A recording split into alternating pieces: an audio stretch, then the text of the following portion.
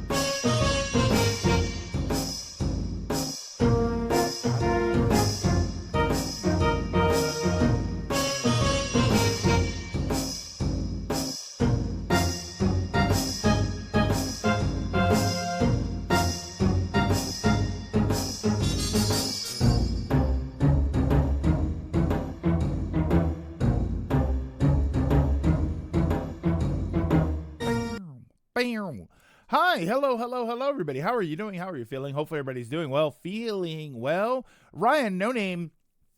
Latimer, Connie, Dragoon, General. What's going on? I hope you guys are doing okay. I hope you had a good weekend. I hope you stayed out of the snow and the cold for as much as you possibly could.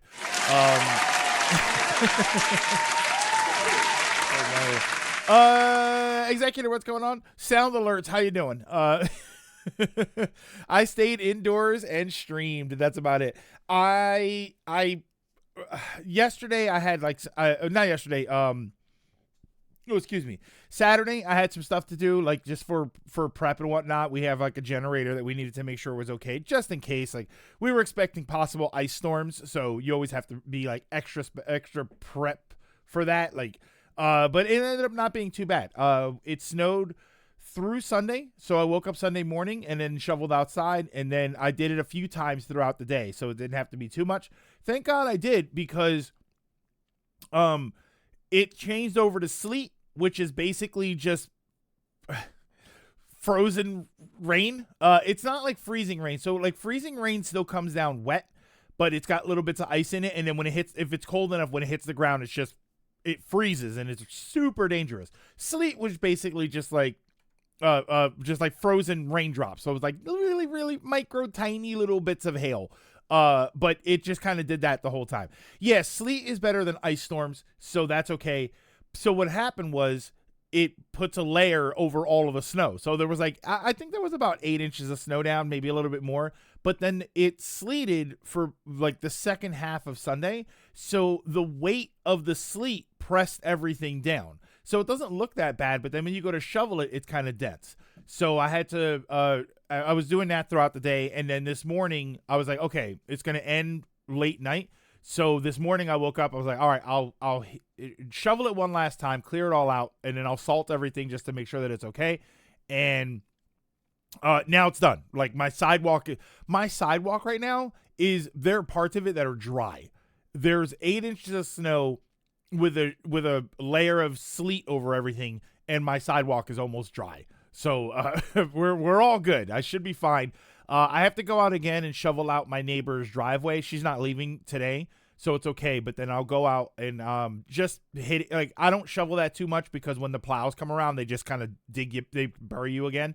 So I'm waiting for that. So, but we're all good. There was no damage as far as I can tell. The cat's outside. I shoveled out for them, and I keep a thing open for them with heat so that they can go in there. So the cat's outside are okay. Garage, what's going on? Everything is okay. Everything is as okay as it can be. I think me and my mom have either a minor cold, or a minor flu. Not worse, because we had flu shots. Want some money on the Rams Seahawks game? That was a gimme, because the Seahawks were dominant last week. But they barely won this week. So we're all rooting for the Seahawks, right? For anybody that even remotely cares about football, we're all rooting for the Seahawks because their opponent is the Patriots, and we all hate the Patriots. All right. New Orleans had a ton of snow this time last year. It was crazy. Bazero, what's going on? Have you seen a little girl, short black hair, turned 7 last month? No, I don't know. I feel like this is a joke related to something. I'm not sure. No name with the 10 stream streak. Thank you so much. We have another mini direct. Oh yeah, we'll talk about it. Yeah, we're rooting for the Seahawks overall. Excited for the halftime show because of Green. Wait, Green Day is the halftime show this year? I might actually watch it and give a damn. Won 700. Ooh, needed you needed yards and touchdowns, and they all got it. Okay, good. Oh, they're the opener. They're the opening act. Who is the halftime show? I figured there would be the halftime show. Who is the halftime show? Come on. Is it Travis Scott again? Is it Ice Spice this time? Oh, Bad Bunny. Okay, that makes sense. Green Day is opening. Bad Bunny is the main event. What? But what do you have against La Lulelo? That's a Metal Gear reference, right? That's a Metal Gear reference. Bugs Bunny is the halftime show. Oh, that's gonna be good. I like that. I hope it's the Executor. I hope it's the thing with the big pencil that keeps drawing stuff in. Yeah, I watched like the very, very beginning of the game, but then we played a game of Mario Party 8 last night. So over on Clark's channel. Oh, the opera episode. Oh yeah. Was that Executor? Was that Kill the Wabbit? Kill the Wabbit? Was that one? Bugs Bunny would be hard, not gonna lie. Yeah, but I watched like the very beginning of it. But I spent yesterday. I watched a few Batman TAS episodes. I watched a new episode. Bloomhilda. Stop! You're killing me. You're killing me. I think that's the one where he shot. Oh no. So there's two. So there's the opera episode where he's in the opera, where I think the play is Broomhilda or the flight or the Valkyries or something. And then there's the one where he's the conductor of the orchestra, and that's the one where he shoots the guy. But the opera one is like it's him as Broomhilda, and then it's like Elmer Fudd is it. Me and my mom realized we both don't need to pay for Amazon Prime, so now we have one Prime account. She's on it as family, and we added Prime Video ad-free. Yeah, see, that's the best way to do it. Oh, man. Excuse me. Dragoon, now you can watch G-Quacks. There's also The Rabbit of Seville. The opera stuff. That's the dun dun dun. When he's rubbing his head, he's like massaging his head. Dun dun dun dun dun dun, dun, and he's like spraying. Guy, you're killing me here with the Looney Tunes stuff, man. Looney Tunes. If there's any boomer thing that I truly love, it is Looney Tunes cartoons. OG Looney Tunes cartoons. They're just so funny. They're so funny, and they don't make any sense. And at no point do you ever need it to make sense. It is nonsense, and that's the point. I love it. So yeah, I was watching some Batman. I'm trying to remember what episodes I was watching. I think that was the other day. I watched the Riddler one. I forget which ones I watched yesterday, but I think I'm at like episode 41 or so. So I'm almost done. I kind of forgot that Batman, so the Batman that I remember, the Batman TAS that I remember, I'm pretty sure that was all one season. I feel like I remember some other stuff. I remember when, spoiler alert, don't tell anybody. But I remember when Barbara Gordon was Batgirl. I don't remember when it changed over to Tim Drake. For me right now, it's still Dick Grayson, Teenage Robin. So I don't I didn't remember that was all just one season of Tim Drake was season 4. All right. So when did it change over? Well, wait, it's season 4 on the way it's listed on HBO is there's only 3 seasons, but the first season is 65 episodes. And I forgot how long the second season was. When did it switch over the designs? When did they change all of the designs of the characters and they gave the Joker the creepy eyes? When did they do all of that? Because I think I'm on my third. I want to say I'm on my. How many scarecrows were there? Because I could swear I'm on my third scarecrow. Season 4. And it was still called The Adventures of Batman and Robin. The New Adventures of Batman and Robin is the new design to more closely match Superman and cut down on production costs. Is the New Adventures of Batman and Robin considered season 4, or is it considered a new show season 1? That's what I'm trying to figure out, because I'm just thinking of like what I remember of Batman TAS, and so far it all seems to be out of season 1. So I'm trying to remember when this change happened. Yeah, that's my problem. HBO has it differently. I don't know what the order is on HBO. I do know that every once in a while, Alfred's voice just flip-flops around. Alfred goes from the Alfred that I feel like we all have in our minds, or there's a different one with like a deeper voice or something. Everyone I've talked to calls it season 4. Okay. Yeah, and I know like the HBO order, the first 2 episodes are Red Claw. So I know that it's kind of wonky. And I was thinking that for some reason, they didn't show me the origin of Dick Grayson, but I think I had asked you this before. Dick Grayson just kind of shows up, right? And then later there's an episode or that explains it all, the Flying Grayson stuff, or is the Flying Grayson stuff supposed to be first?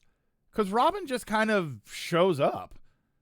He shows up when it was still called Batman, and then later they changed it to The Adventures of Batman and Robin.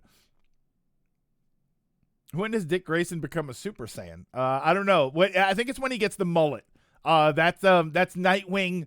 What do you call it? That's Nightwing level 3. Basically, it's Batman TAS, New Adventures of Superman TAS, Static Shock, Justice League Unlimited is the order. Zeta Project doesn't matter, which is a shame because Zeta was actually really awesome. He's lifting up 5-ton monsters with Teen Titans. The first episode with Dick Grayson Robin in production is Christmas with the Joker. Okay, according to the Blu-ray DVD release. So it is true that Robin just shows up. There's no like, oh, these are the introduction episodes of Robin. Because Barbara, you know what I just watched? I just watched the Barbara Gordon does her first crime fighting where she fights with Batman. She's going to be Batgirl soon. What season is the episode where she dies? That's not a spoiler as you think. What season is the episode where she dies? Because I love that one. Batman has always had his dick around. Okay, was that New Adventures? Robin and Teen Titans is literally beating up gigantic rock monsters with his hands one on one. The reason Robin Dick isn't always around all the time is he's away at college a lot. For some reason, the showrunners didn't care for him, so he's not in it a ton.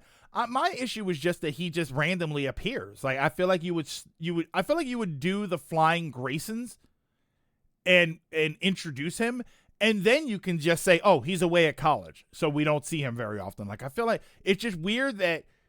So the first episode with him on the HBO run is the episode where he's at college with his friend, and then somebody's it's Scarecrow is using fear toxin on the professional athletes so that he can bet on the games and win.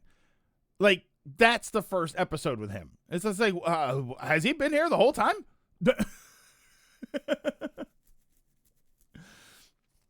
Robin and Teen Titans was built different. To think the network asked him to be included more. Okay.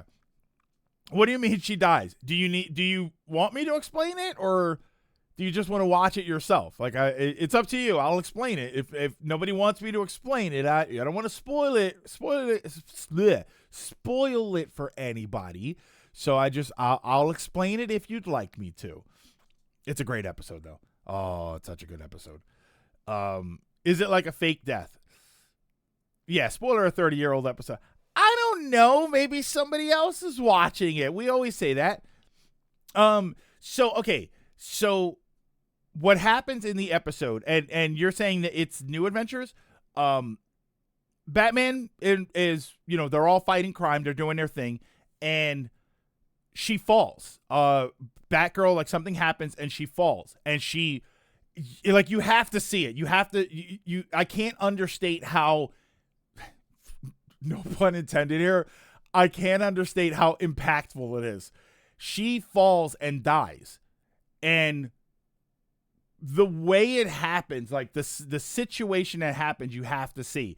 But that's when Gordon finds out that she was Batgirl. So he goes after Batman. Like, he's pissed. And he says, like, I've known who you are this whole time. I just haven't done anything. So he comes at Batman, Bruce Wayne, full force. And then as the show goes on, you find out that it's not all real. So you figure out what's going on. But yeah. So they're fighting Scarecrow, and it's like a hallucination that Scarecrow creates or something. I forget exactly. Like, I forget exactly what it was. I think it's all in Bruce's mind. But you have to watch it for the way that she falls. It's like, I remember watching it and like it happens, and I'm like, oh my God. And yeah, and that ends up being the whole thing. I don't remember if that's a 2-parter. It might have been a 2-parter. I'm a Batman if it's on watcher. The only DC animated show I've watched with any dedication was Batman Beyond. Oh, that's so good. Come on, don't just say it. I was asking if anybody wanted me to not spoil it. Arguably the most effective Scarecrow is in that show from what I remember. It was definitely one of the more brutal ones. I think it was him. I think it was that one. There's another episode with a dream sequence, but it's not Scarecrow. It's Riddler. Which is such a weird I when I watched the Harley and Poison Ivy show, they have Riddler in it at one point, and Riddler gets it's kind of what they do to him in the show, but Riddler gets really into fitness, so he's running all day and stuff. It's funny because I didn't realize it was kind of a throwback to the original Riddler, because the original Riddler was kind of buff. He had the upper body V and everything, and I saw the episode and thought, damn, when was the Riddler all that? I'm used to the really skinny, lanky, sort of goofy Riddler, and then the one in TAS, it was all the big riddle.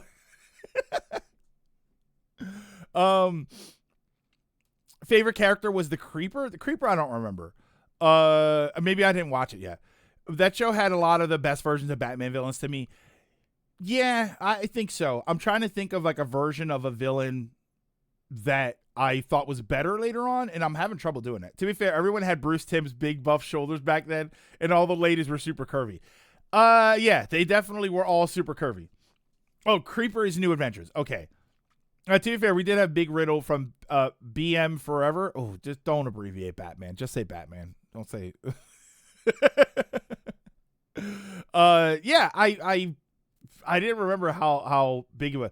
I'm also waiting for, I don't remember if we ever got an explanation as to when Poison Ivy got her plant powers. Right now she's still the scientist and she still has gadgets and like a wrist crossbow and stuff. But I don't remember. Yeah, my fault. Tried to shorten the message. Listen, General, don't abbreviate Batman to BM. And don't abbreviate Cyberpunk. Yeah, so I don't know, like, if they did an episode where Poison Ivy has the accident and she gets the plant powers. I think her plant powers is more New Adventures as well. Yeah, so I don't think they ever did the plant powers in TAS. Although Ryan, they did pass one of the best episodes, which was Almost Got Him. Yeah, don't abbreviate San Andreas.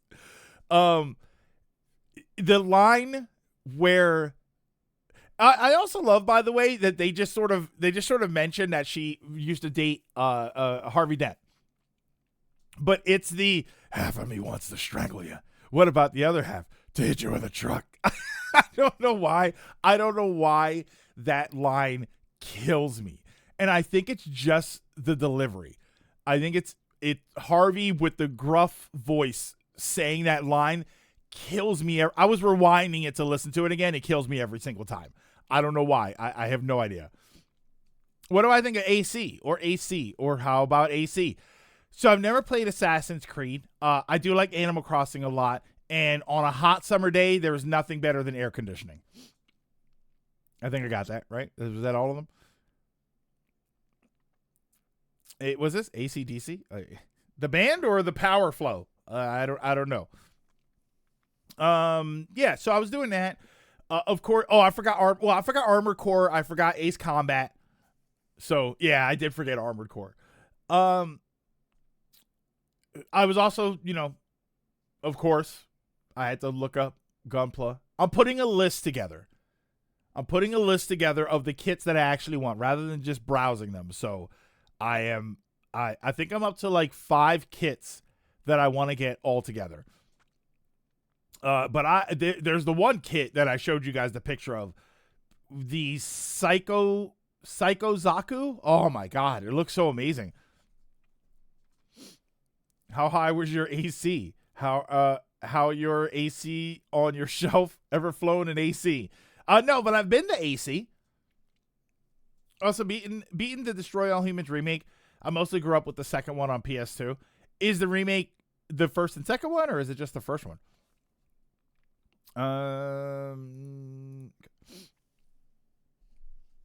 Wait, hold on. Oh, look at that. Speaking of devil, they just posted a Bugs Bunny anniversary collection on Amazon. Oh, first AC as an armor class. Oh, okay. Yeah, I was looking at Gundams and stuff, so I'm kind of deep in it now. Everything else is good though. My screen was dark and I didn't remember why I did that. Everything else is good. I still doing my unemployment stuff. I'm gonna start looking around for work. It just, I don't know. I kind of like doing this. I'm kind of hooked on this, and I don't think I should be, but this as in streaming, keeping my schedule, all of that. So, you know what was? Hold on. Yeah. Well, okay, Dragoon. I was actually going to bring this up. So, here's my problem with Gunpla, because I part of me wanted to spend all day Saturday. Like, I had to do a bunch of stuff to prepare for the storm, but I had some downtime, and part of me wanted to build one of my kits. I have 4 model kits left, and part of me wanted to build one. I couldn't figure out which one I wanted to build.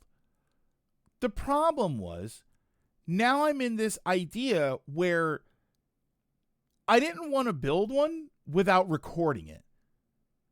And I'm trying to figure out how I'm going to balance wanting to build model kits and having the time to do so, but then not wanting everything to have to be content. And this is something that I run into with games. When I weeks ago, when I showed the stack of games, and I think it was Stone, made a comment about how, like, oh, that's a bunch of content right there. And I do kind of believe that.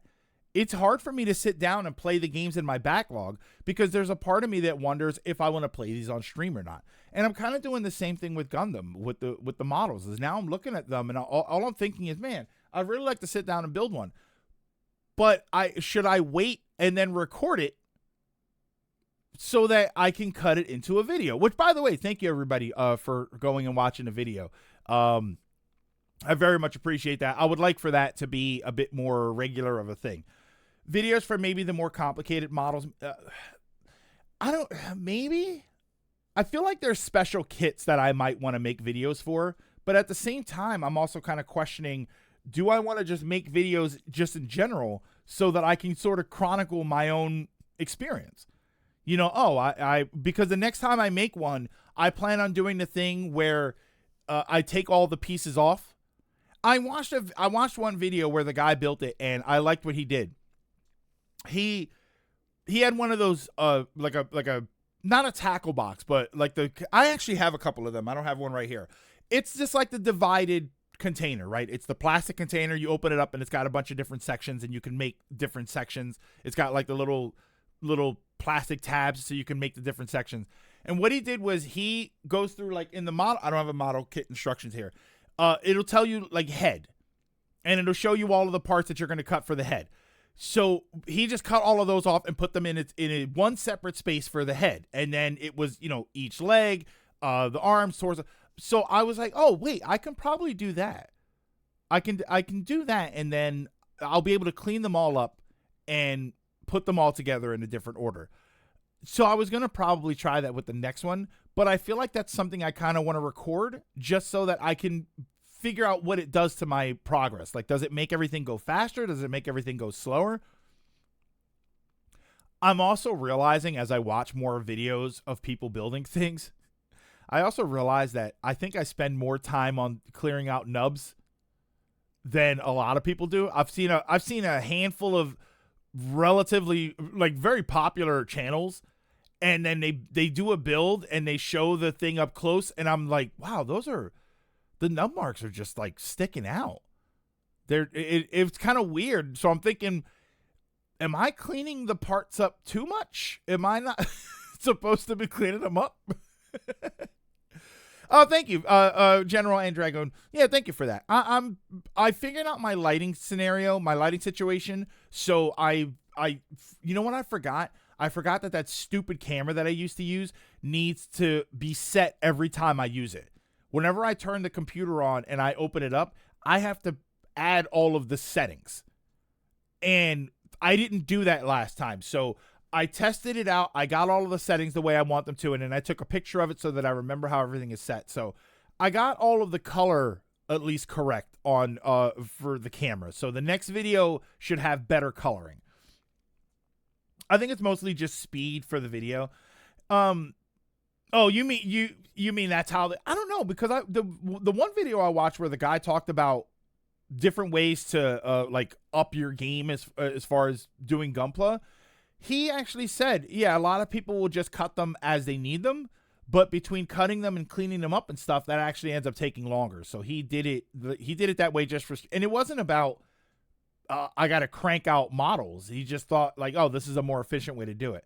So I thought, oh, I guess so. That's kind of interesting, but I also kind of like the calmness of going back and forth. So I don't know. We'll see how I feel, but I figured I want to record when I do new things, just so that I can chronicle, like, oh, this is the first time I did this, and this is the first time I did that. But and I figure I'll share it with you guys, because I love sharing stuff with you guys. So thank you, by the way, for the videos.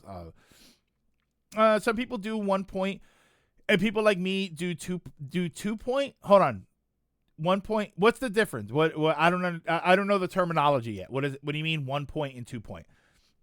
I just don't know like what those two things mean. Also, I'd say pick at least one as a for me build. That way you don't turn Gunpla into only a job. Yeah. Oh, you'll figure out what style fits you. Yeah, in Garage. And that's why I want to try it different ways, because I'm not going to figure it out if I don't try. If I don't try different things, if I don't do different stuff, I need to try it out. So I do want to do that, and I do want to chronicle it. One for me build. I'm looking at the model kits right now.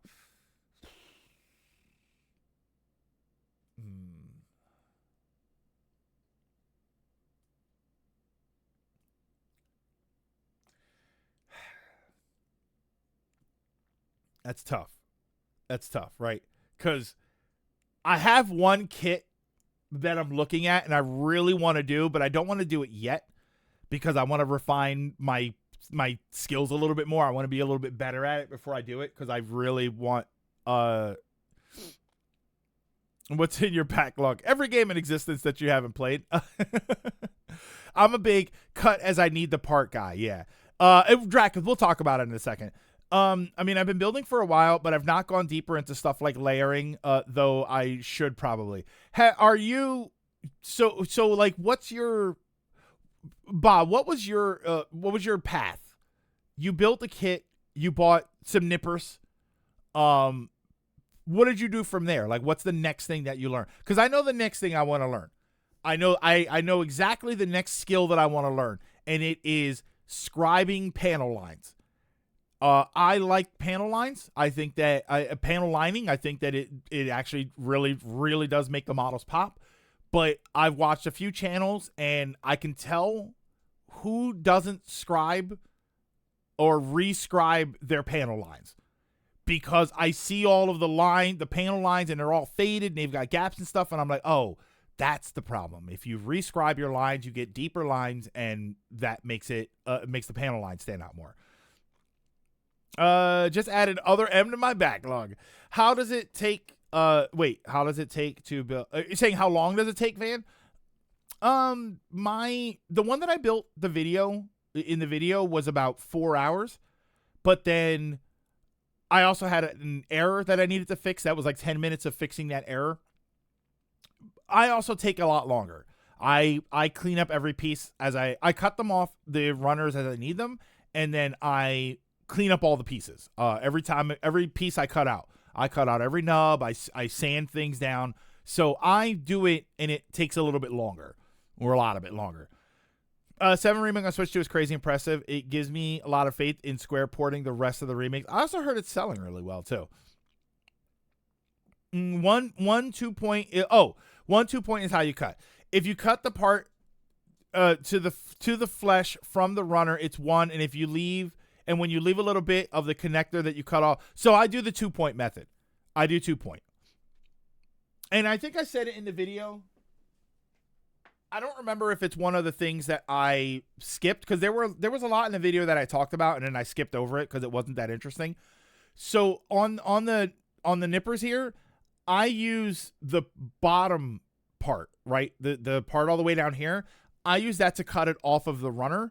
And then up here, near the tip, I use it to trim the nub.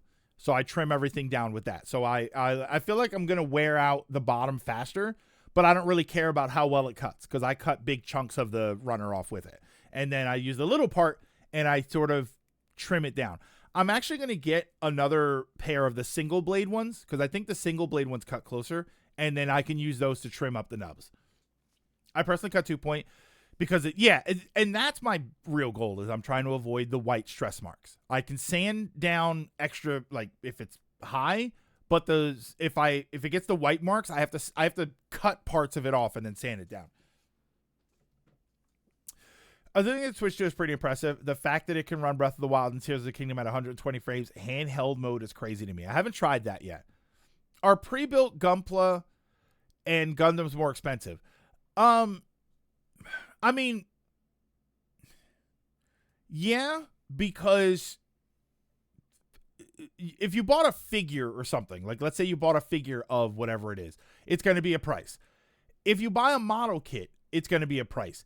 If you buy a pre-built model kit, that means that somebody bought the model kit, built it, and is selling it to you. And they probably did a bunch of cleanup and stuff. So if you can find pre-built model kits, other than like eBay, somebody selling them or whatever, you might end up paying a little bit more than the model kit. I also think it's kind of, I don't know, as a model kit, I feel like the purpose of a model kit is to build it. So it's possible to buy pre-built model kits. I feel like that's fine, but I don't know. At that point, I would just buy an action figure, unless of course you want an action figure of something that they don't make an action figure of. Switch 2 specifically sold out completely at GameStop, Target, Best Buy, and it's #1 on Amazon. I use 3 sanding sticks because I tried to use an art knife with Goaf. Goaf? Is that how it's spelled? I left some ugly slices in the foot and also paid a blood price. So you did cut yourself. I have yet to hear anybody cut themselves. So now I have. Now for sanding, I use these. I have a lot of sanding stuff. Well,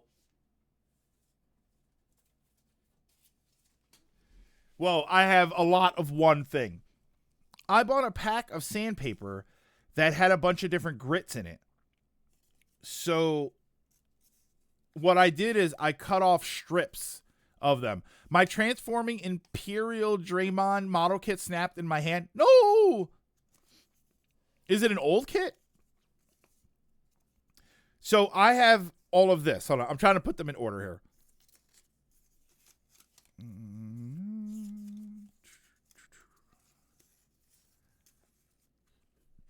It's all sandpaper. 320.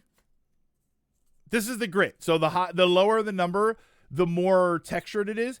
And the rougher it's going to be. So when you want to sand down and you want to polish it, you're going to go from the lower grit to the higher grit. 320, I'm sorry. 400, 600, 1,000, 2,000, 5,000, 7,000, and 10,000. Like, these are the grits of sandpaper that I use. And I'll use them all. Depending on how smooth I need the whole thing to be, I'll use all of them. I'll do like 600 to get really rough spots, and then I'll do the 1,000, 2,000, 5, 7, 10 in order to polish everything out. I want to get those sticks just to try them out. I like the paper though, because the paper can contour around things when I need it. And I use it with my chopstick. I have a chopstick that I'll wrap it around, and then I can get into smaller spaces. I got 3 sanding sponge, 6, 8, and 1,000. Just take a bit of water. Oh, you do the wet. Okay, so I still do dry sanding. I like to use country style grits. Plus, I criticize when Sony pull pay. Hey, AGM. It's impressive, yet for better or worse, it's in its early console stage where the most impressive part is how it runs stuff you could get before. Moody, it's cold out. Yeah, I know. This snow is wild and keep me warm, my guy. I mean, I'm trying. I can try. The best I can do is give you a full belly laugh and hope that warms you up. Plus, I criticize when Sony pulled that pay for enhancements, so I'll criticize Nintendo who embraced it. I mean, yeah, I guess you do pay for enhancements. No, usually I'm just fine with 600, 800, and 1,000 when I want it cleaner. I also don't. That's probably the next thing I want to do too, other than scribing panel lines. Matte finish. I don't have matte finish. Just 4K and better FPS for games should be free. I mean, it kind of is, right? Nintendo's upgrade path is kind of doing that, because a lot of games you can just put on the Switch 2 and they work better. But the actual enhancement, like the enhanced versions of it, they do charge you a little bit. And it's kind of like, I do kind of wish you would just put some of those out. Yeah, if they add more to it, and which is what they do. If it's like full-blown DLC, it's $20. But then if it's just an enhancement, sometimes it's 10. Yeah, the extra content's asking for 10 to $20. That's why. That's extra content. That's okay. Even if it was the Switch 1 version still, I think charging for DLC is probably what they were going to do anyway. And yeah, it kind of sucks, but that's where we are. It's where we've been, I should say. The Wonder Switch 2 version is an extra $20. But there is extra stuff there. That's why. It is a lot of extra stuff. I do agree that it's a little high, $20, but I don't know. You know how it is. We just don't buy it then. We call out the 8-year cycle. Prime 4. Oh, Prime 4 is a Switch 1 game. Wait. We call out the 8-year cycle? Oh, I see what you mean. Yeah, it is. It should be treated like a Switch 1 game. And thank you so much for the 15 stream streak. I feel like the Mario Wonder Switch 2 version is more DLC than just an upgrade. Yeah, it is. It is. It's got the Belle LaBelle Park or whatever the heck it's called. So there's a whole, there's new stuff that you can do. Like, that's a DLC upgrade. I just, $20 is like, I'd say Prime 4 is the last Switch 1 game. Yeah, probably. That's probably going to be more. There's got to be a couple more, right? If Prime 4 was not a Switch 1 game, it would not be 60 FPS, 4K 60 FPS.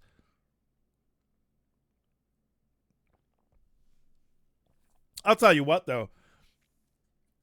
And I know it's because I played it on the Switch 2, but it's the best looking Switch 1 game there is. Holy. That game is we can talk all day once again about what we feel about the game, but it's a gorgeous looking game, and I want all the other games to look like that from now on for the Switch 2. Well, the ones where the art style actually makes sense. 4K feels reserved for Switch 1 upgrades. I mean, we'll see. We'll see what that we'll see how that translates as the years go on with the system. I'd say Prime 4 is the best looking Nintendo game right now. It is. It is. The textures and everything are just unbelievable in that game. It's so remarkable. All right. So the only thing I had to talk about today was but I've not done scribing nor matted them, mostly because I'm not personally a big fan of the matte finish. Looks a bit too rubbery for my liking. See, it's funny, but you say rubbery, and I think like vinyl. I think like old school vinyl figures and statues. That's what I think they look like. I think that there's a little bit of texture, not to mention it realistically, like it looks like a more realistic texture, depending on what it is. It depends on what it is, because there's a Voltron kit that I want to get, and every time I look at that kit, all I think is I don't want that to be matte. I want that to be glossy. I want it to be nice. Like I would put a gloss coat on it before I would put a matte coat on the Voltron kit, because I think the Voltron kit looks better glossy. Prime 4 is also fairly linear, so they can get away with making the textures look really good. That's interesting. I wonder how much of that is actually, like, does the linearity mean that you can put more into where you go? I don't know about Prime 4 being strictly seen as a Switch 1 game, because given its long dev cycle and its restarted dev cycle, while it started as a Switch 1 game, it feels more like a Switch 2 game than a Switch 1 game. I can't really say that because I haven't played the Switch 1 version. What I can say, though, is I understand the logic. I understand the logic that it was developed as a Switch 1 game. It was being developed as a Switch 1 game. We don't know if at any point they transferred over into, let's make a Switch 2 game and then downscale it for the Switch 1, or let's make a Switch 1 game and then upscale it for the Switch 2. I don't know which route they went for that. It sounds like they were developing it as a Switch 1 game. It's the reason why racing are the big showpiece for any system. Oh, yeah, because they're literally on track, so they really only render a limited amount. We had a lot of games that started as previous gen and ended up releasing on the current console. Yes, but usually what ends up happening is they are upscaled to work on the current console. We don't, as far as I know, we don't have a lot of examples of this game was made specifically for the PS5, but we also made a downscaled version for the PS4. That's what I mean. I don't think that Metroid Prime 4 is that. I don't think that that's hey, we're developing the game specifically for the Switch 2, and we're going to make a downscaled version for the Switch 1. If it was one way or the other, it's the other way. It was being developed as a Switch 1 game, and then they added enhancements for the Switch 2. That's how I view it. I don't know if that's really what it is or not, and I don't think any of us have access to the developers so that we can ask them. Not to mention, I don't know that they would say it anyway. I feel like the mouse controls were a last-second decision. It's probably the reason games like Forza can have full-on ray tracing. Also, panel lining, I do normal runner panel lines that just drips through the given panels and clean them up.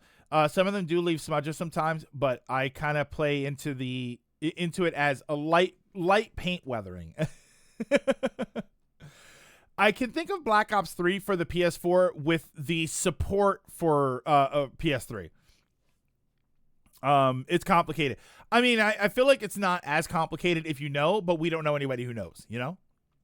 Maybe we'll talk to Experiment if Experiment's ever here.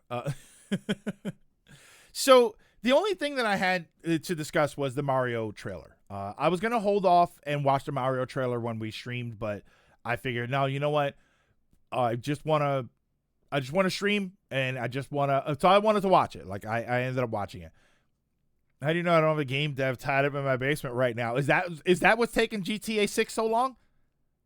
Release the devs. How about Banjo Recompiled? I'm not familiar with that at all. To be honest, I don't follow that side of the fan mods and stuff where they decompile everything. Not to mention, I don't have any real history with Banjo-Kazooie. Suppose I also say like Breath of the Wild. It's a Wii U game, but no one really considers it a Wii U game. Yeah, they consider it a Switch game that's still released on the Wii U. I wonder, Dragoon, though, if that's because the Wii U had failed the way it did. And the Wii U, I think, was out of print by the time the Switch came out. They weren't even really making it, so it's kind of hard to, like, this system itself, I mean. The Shadow dropped a native port of Banjo 2 yesterday or 2 days ago. It's not called Banjo Recompi. So now you can play the game at 60 FPS widescreen with all the Xbox and N64's best features combined. Also wondering for those people who don't do model kits how it feels to listen to the constant Gunpla talk. I think a lot of people just don't really, like, they just kind of tune out maybe. Yeah, I don't really do collectathon games. I don't know. It's not a slam against collectathon games in general. It's just not something that ever really, really appealed to me. I think I've maybe played a handful of them, and that includes Mario Odyssey, which I don't even know if that counts as a collectathon game, but there is a lot of crap you collect in it, that's for sure.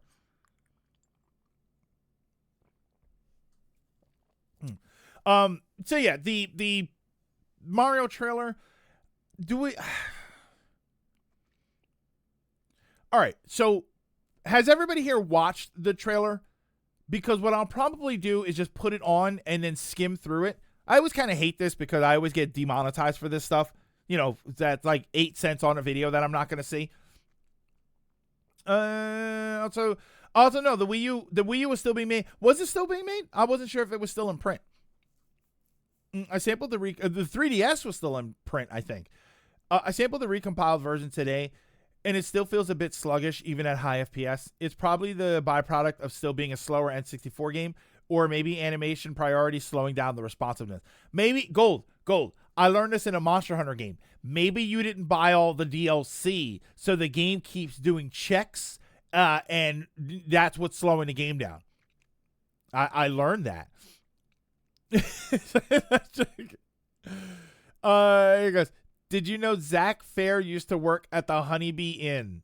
Do you know what was Zach Fair's stage name? No,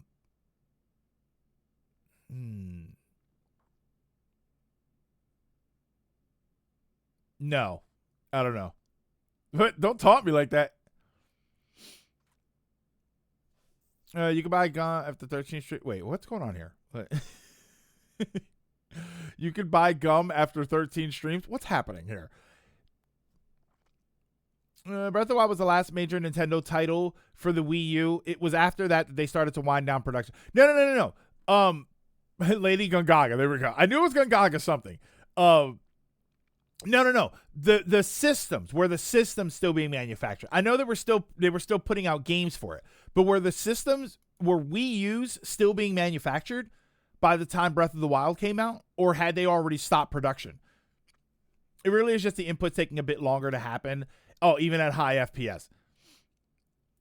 Because not only would that require to have people give a damn about the Wii U, but also the fact that we have the knowledge of how it was butchered to be fitting for the Switch. Case in point, all of the gamepad features being removed. I saw the trailer. I love Mario Wonder, but the DLC is not interesting me. For $20 too, I will probably pass on it. I'm fairly sure the Wii U was still in production in 20. Okay, that's what I wasn't sure. I wasn't sure if it was still in production or if they had already canceled production of it.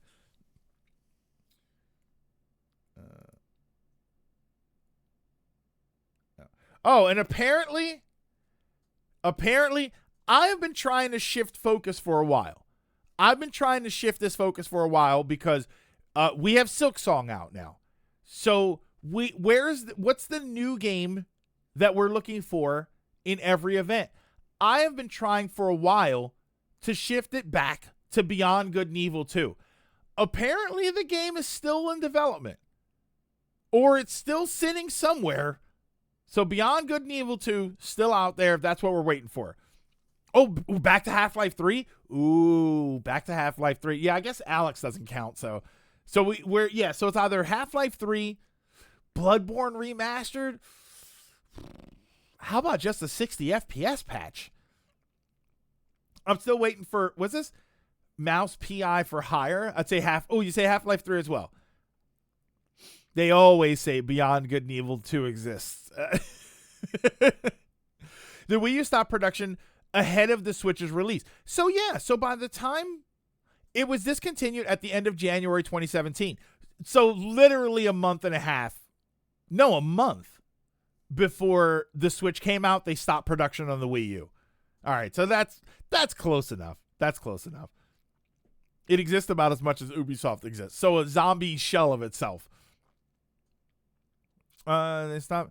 And it was so on point that people thought that the meaning of Breath of the Wild that was meaning Breath of the Wild wasn't coming to the Wii U.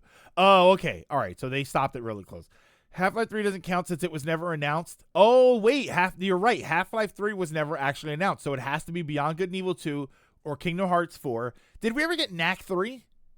Did we ever get another Knack game? Because we got Knack 2, right?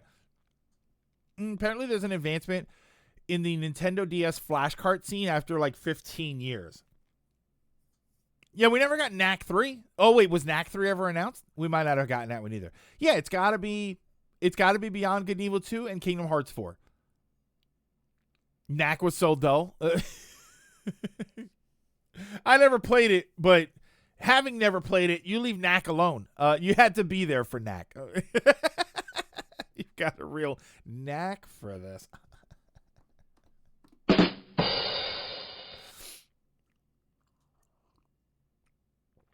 All right. So the Mario movie, the Mario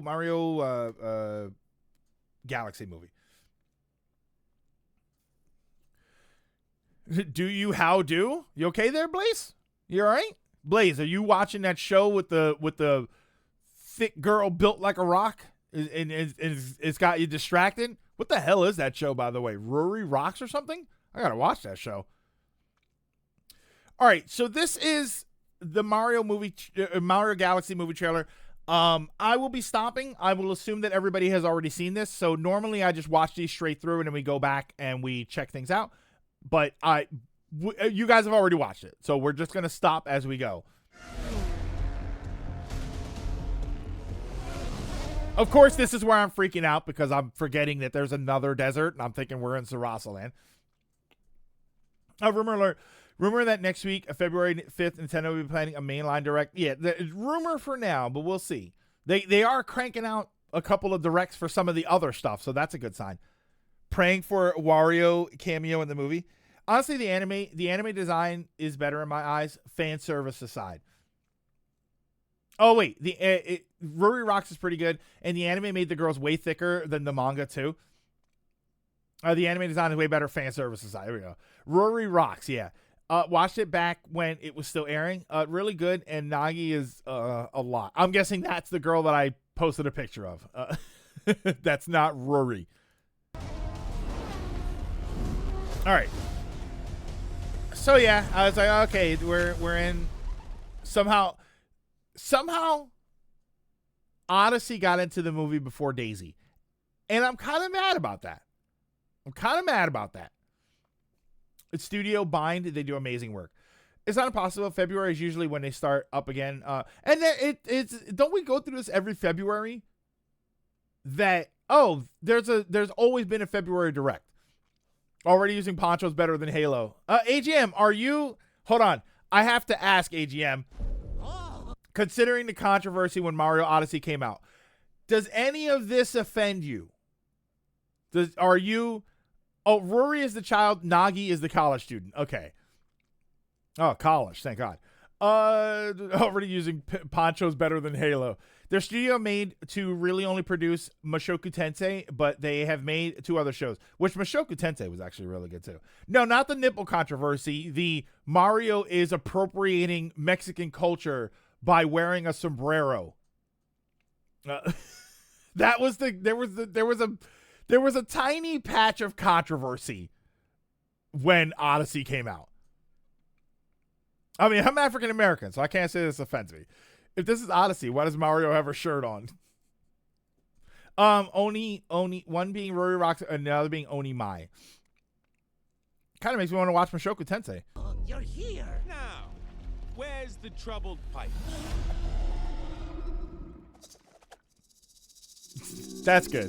The rattle with the maraca. It's funny because all of this going into some weird cave to fix some random ass pipe, this all reminds me of the Super Mario Brothers movie from the 90s, the live action. Oh, hold on. Random. Another random one. Whenever people do this, whenever some sort of caster or something has this, I think of the wizard intro from Diablo 3. If you ever watched a wizard intro there, that's what I think of. And I like this. I like the whole, they had fire flowers equipped with them. They put them on. I just feel bad because if one of them gets hit, they'll be in the dark.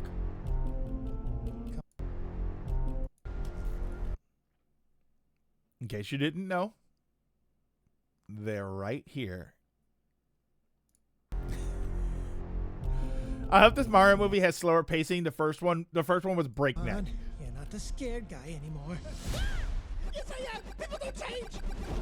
I do like that. People don't change. There's the problem. In maybe 20 years, we could have a Mario game with this level of fidelity in visual quality in game. Gold. I mean, if you ask Nintendo haters, we should have had it already.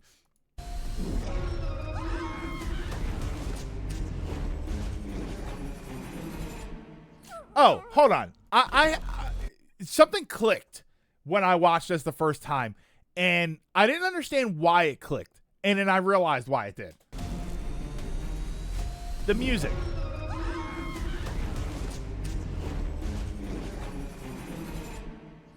See, that's what we want. We don't need licensed songs from the radio. We want remixes of Mario Brothers music. We want remixes of the music that has been in the games for decades. We can't have slower pacing in an animated movie if they're still in 90 minutes. No, I don't. I think you can. I think you can have good pacing in a 90-minute movie. I think the problem is when you try to cram too much into it, and then it feels like it's moving at 100 miles an hour. I feel like by the second and third movie, you can slow it down a little bit. They'll probably, yeah, I know they will. I know they will. I hate that. All right. The one thing here, and I guess it's just reflection, which is actually pretty impressive about the reflection. The eyes are also green, but I think that's just because of the reflection of his own nose against his eyes. And how does Mario not remember him? They were together as babies. It says the music in the audience preferred the live-in songs, even if it was wrong in some cases. I mean, whenever they do that stuff, though, Dragoon, what I'm curious about is, do they have the other version? Is there a well-scored mix of Mario music, and then they show people both? Or do they just show them one, and the people are like, oh, that's good? Or do they have, all right, we're going to show you the same scene, but one of them is going to have licensed music, and one of them is going to have a remixed Mario music. Like, they don't show them the other one. I question whether they would show them the other one. In a test, they did play both versions and see which they preferred. Okay. Well, then those people are stupid, and it's their fault. These are the same people that canceled the Popeye movie so that we can get emojis. Focus testing strikes again. Mario didn't spawn consciousness until he was 6.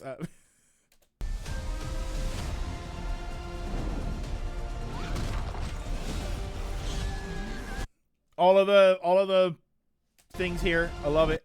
You got the fire bars, of course, right? Oh, look, the little speaker. Look, it's the helpful speaker from Mario World. The one that gives you little tips. Popeye was canceled on an executive level, I'm pretty sure. We needed that Popeye movie. So we got that. We got the swinging things. We got the saws. The big giant spike pillars that come out. So this is all like a Mario World theme. Stone, I can't tell if you're joking or not. Hold on. Yeah, I can't tell if you're joking or not. Yeah, this is the little block that would give you tips on Super Mario World. You'd hit them and it would tell you like, oh, you can grab Yoshi and mushrooms do this. And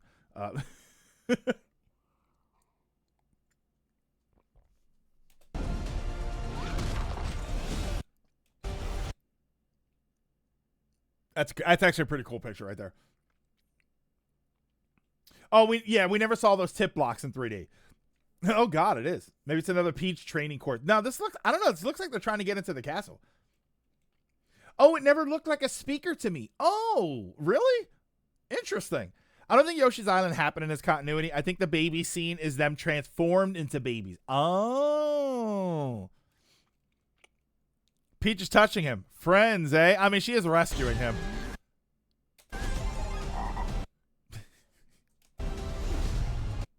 Oh, that's actually kind of cool. Oh, I love this. Wait, I didn't actually stop on it. This is great. Look at the crazy animation here with Toad launched.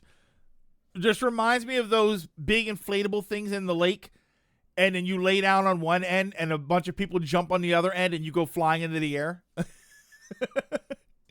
Imagine if the post-credit scene is a teaser for the Zelda movie, like how there was a Zelda cartoon after the Mario Super Show. I wouldn't mind that, but I'd rather there be a teaser about Daisy. I'd much rather there be a teaser where at the end you see like a little piece of the orange dress or something.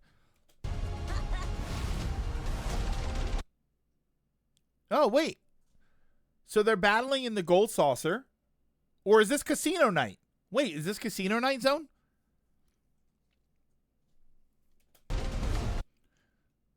All right, who's in the background?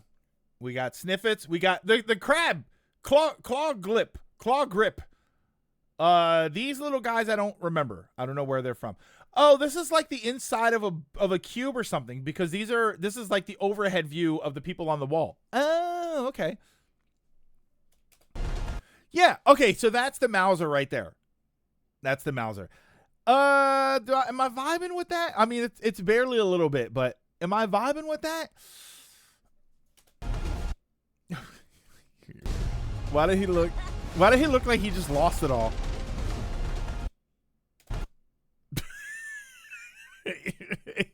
Are you sure? That Mauser looks like he's been stuck in Mario 2 and it has only now just gotten out. Oh, those are the Galaxy Squid guys. Okay. They're Galaxy enemies. I also love the inclusion of Mario 2 USA characters. General, Mario 2 USA is one of my favorite like video game success stories, because there's a bunch of people that made Doki Doki Panic and just thought, okay, right, we're just gonna make another game. And then at some point, Nintendo took all of their ideas, turned them into Super Mario Brothers, and then all of those enemies immediately became Mario enemies. But Bombs, Shy Guys, Sniffits, like all of them. And I always loved that, because I always thought, imagine developing a video game and not realizing until later that you've actually made a bunch of well-loved enemies for a Mario game. For like you know what I mean? Like imagine you do something, you write up a little thing, and then it turns out that it's part of a speech in the movie that wins Movie of the Year. I always got a kick out of that. I always got a kick out of the fact that they made Doki Doki Panic, not even realizing that they were going to eventually they were going to be Mario characters. If I feel bad for anybody, it's the 4 original characters in Doki Doki Panic, because I don't think they got any representation anywhere. They were locked in a closet and thrown off of a roof. I think it'd be a time travel mechanic, because I think Bowser Jr. travels to the past to save Bowser and the babies. We see maybe them going back in time to keep Bowser from destroying Mario and Luigi as babies. He looks like a Sing character. Oh, the Bowser. Guessing Rosalina's going to save Peach here. At the screen. It's such a funny frame right there. Doki Doki Panic Pro Tags making a cameo would be really... Like, that would be great if they're in the casino or something. And it became a true sequel over the actual sequel, which was basically a ROM hack. Which, to be fair, there have been some very famous ROM hacks. Miss Pac-Man is always the one that I think of. Oh, imagine we see Wart before we see Daisy. I would be furious. Shy Guy and Bob-Ombs have to thank Doki Doki for that. They all do, General. Shy Guys, Sniffits, Bob-Ombs, Albatos, Ninjas, lady buzz. I think they were called the lady buzz. They would climb up and down the vines. Phantos, like everything, Birdo, everything from Mario 2 / Doki Doki Panic, the enemies anyway, they all, except for Wart, ironically. Wart is the only thing. Wart and the subcons, they were the only ones that I don't think we've ever seen in any other property. Like, I think we've seen Wart in Link's Awakening. Yeah, he appears in Link's Awakening. To be fair, Dragoon, so does Kirby and so do Metroids, I think. Oh, so, okay, there was another thing. So this right here, hold on. So I'm getting, not from Yoshi, I'm getting Mario 3 vibes. I got Mario 3 vibes because we got the bloopers that swallow you, or the big Berthas that swallow you whole. You got the frog suit. You got the little boat with the Yoshi right there. And then you got, not the casino, and then you got the sky area. I'm getting big Mario 3 vibes out of a lot of these. Because all of that stuff was Mario 3. Those bird enemies and the flying carpet. Oh, yeah. So, I don't think they showed up. Gold. The little things that are on the flying carpets. I don't think they showed up. You got big Mario World vibe. Out of this, though, Mario World didn't have a cloud level, did it? I don't care about the allegations the statement brings. Why is Peach the one that finds Yoshi? No, Mario's the one that... Mario and Luigi, when they're clearing out the pipe, they're the ones that find Yoshi. Mario 2 USA and Mario 3 vibes for sure. Who is this? Yoshi.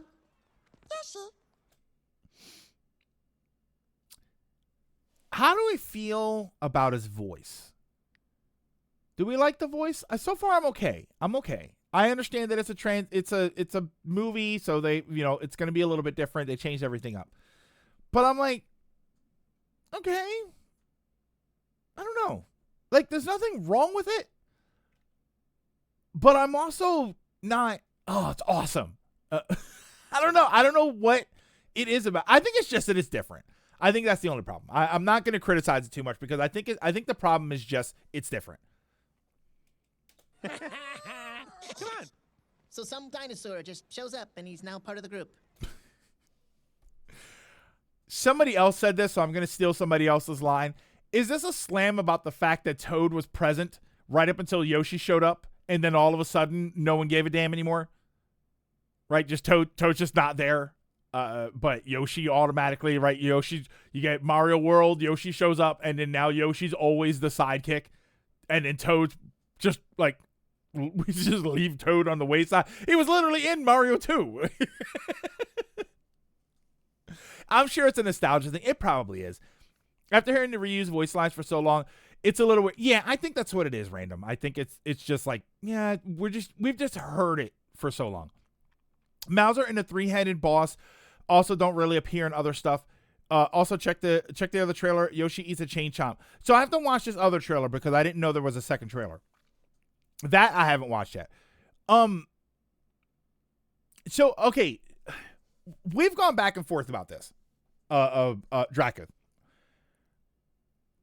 Are the Mousers from Mario 2 like, are Mousers a race or is Mouser a character? Because there have been other mouse characters. You had all of the ones from Paper Mario, Staffa and what's her name? Like, you had a lot of the mouse characters. But are they Mousers? Or is Mouser the name of the character? Because we have had other mice, but I don't know what they're called. I'll choose racism. I saw a joke about how Yoshi is doing in this movie what Toad did in the first movie. Oh, it's a quick TV ad. Oh, okay. It's an inverse of the last movie. Toad showed up in the first movie, tagged along by force. This time Yoshi takes his role and Toad doesn't like it. I think it started as the name of the character and then just became the race name. Okay. Mauser was a character from the TV show. Well, that was his name in Mario 2, in the game Mario 2, because there was a couple of them. Or at least there were 2 fights with Mausers, but I don't remember if they were the same one or not. All right, so I wasn't sure. Yeah. So that's kind of interesting. Triclyde, which was the 3-headed snake, Triclyde didn't show up anywhere anymore, other than like the Mario cartoon from back in the day. Cool.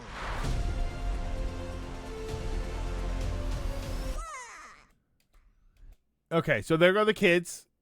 He's got his little de-evolution gun. And do I even have to say it? Do I even have to say what we're looking at here? I'm gonna wait for you to say it. There's no way I have to tell you this here. I also heard somebody say this was a reference to something else. I don't believe it, but I will say it. I'm sure Triclyde. Yeah, I'm sure Triclyde didn't appear. Oh, what did other characters looking like Mouser appear in other games? It's Draken. It wasn't the same character design, like the same shape, but there were mouse characters in the Paper Mario games. They had like there was a whole city where there was a bunch of them, and then you get one as a partner. Ms. Meows. Ms. Meows was a mouse character, but I don't know if that's the same thing or not. The Super Scope. So this is the Super Scope, but he's holding it backwards. You're supposed to hold it like a bazooka, so it shoots out of this way. My guess is he did the tongue thing and stole it from somebody, probably Bowser Jr. So I'm guessing that Bowser Jr. had this. Someone said that this was a reference to the 90s Mario live action movie where they used it because the de-evolution guns in that movie were Super Scopes. And then now you have Baby Mario and Baby Luigi, which, like you said, Dragoon, you think that they were turned into babies. So it's a reach, but yeah, you could say that. Oh, Yoshi's Safari. It looks like a mix between the NES and SNES scope. The NES didn't have a scope. The NES had the gun, and that was it. Well, there were other accessories, but there officially was just the gun. They don't count. Oh, Mauser never appeared after. See, and Draken, that's what I said. That's what I said. That the mice characters were different. That because Mauser was taller, threw the bombs. Like I felt like they were different, but some people consider it a redesign, and then that's just what they look like in the Paper Mario game specifically.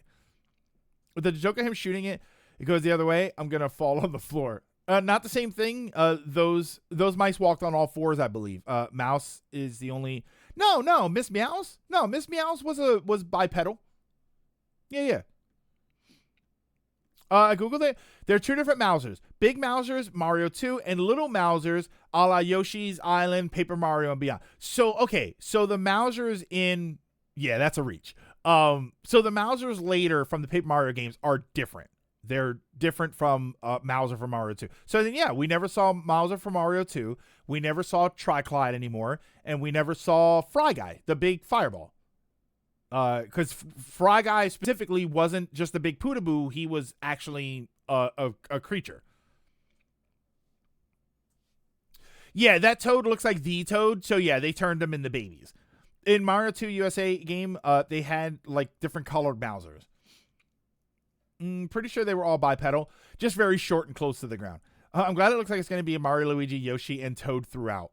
I'm not, because I want Daisy. Okay, so now there's 2 Yoshis.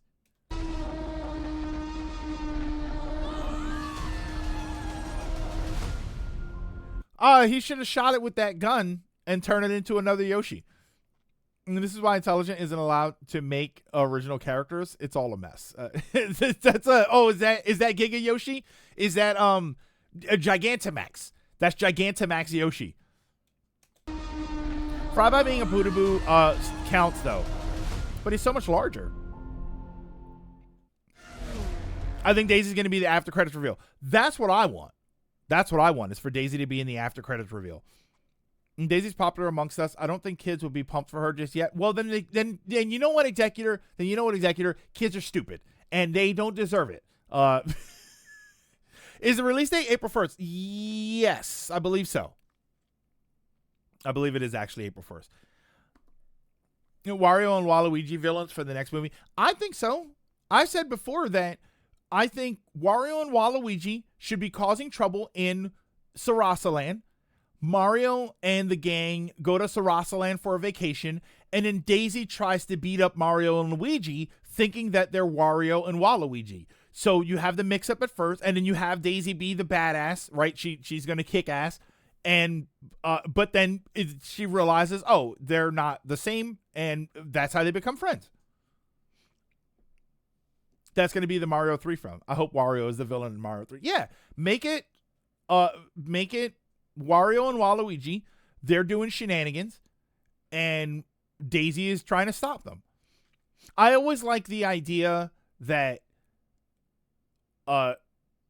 Daisy is like such a badass that's why nobody invades Sarasaland. Like, you right? There's only the one time that anybody tried to invade Sarasaland, and it was literally an alien.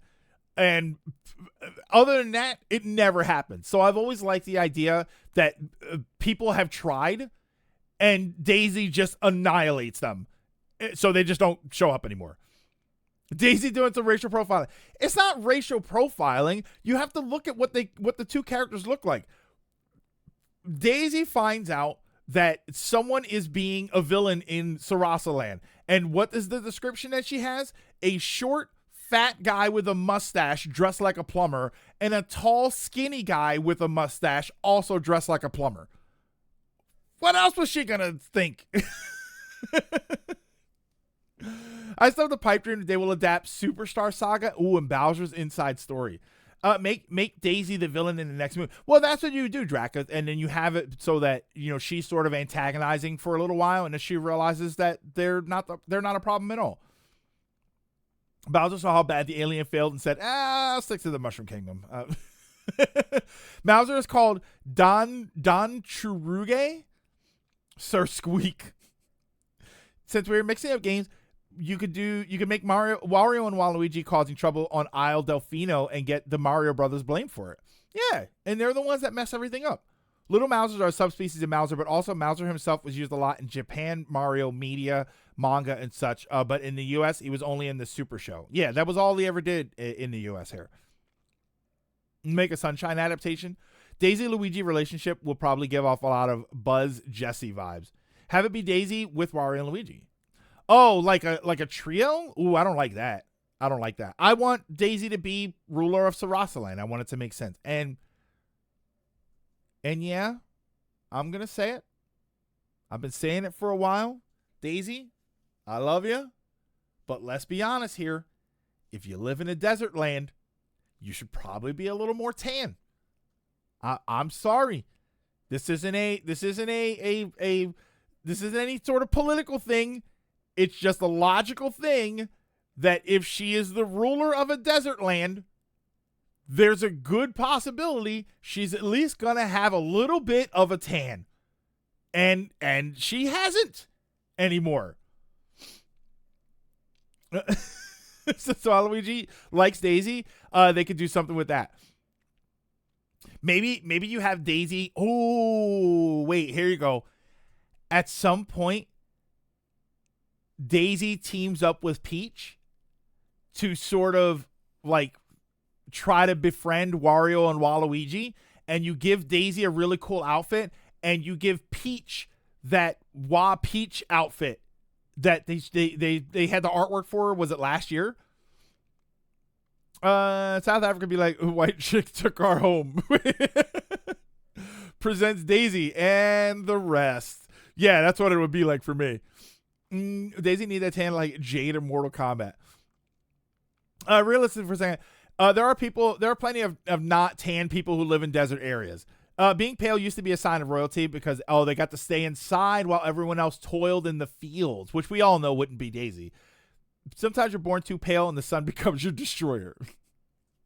I really don't want Daisy to be a villain. No, I don't like that. I don't like Daisy as a villain, but I like her as we get to see like an evil Daisy.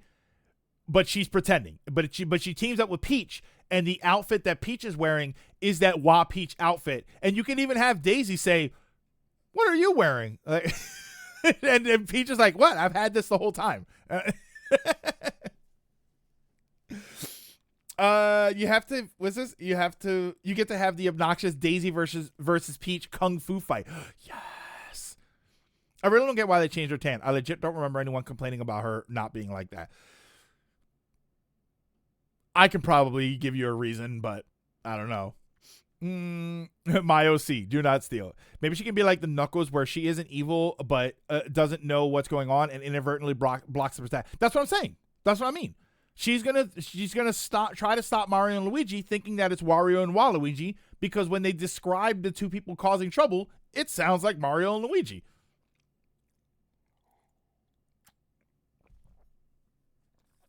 Was this Peach and Daisy Spider-Man meme? Oh, I can see Daisy being tricked like Knuckles. So the movie looks good, but we can agree they really showed their cards early by making this a Galaxy movie. This could have easily been a Super Mario World movie. Yes. Yes. But I do feel like we see some other things. Obviously, we see the desert area from Odyssey. The cloud area, to me, there was no cloud area in Mario World, right?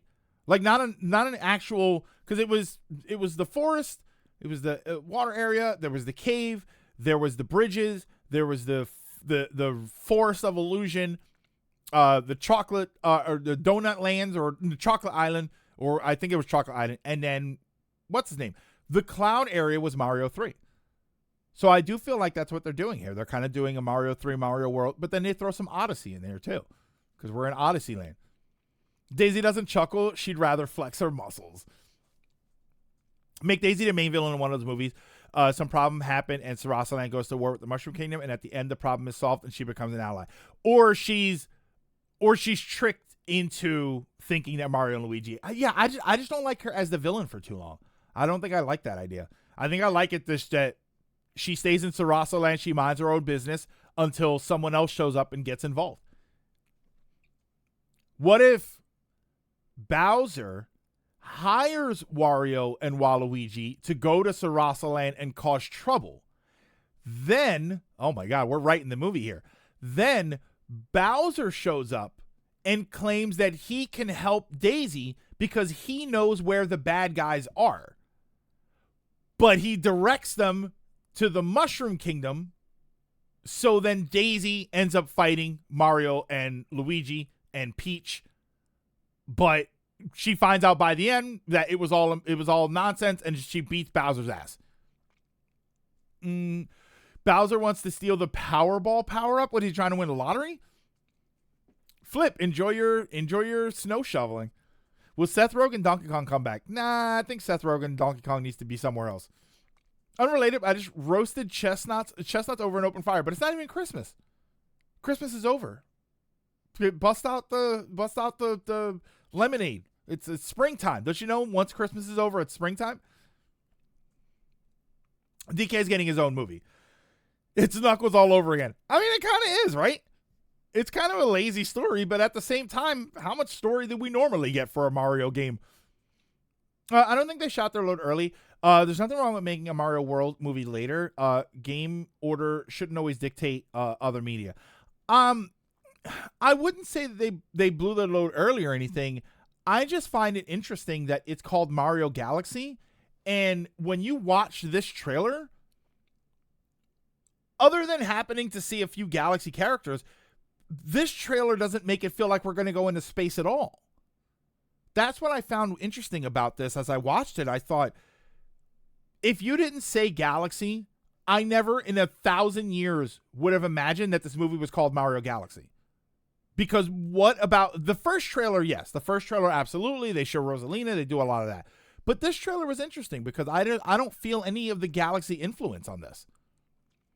Oh, the casino was in a Galaxy planet. Okay.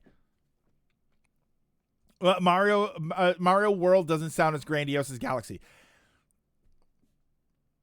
See, I think it does. Not as grandiose. Here's what I think they should have done. This should have been Mario World. And you use that Daisy storyline because the world implies that there's more than just the Mushroom Kingdom. So you have Mario World. And then you do Mario Galaxy, where we go away from the lands, where we go away from here and we go out to space. It should have been Mario World. And then after that's all settled, then we go into outer space. This is a Yoshi-focused trailer, and the second one, to be fair. Also, my brother took my Einthor and is constantly playing KOTOR. What's this? She was a reporter in the first movie. Wait, hold on. When does Mayor Pauline come in and Mario goes, Peach, this is my ex. Honestly, no. You know what you do? You know what you do with Pauline? You don't even have that. Because you said, oh, this is my ex. Don't even have that. Have Pauline show up for something really simple. She talks to Peach about something, right? She's the mayor of whatever city they're in. And have Mario standing off to the side, and he's just kind of like trying not to be in it, right? He takes his hat off, he does one of these, and he's just kind of standing off to the side. And you don't even have them interact. Maybe he glances or something, and it turns into a little bit of an inside joke where everybody's like, if people who don't know are just going to be like, oh, okay, whatever. People who do know are going to be like, oh, look, he's uncomfortable around her because of the stuff from Donkey Kong.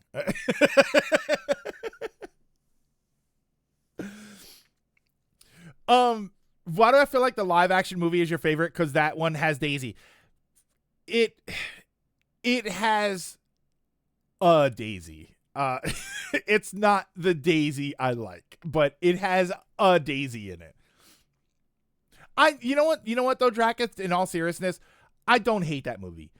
I think it's a pretty bad Mario movie. I think it's a pretty bad representation of the Mario franchise. But I don't hate that movie. It's nonsense fun.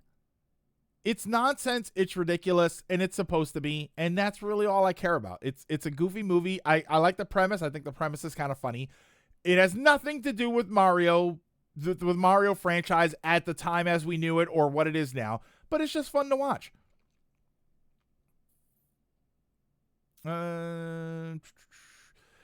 It's like, how does Rosalina fit in? We're assuming Junior rescues Bowser Act 1, but then she must have something the villains and heroes need. Power. That's what half of the time that they introduce characters is because Bowser's trying to take the magic wand or the stars or whatever. Pauline shows up and tells Mario and company to read Heated Rivalry. Is that the gay hockey show? Apparently that's a thing. Them being exes make me wish it wasn't a joke. Or wait, okay.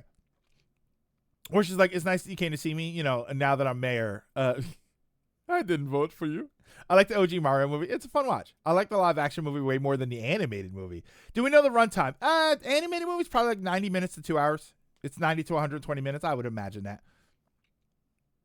It's enjoy bad. I didn't hate it either. It's a bad movie, but it's fun. It is. It's a lot of fun.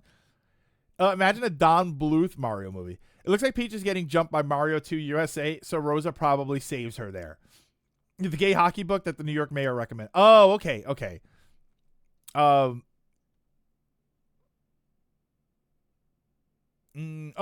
Unfortunately not expecting good storytelling. I'm expecting another fast-paced movie crammed with references and no room for character building. Which, somebody, I think it was Blaze, if you're here, I think it was Blaze that said, like, they hope they slow it down. That'd be fine. But at the same time, and I said this about the first movie, it's Mario. It's Mario Brothers. When did we ever really get an elaborate story outside of Mario and Luigi games or Paper Mario or something? Like, it's always a bare bones story. It's just, the story is just a vehicle to have stuff happen. The movie was originally supposed to be called Super Mario World. See, I feel like they should have just stuck with that. The first movie was very nothing for me.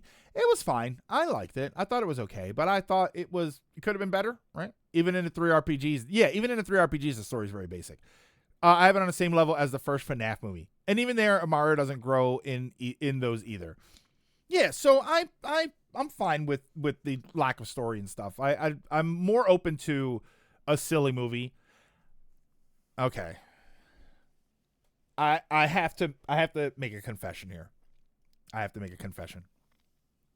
Oh, I will be seated. Yoshi head popcorn bucket and all. Did they announce that? Did they announce that there's going to be a Yoshi popcorn bucket? Because I'm in if they do that.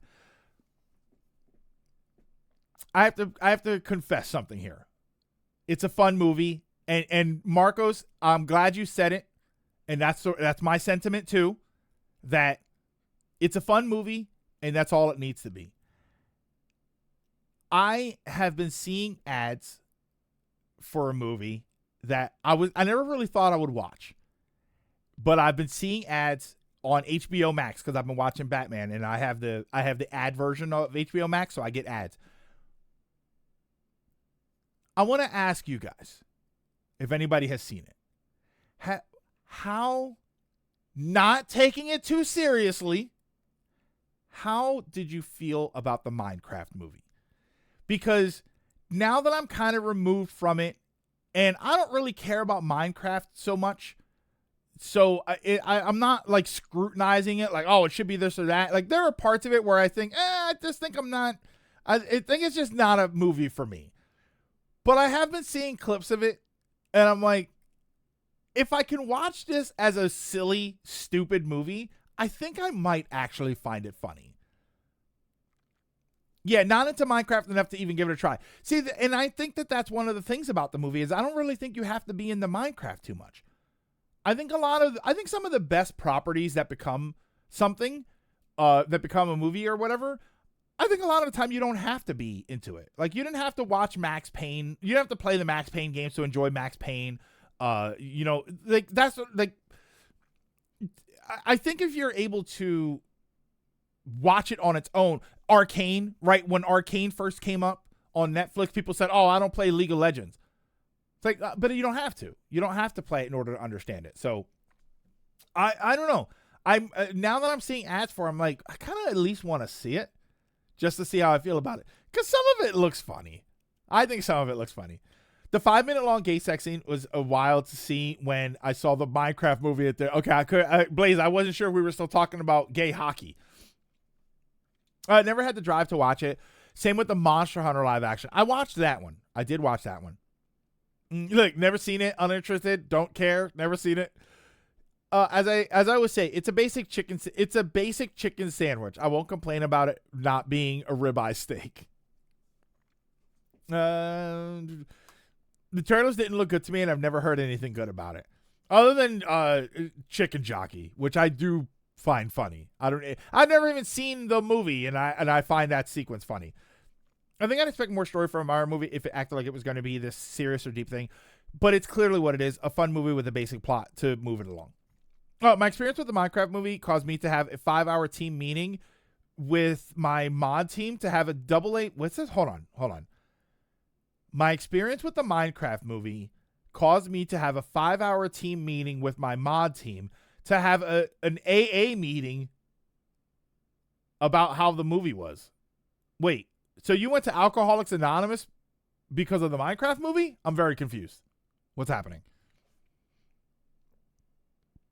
I find Chicken Jockey funny in the same way that I find 6-7 funny. Agreed. It is nonsense, and it's supposed to be nonsense. That's the point of it. It's not really supposed to mean something. It's supposed to be ridiculous because that's the point.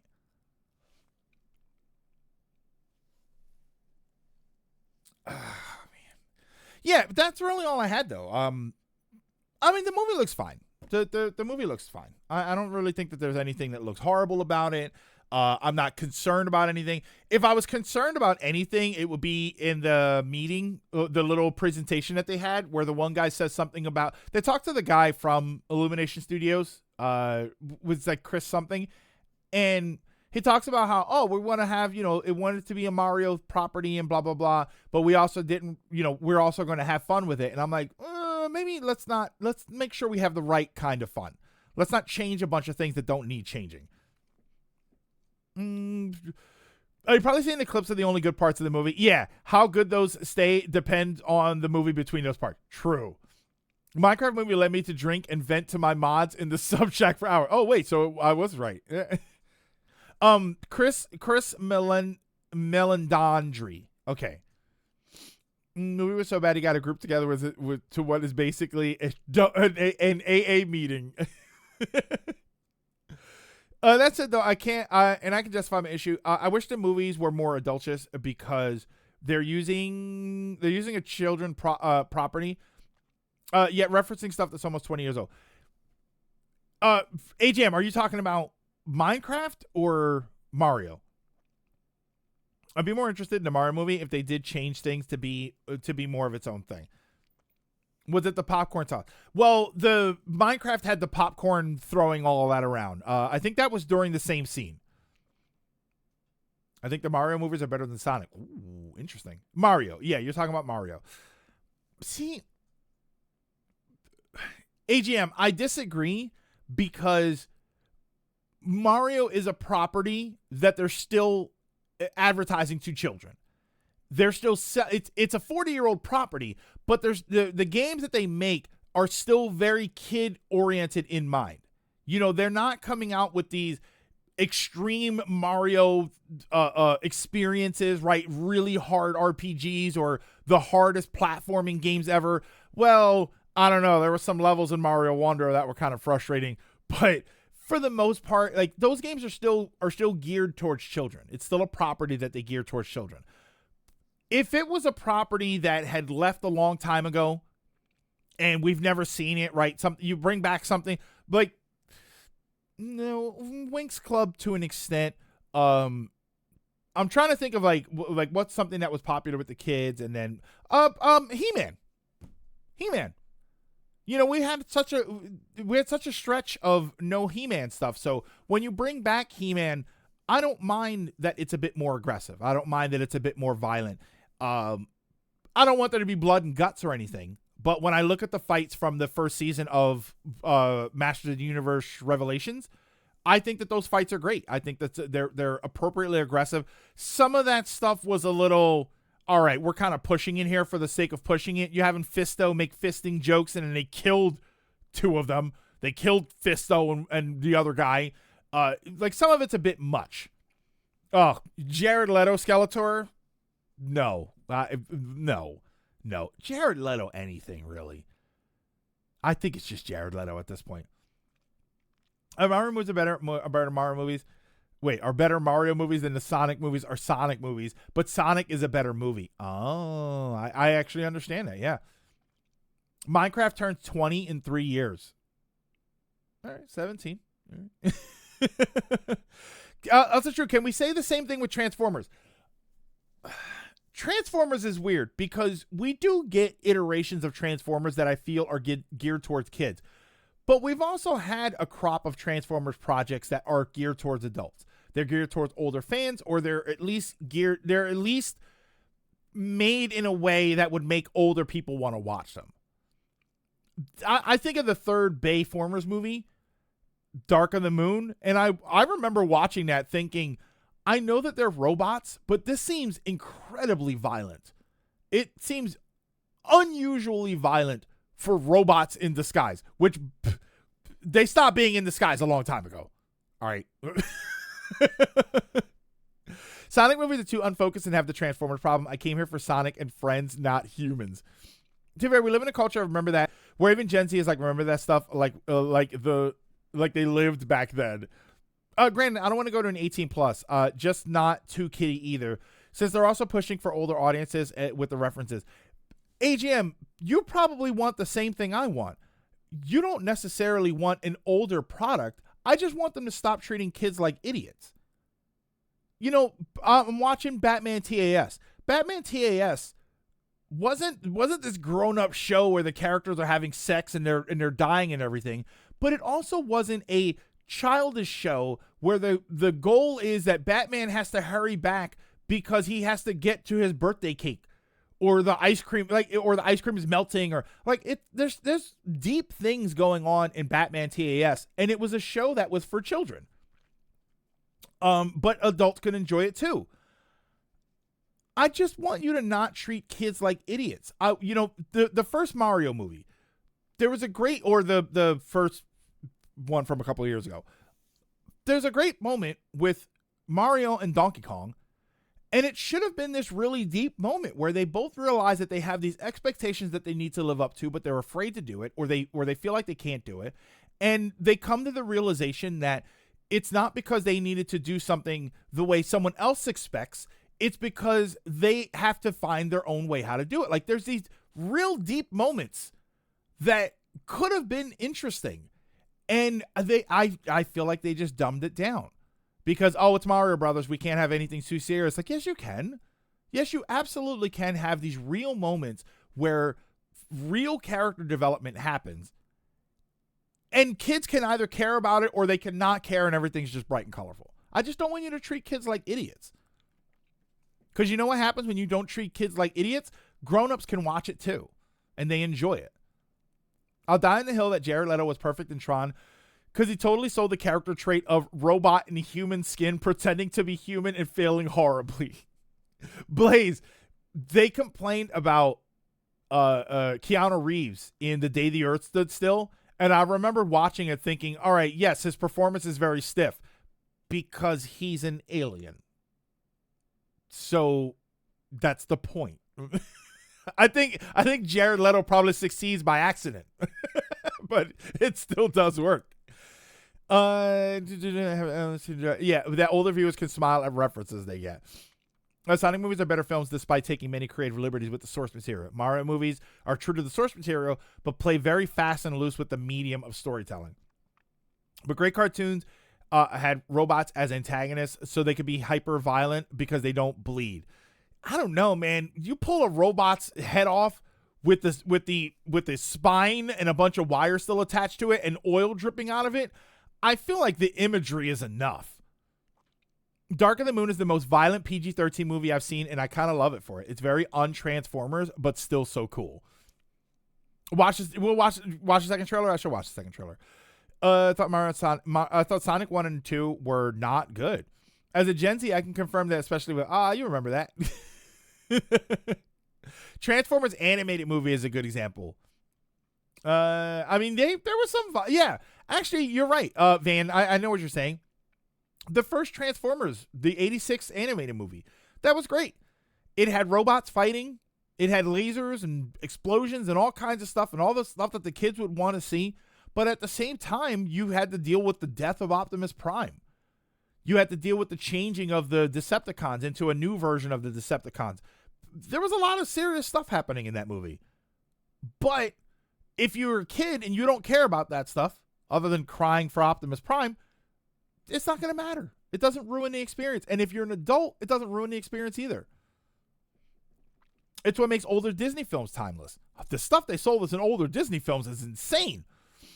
Mostly since, again, it's an IP for kids, but also with decades of history and ran by companies that know adults consume it. So, yeah. So make a Mario property that is bright and colorful and it's all there for the kids, but maybe sometimes once in a while an important thing happens, an important piece of character development. Yes, thank God they were robots. Transformer begging for mercy and then gets executed on the street with one between the eyes. 4 kids. And that's my point, Blaze, is that we had that stuff and it was for kids because they didn't treat them like idiots. The Sonic movie needs to get rid of the humans and focus on... I mean, I feel like that should have been...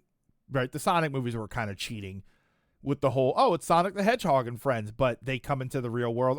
That's always kind of cheating. Give me a live-action Hunchback. Oh, my God. Yeah, good luck with that one. No way. Oh, my coffee gets so cold. It would make sense that Sonic 2 is the best one, just like the games. Oh, talking about the new anime. Are you talking about Transformers 1? Transformers 1 was terrific. Okay, when you said Transformers 1 with the number, I thought you meant the original one. Yeah, that movie was great. Many of those things we now go, oh, I'd never let my kids watch that now. Back then standards were, I mean, yeah, I can't really speak to that because my parents let me watch some pretty violent stuff back in the day. Yeah, Transformers 1 was incredible. In today's political climate, Frollo is a hero. Why did Bayformers also have dogs effing on screen? Wait, what? And excusing a dude dating a minor by repeatedly bringing up Romeo and Juliet. Wait, what movie was that? What the heck movie was that? I only saw the first 3 Bayformers. I never watched any of the later ones. I didn't watch Bumblebee either. There was someone trying to make Frollo. Wait, okay. Yeah, in today's political climate, Frollo is a hero. I don't know. I mean, I'll admit that our heroes and our villains are a little mixed up. The first Bay movie had that. Wait, did it? Transformers 1 was great despite the humor. The humor was awful. 2 and Age of Extinction. I don't remember Age of Extinction. Which one had the racist Autobots? I mean, aren't they all? Right? Right? Don't all the Autobots hate all of the Decepticons without asking them about what their motivations are? Bayformers 2 is an abomination of a film. Oh, it was 2. Oh, Age of Extinction. So I didn't see that one. The second Bayformers movie, it had funny moments, but actually, wait. If you're talking about racist Autobots, oh no, Wario, I think you might be talking about the second movie. I think you might be talking about the second movie because you gave us 2 robots. Let's say that one more time. Robots with electronic brains, but they were wild stereotypes and they couldn't even read. Robots that have data that can be uploaded to them probably in some way. And you're telling me that robots can't read.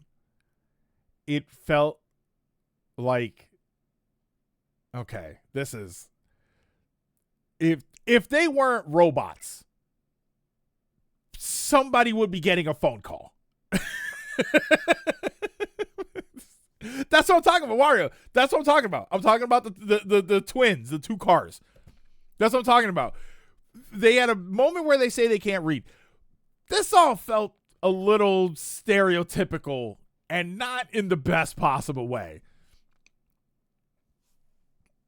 I feel like the only way you'd make it worse is if RC transformed into like a kitchen set or something.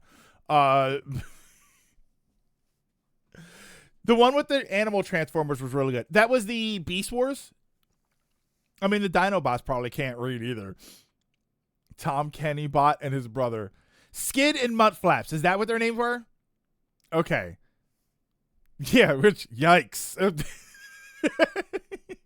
Oh, wait, they weren't named after shit stains. I love all the Transformers except the second one. That one was great only for the action. Skids and Mutt Flap were also, to be fair, they couldn't read ancient Cybertronian. Oh, because was it ancient Cybertronian? I thought they were just like, oh, we just can't read. Oh, the one with the guy who wouldn't shut up about Brooklyn. Skids. Bayformers 2 was one of the worst movies I've ever seen. Like, it's the only good thing about that movie was Jetfire, and I hated that Jetfire was an old man. But I liked that he was a SR-71 Blackbird. Big director, never mind. You were talking about James Cameron said a lot. Oh God, no, I didn't say that. Did someone say they needed AA after a movie? I needed it after Bayformers too. I don't know how he got on Bayformers. 2 rated Bayformers. At least he didn't have the Middle Eastern country called Carbambia. Okay, Wario. The sad thing is, I can't tell if that's a reference to something else or if you're just. Soul Kimball, what's going on?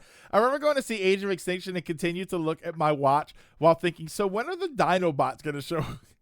That was it. The Dinobots were the fireworks factory that you were trying to get to. Jetfire having his corpse use his body parts literally before the body has even gone cold. Well, he's metal, so it probably started out cold. Yeah, I didn't like that. I didn't like the way they used Jetfire, and I hated that he was the like drooling old man or something. Like I was like, it's okay. I don't really dig that. And I think the problem is that I like Jetfire as a concept. I like Jetfire. Oh, Rise of the Beasts was the Beast Wars one, where you could have just called it Beast Wars. Where Rhinox is present but doesn't speak or transform into robot mode. Really? Just stays animal mode the whole time? I mean, that's accurate to the show, right? Because wasn't that the whole thing about the Beast Wars, was that because of the environment they were in, they either couldn't change into robots or they needed to stay animals for their safety or something. That's a reference to one of the older Transformers properties.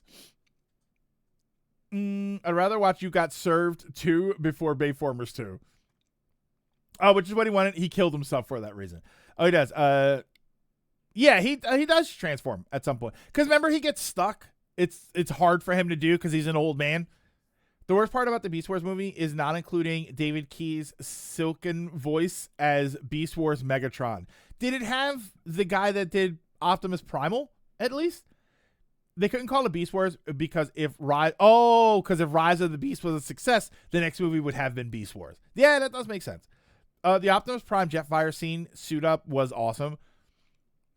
Optimus Prime going into space at the end of the movie and then forgetting he can't travel through space was such a stupid ending. Then intro to the following film. So that one, I wanted to see Age of Extinction because I like the Dinobots. I was curious about Beast Wars. Oh, it was Ron Perlman.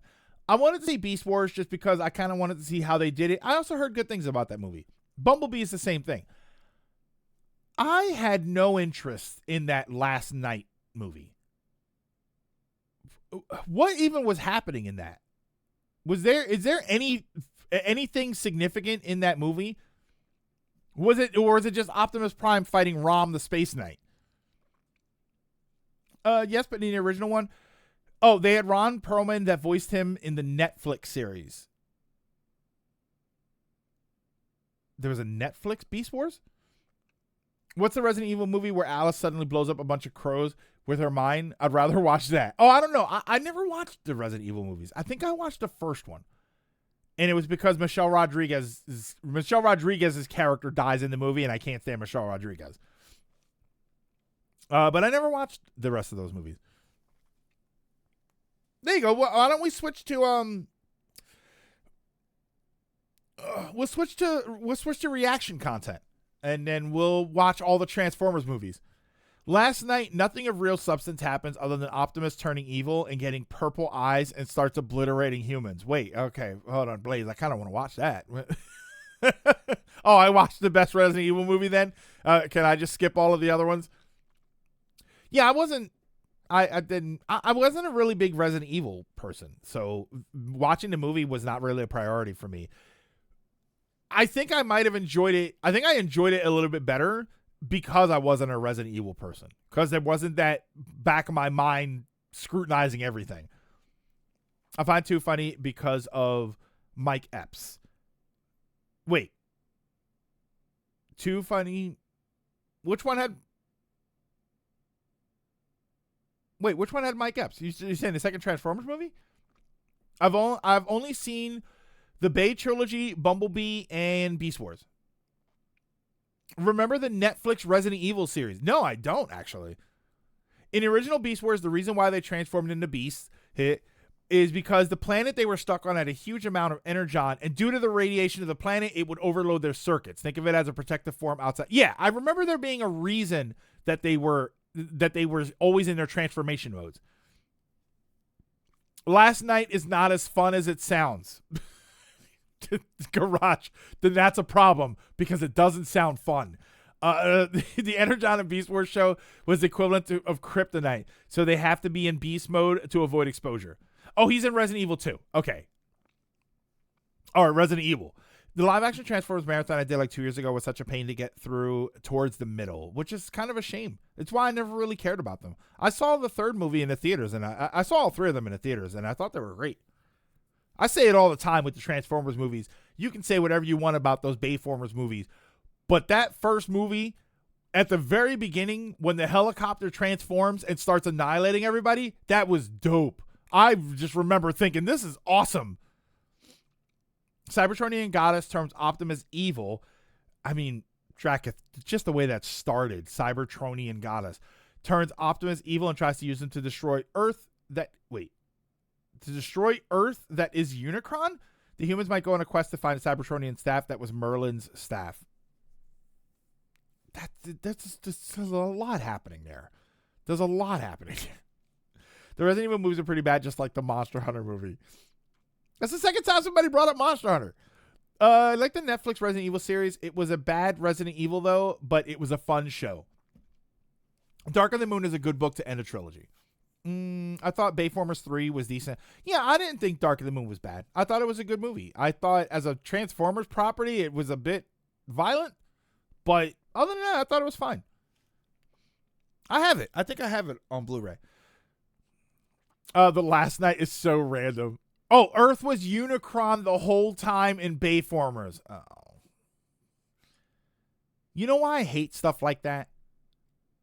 Because Unicron is awesome. And I would like Unicron to show up. But Unicron's not going to show up because Unicron was there the whole time. It's the Cable problem all over again. The Cable in Deadpool 2. I hated that Cable was in that movie because there was so much more you could have done with that character considering the history of the character, and you just decided to draw a name out of a hat and put it in a Deadpool movie. Cable had no business being in that movie. But now, because you had it, you can't have Cable. Or before you couldn't have Cable. Now we're doing multiverse stuff so you can reintroduce Cable in a different way. I can't stand that. Don't use Unicron in the movie and say it's Earth. I want to see Unicron show up. I want Unicron to attack somewhere, and then it's coming to Earth. To be fair, the Monster Hunter and Resident Evil movies are made by the same guy, featuring his wife as the main character, because nepotism. All the Resident Evil movies, including the third one, 3D ones, were bad. Yeah, I feel like they could have used Cable more. 3 was a decent action movie. Story was but it was a decent explosion movie. I feel the same way about Terminator 4. Terminator Salvation is the same kind of movie to me. It's a great action movie. It is a crap Terminator movie. I remember when Transformers was all about an energy. Yeah, you're right. They were trying to get Energon so they could take it back to Cybertron. In Armada, Unicron was the moon and the source of the mini-cons, which was a cool twist at the time. That kind of works a little bit, especially if you do the Beast Wars thing where there were 2 moons and then one of them gets destroyed, so then one of them is left, right? If you had Earth with 2 moons, but it turns out one of the moons was Unicron and then they either destroy Unicron or they send him away, then you would be left with the Earth and 1 moon. Did the Bayverse brought the planet Transformer? Well, that's Unicron. That's who we're talking about. I love the Bayformers 1, 2, and 3. Was still fun, but started losing me. Bayformers 4, though, was just beyond shit. How do you bring in the Dinobots, have Optimus Prime riding a T-Rex? And all I could do watching was, man, this is dull. I actually left halfway through and got a refund and didn't even bother with Bayformer 5.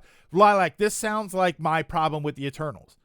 This sounds like when you break down the Eternals and you think, wow, this is a star-studded cast. It's a great concept. There's so much power, right? All of the things that are happening, it should all be impressive. It should be so good. And you realize while you're watching the Eternals, this is boring. How do you take a good concept, good special effects, and great cast, and you make a boring movie? How the hell do you do that? It's impressive. Cable and Deadpool, one of the most successful comic book runs for either character. Were they? Cable and Deadpool? I thought Cable and Wolverine was more popular. When the enemies made Unicorn a moon. Oh yeah, that's what I was saying. I got confused. Well, Cybertron was wasn't Cybertron originally one of the primals? Or like, is that what they were called? The primals, the two big primals? Eternals was like, Eternal waits until the last 10 minutes for anything to happen. Eternals was an hour too long. It takes a special type of Marvel movie where I fell asleep halfway through. Armada had one of the most unique characterizations of Starscream, where him being a traitor was more due to him being an honorable warrior, wanting to gain favor with Megatron and realizing Optimus had more integrity. Also, he goes out in a blaze of glory. I love Fast and the Furious and Venom so long as the action is fun. This story can be dog water. Autobots meet Dinobots should have been an easy time being at least entertaining. That's just an easy way to do that. Eternals look beautiful, but it should have been a TV show. Oh, Cable's most famous partnership is with Deadpool. Okay, so I wasn't actually familiar with that. Yeah, I don't know. I just feel like Cable's so interesting. Maybe that's my problem, Dracus. Maybe the problem is that this is how you introduced Cable. If you had introduced Cable in a more dramatic way, in a more impressive way, and then you had him team up later, you know what it reminded me of? You know what it feels like? Deadpool and Wolverine. What if Deadpool and Wolverine just came out of nowhere? What if it was just randomly there? You never had any other Wolverine properties. There was no, we all know Hugh Jackman is X-Men. There's no series of movies. There's no lead up to it. There's no real life stuff with Ryan Reynolds talking to Hugh Jackman, right? Let's remove all of that. And then one day you find out there's a movie and it's Deadpool and Wolverine. My first thought would be, even though that movie is great, my first thought beforehand would be, really? This is how we're introducing Deadpool to Wolverine to everything? We're not doing any of his origin. We're not talking about the X-Men. We're not doing any of that. I would be sort of shocked. Like, oh, what? That's just so surprising that that's how you introduce the character. And that's how I felt about Cable. You want to have Cable team up with Deadpool, that's fine. But let's introduce him in a more proper way first. It just felt like such a waste of a character. Because now it feels like a waste to do it after. To make something after that explains, oh, this is what Cable is, right? Alternate universe or future, like apocalypse. Like, you just throw him in there. Eternals will always be lame, just like the Inhumans. Now that Deadpool's in the MCU, I want Deadpool and Spider-Man. To be fair, from Wolverine's point of view, there is no lead up. He's just thrown into the MCU because Deadpool needs him. That's true. I mean, X-Men origin. No, but Dracket, that's my point. Is that we had the origin of Wolverine in the X-Men movies. We had X-Men Origins. We had all of the stuff with Wolverine prior. Ronan raiding the party of two. Welcome. You had all of this stuff that we had for Wolverine. What I'm saying is, imagine if none of it existed. Imagine if there was no Wolverine in other movies. Imagine if there was no real, because that was one part of it, was that in the real world, you had like Deadpool or you had Ryan Reynolds, making jokes about Green Lantern and Hugh Jackman and other movies. Like there's this whole lore, not only of Deadpool and Wolverine, but of Ryan Reynolds and Hugh Jackman. So let's remove all of that. And then let's have the first time Wolverine is in any MCU or a MCU adjacent project, and it's Deadpool and Wolverine. Great, it's Wolverine, but also, like, we could have gotten some build up to him. No, the weirdest part is that the movie didn't even show off any of Cable's mutant powers. So to the general audience, he was just a gun-toting guy with a robot arm. He might as well be, what's his name? Bucky. I mean, that was how they tried to introduce Deadpool. What do you mean? Oh, wait, you're talking about X-Men Origins? I mean, even there they tried to explain their version of Deadpool, even though it was terrible. To be fair, wouldn't Cable not really work in the movieverse? No, it'd be fine. He'd just have to come out of nowhere. No, because I think you can do it. Like, I don't think that it's impossible to do a Cable movie. I just think that there'd have to be a reason for it. I mean, realistically, Cable should have appeared in the Apocalypse movie. That's the story that I know him from. The story that I know Cable from is very heavily because of the X-Men 90s cartoon, which is that Cable came from a future that Apocalypse had caused a bunch of shenanigans in, and now he's basically Apocalypse's biggest headache. So then Apocalypse comes back, and he comes back. Like, that could have been a different movie. You could have had an introduction to Cable, and then you have Cable in with Deadpool. I don't know. I think the problem is just that Cable's a cool character. If you have to alter the story, that's fine. I'm okay with that.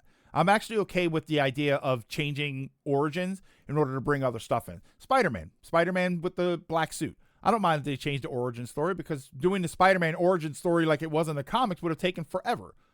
So I don't mind that they were just like, oh, we'll write a different story and here we go. It was a little nonsense, right?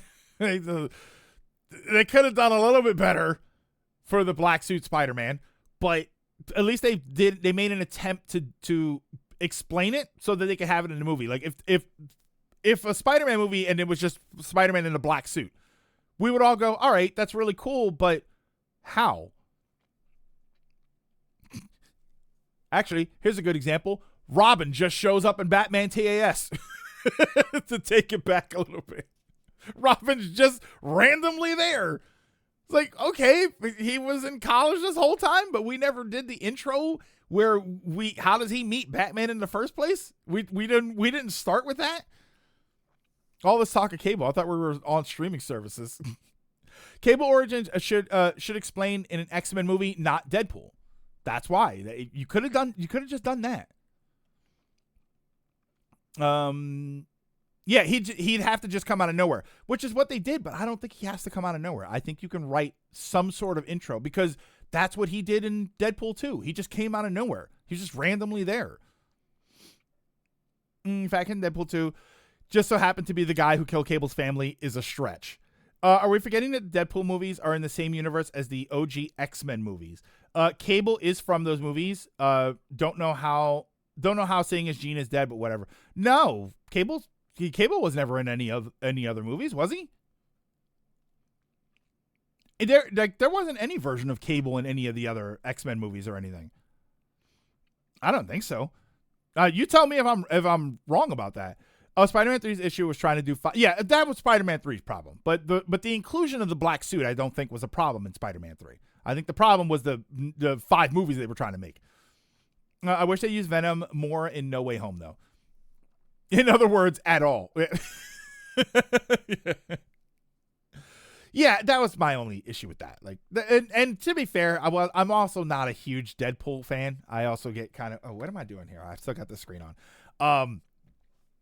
I'm also not the biggest Deadpool fan. That's, going to be part of it. But yeah, I was just kind of bummed out. I felt like they could have done more with Cable, and they didn't. And now, that was why we were talking about it, because of Transformers. And now it would be weird to have Cable again in current MCU stuff. I think it's okay because they're doing all of the multiverse stuff. So you could just say that this would actually be a great time to introduce Cable with the multiverse stuff. Because now you can just think that, he's somebody else from a different multiverse. And then you find out that, no, he's not randomly here. He's here on purpose. And there's a reason for it. Like, I feel like there's stuff you can do there. Spider-Man 3 is just meme material now. I noticed the point is for him to be annoying, but still. I meant the Cable is from a universe. Is from that universe because that movie he appeared in is in that universe. Okay. Depends on what gives Josh Brolin the bigger check, Cable or Thanos. Probably Thanos. Although I did see a scene. Apparently Thanos is going to have a scene in the new Marvel movie, the new Avengers, which I'm still not happy that they're sticking with the Avengers, but whatever. But yeah, apparently there's a scene where he's in that and the scene that I saw, which I'm assuming was correct, but it was a leaked scene, showed Doctor Doom, and all I know is he looked awesome. That's the one thing I will say. For as bummed out as I am about the whole Robert Downey Jr. thing, if that scene that I saw was legit, that was a damn good Doctor Doom, and I'm going to be very, very happy with that character. Okay. I was going to watch the other Mario trailer, but I probably won't bother with it now, just because it's so late. To be fair, it's always the Avengers in some form or fashion. And Blaze, and I don't think it should have been. I think that we should have moved away from that. I think that Endgame should have been the last time that it was Avengers. Then they should have either introduced the Fantastic Four or the X-Men. You do a first / origin movie with them, or you build it up with other movies the same way the Avengers did, right? The Avengers was the 5th movie, I think. So you should have started building up some of the other characters, one of the other teams. I personally would have said Fantastic Four, but I know everybody else would have said X-Men. And then from here on, the big movie that brings them all together, instead of being Avengers movies, it's X-Men or it's Fantastic Four. I think that that's what they should have done. I don't think that they should have went back to Avengers, and I don't think that these next crop of movies should be Avengers. I think that they should have started with either a new X-Men origin or something adjacent to it, or a Fantastic Four, right? You have the Fantastic Four movie, and from then on, the movies focus more on adjacent characters to that team and stories related to that team. And then when the big moments happen, the movie is not Avengers Endgame, right? It's now X-Men, Children of the Atom, or right? You do Coda, or you do the Shi'ar Empire, right? I think that's what they should have done. Got a hold from a Gunpla Runners, which is expandable. So if I need more, I can just buy another to attach to it. Oh, I like that. I'm willing to see what they do with RDJ for Doom. Watch F4 in the post credits, and you'll know the character. You'll get an idea. And if you know the character, you'll get an idea of what I'm thinking. Okay. I still have to watch that movie. I still haven't watched the Fantastic Four. Yeah, they should have made a new X-Men movie first. They tried to build up new teams badly. I mean, they tried to build up new teams. They started building up the West Coast Avengers, and they didn't really do anything with that. All of the other stuff just felt lazy. Inhumans and whatnot, like all of that just felt like a sort of cash grab. It doesn't sound like they put any real effort into it. The X-Men saga is next after the Avengers. So it should have just but when is the Avengers going to end? It's just constantly the Avengers. I think they should have started building up the X-Men already, and the sagas from now on should be X-Men. Or I prefer Fantastic Four, but I know most people will say X-Men. To be fair, the movies are kind of aimless right now because this entire new arc was supposed to lead up to Kang, and what didn't happen? Yeah, and I don't think it should have Blaze. I don't even think that should have happened. Well, not the wife beating, but the wife beating shouldn't have happened either. But I don't think any of the Kang stuff should have happened. I think Endgame should have been it, and then the direction should have been the X-Men or the Fantastic Four. And you still have the individuals, right? You still have Spider-Man. Spider-Man teamed up with the Fantastic Four. I think there's been some Spider-Man and X-Men team up. So it's not like you have to drop some of the big properties that are already out there. But why not start focusing on a different crop of movies and characters? They were already looking to change to Doctor Doom before the whole Majors thing. The worst part is that they kept wasting potentially good villains as well as villain groups such as AIM and Hydra after Secret Wars. Apparently, like Lord said, it was supposed to lead up. It was still supposed to lead up to Doom, which makes sense. I think that's fine, but I don't know. I just didn't like the direction. I didn't like the fact that they just tried to stay in the same direction, and I really felt like they should have been moving on to something else. The new F4 movie is the best iteration of them on the big screen. Granted, it's not the highest bar, but here we are. All right, so here's what we're gonna do. I'm going to take a quick break. I'm going to run to the restroom. And I think I have more coffee that I got to get. I got the groceries out of the car. I can sit down again. My only issue is that the movie ends right when it gets going. I'm going to run to the restroom. I'll get more coffee. And then when I come back, we're going to jump back into Metroid Dread. We'll keep talking, but I want to jump back into Metroid Dread. So give me a few minutes. I wish I could do that. They saw the reaction Ant-Man 3 got and decided to switch. I remember IGN reporting it and nobody believing it. What, that they switched away from what, the multiverse stuff? It's funny because I'm not normally a big fan of multiverse stuff, and I really wasn't a fan of multiverse with the MCU, but it's a good reason to bring in a lot of other different characters that you normally wouldn't be able to. And it does seem like the multiverse is going to wind down. It does feel like, I'd say within the next 5 years, we probably should be out of the multiverse stuff. Hopefully.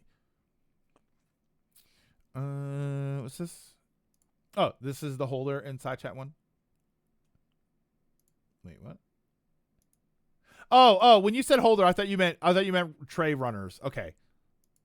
I have boxes like that, so I can just use those. All right, but give me a few minutes, and I will be right back.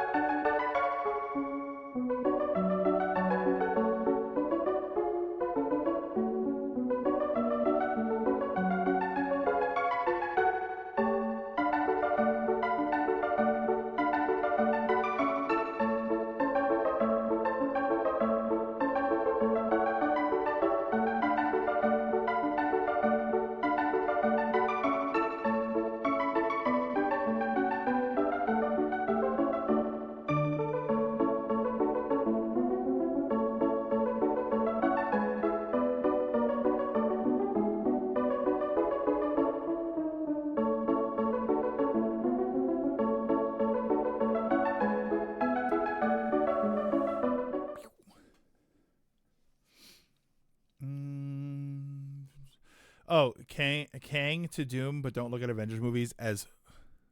Oh, Kang to Doom, but don't look at Avengers movies, focusing on the Avengers, but as big events, if big event movies focusing on everyone. I don't know, but then it's still the Avengers. That's the problem. It's the name. It's the you're still attaching it to all the Avengers stuff. F4 was like, okay, this is about to be. It's over.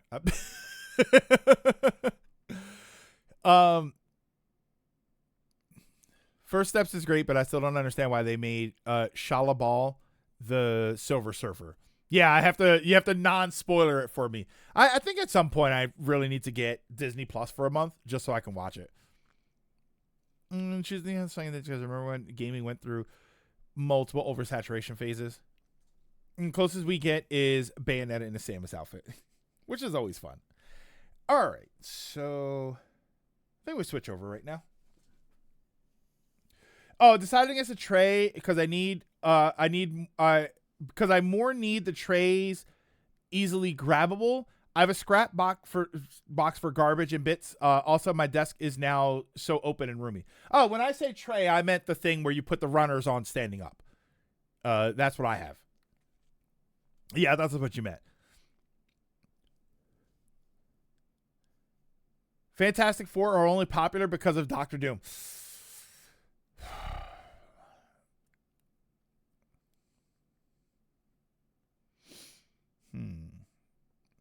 Fantastic Four are only popular because of Doctor Doom.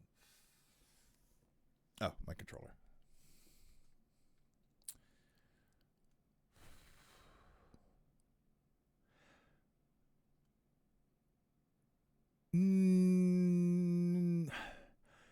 No, but Doctor Doom is clearly the most famous thing, or is probably the most liked thing out of the Fantastic Four lore.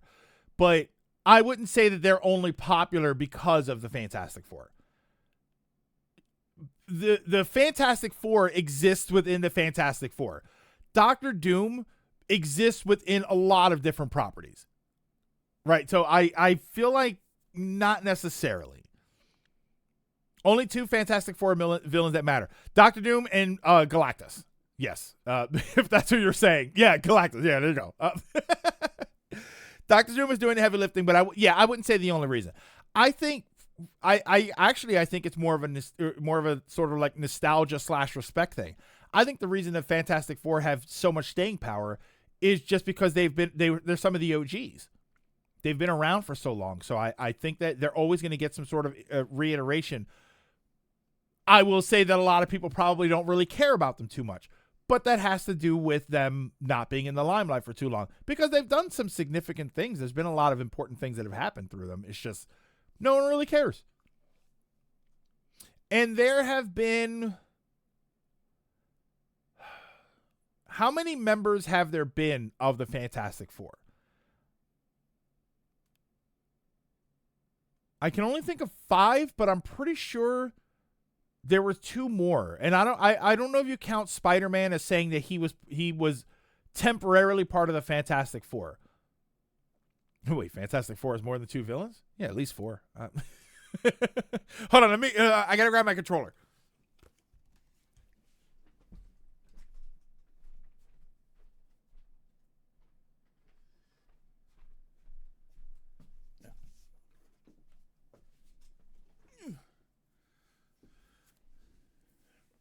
Oh, Spider-Man wasn't a part of the Fantastic Four. He was part of the Future Foundation. Yeah, see, the only one I know that wore the uniform, other than the 4 that we know of, is She-Hulk. And she joined after Secret Wars.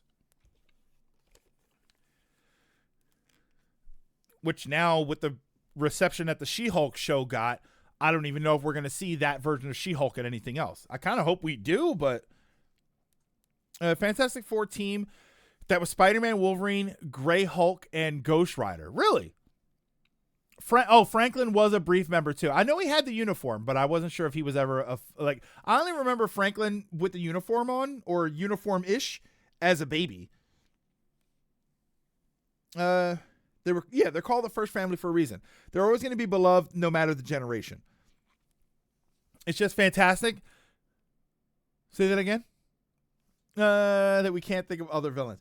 No, so I know that they've had like weird villains. They've had like stuff that happened. There was the whole Malice stuff, which was kind of weird, and a lot of their villains are huge, right? Their villains are like Galactus and dangerous to all of existence. So I think that's what's so interesting about the Fantastic Four. That's what's so interesting about them, is that they're kind of important.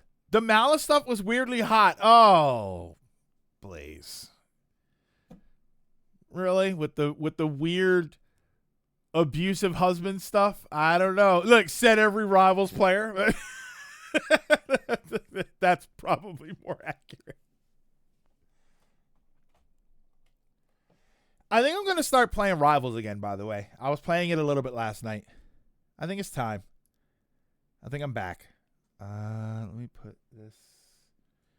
Why is this here? Oh, wait. That's why. The issue with a lot of Fantastic Four villains is they stop being villains and just become Marvel villains. And like I said, Doctor Doom.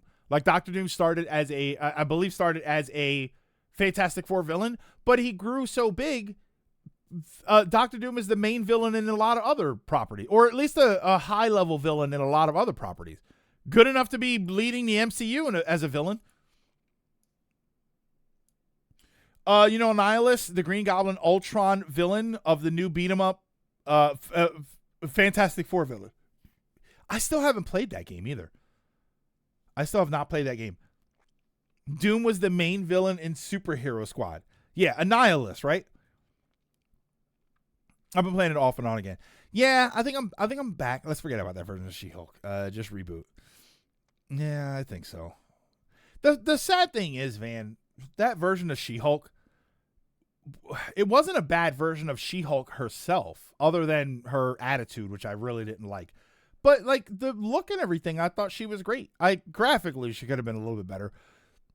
I love that the newest Fantastic Four movie brought in Fantastic Four's first villain too. Also showed one of the other minions of that villain, both from issue 1 of Fantastic Four. Grey Hulk being a team member seems out of character to me if you saw the 90s animated series first. I think I found a second to last Metroid map. Wait, the second best Metroid map. Prime 3, the second game in the Metroid series, tells you where everything is, but it only tells you where everything is midway through the game. Interesting. I guess that's not too bad, because you wouldn't be farming and doing any sort of cleanup before that point anyway. So I feel like that's not too bad. Marvel Cosmic Invasion for Community Day. Maybe. That's not bad. Doom was also the main villain in Ultimate Alliance. They had a scene in Giganto they had a scene of Giganto, and then Mole Man played a role in the movie, but because they're so low-level threats, people forget them. Oh, so I like when they do that kind of stuff. Like they did with poor old Don Krieg in the in the One Piece live action show. They're like, oh, well, we got to put him in here somewhere. Here, let's just have Mihawk. Just get him in and get him out. Okay, let me turn the game on here. There's no escape from the fortress of the moles. Okay. So was Mole Man like a mole animal? Or did he just have a lot of dark splotches on his face? Hold on. I gotta get my points. I got 20 points. Ooh, limited time. All right, what are we getting? How about these fleshlight socks? Should we get these? Mole Man is a human. Is he a mole that's a man? Well, you know who I'm pushing for, right? Mole Man could actually be a main villain for a villain. You know who I'm pushing for? Side villain that should be a main villain. I'm pushing for Firefly. In the Batman world, I kind of want Firefly to step up. Right? Just that. Any more fancy icon? Daisy. There we go. Hold on.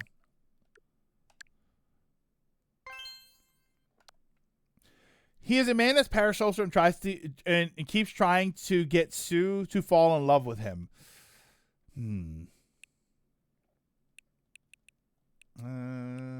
Anything else here Daisy related? I don't think so. I think we're good. Yeah, I think we're good. Here, I'll buy that one too, just because I like that level. He's a guy that runs the moloids in the underground. The what? Right, no more Daisy? Okay, we're good. All right, we got everything we need. No, okay.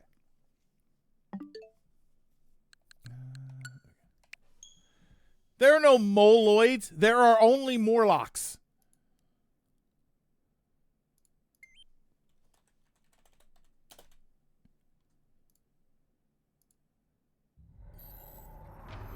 That Bowser Jr. one is cool.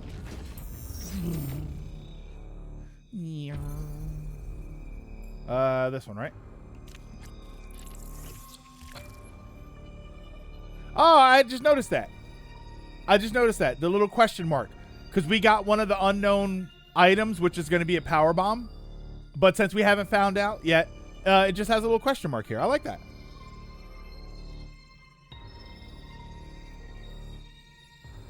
Yellow beings that live underground that Mole Man rules over.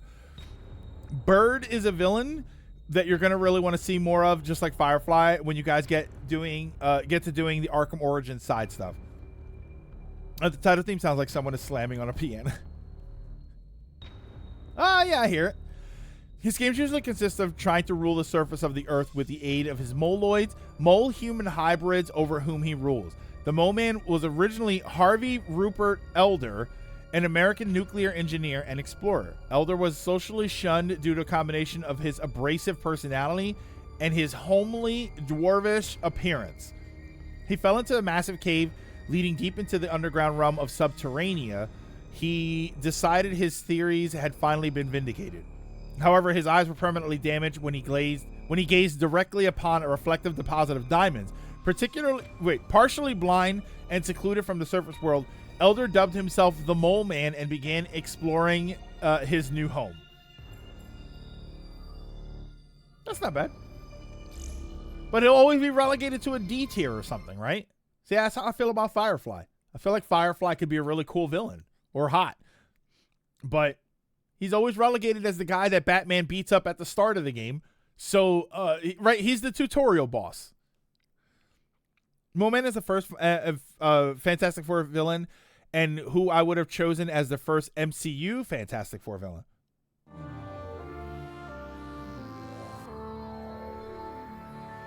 He sure wants to sue he sure wants Sue to see his D tier. All right, so. Oh, we were going right here. I mean, he's in first steps.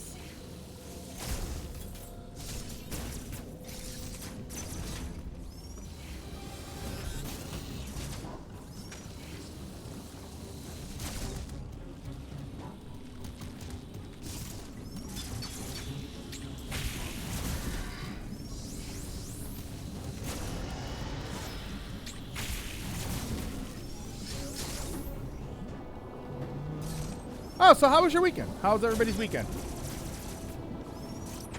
I know it's been said, but this game is awesome. No, they kind of did, but didn't have him as the main threat. The start of the movie talks about Fantastic Four's origins and battles against Mole Man and his minions until Silver Surfer arrives as Herald of Galactus. Yeah, I really do need to get, what's it called? Disney Plus for a month. So I can watch a lot of it. I have a bunch of Star Wars stuff that I have to watch. Cold, I'm cooking some bacon outside. I can't tell if you're joking or not, and I hate that. Started looking at apartment lease prices. Yeah, weekend was great after winning 700, of course.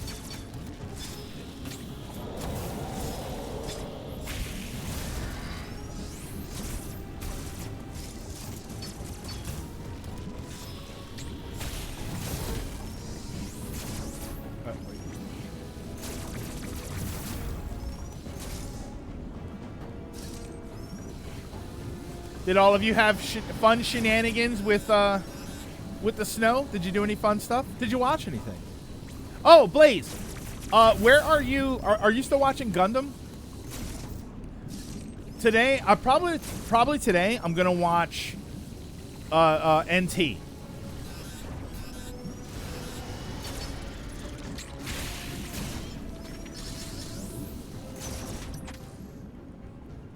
Check Blue Sky then later. You're still in G right now? Okay.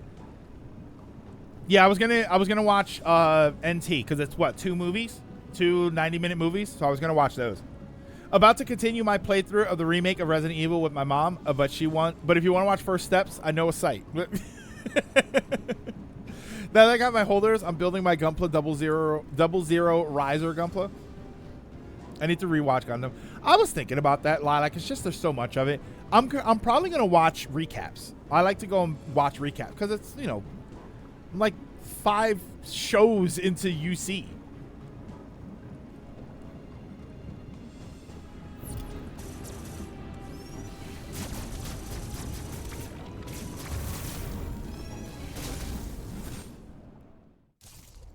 See the video I put in Discord a few days ago about Final Fantasy VII cheats and how they allow you to get. Yeah. I saw the 2 of them where you were just annihilating a boss in seconds. Episode 10 of Iron Blooded Orphans and the fan service level just went up. I have to finish I never finished Iron Blooded Orphans. I need to watch the first Hathaway movie and prep for the second movie hitting theaters soon. Look, there goes the guy. There he goes. Look at him.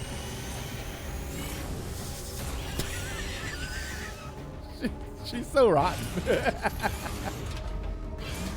Still never played a Metroid game, but always wanted to play Fusion. You should just play them all. On top of playing Prime 3, I also bought Gotham Knights, and I'm playing it with the mindset that it isn't an Arkham game because it isn't. Yeah, that was the multiplayer game that was at 30 frames per second for some reason.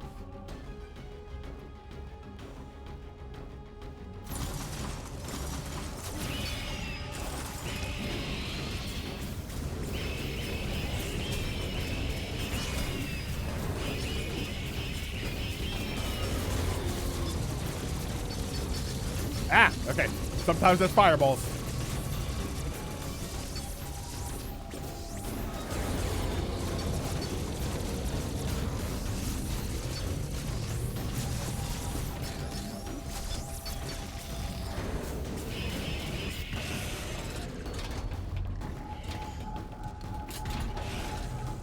Okay, so here's a question. If you get here... Oh, wait, hold on. Wait. Damn, I don't know if we missed it or not.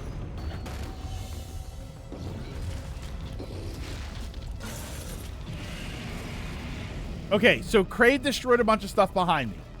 Now we focus on the belly hole, and then there's something here. What is the other secret kill for him? Isn't there like another secret kill, or did I miss it? Because apparently there's 2 quick kills.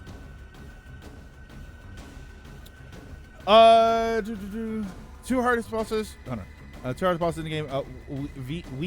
Weiss is basically a Souls boss on crack. I think the damage of a Souls boss, but the speed of a bullet hell boss in hyper mode. Jesus.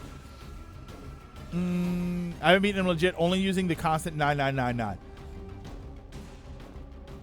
If you have the bomb, so there's two quick kills. Okay, so we missed the other one, right? The other one is early. Do I reset and go back to and try and do the other quick kill, or do I want to do this one? Should I do this one and then here? Let's do this one first, right?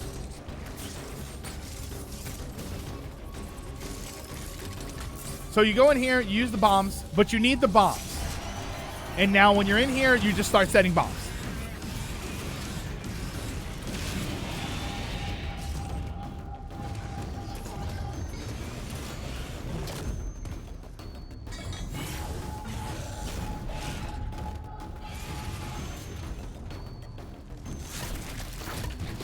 God.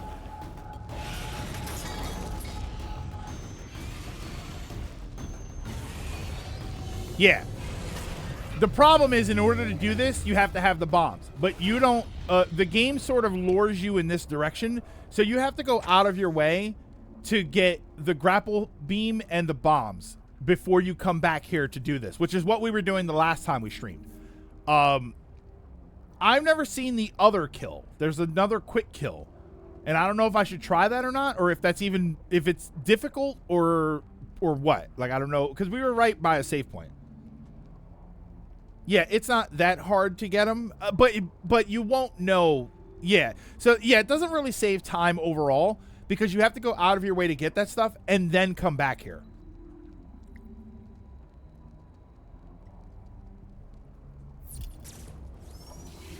I mean, to be honest, I kind of like this kill just because I'd rather have the bombs earlier anyway.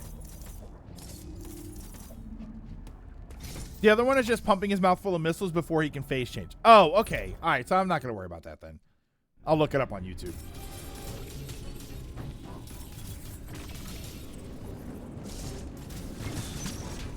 Everything is red, so I couldn't tell that was a missile door.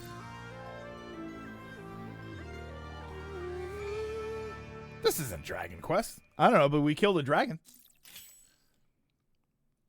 Plus, that was way cooler. Yeah. I know. I've seen it without doing that. I'm like, what?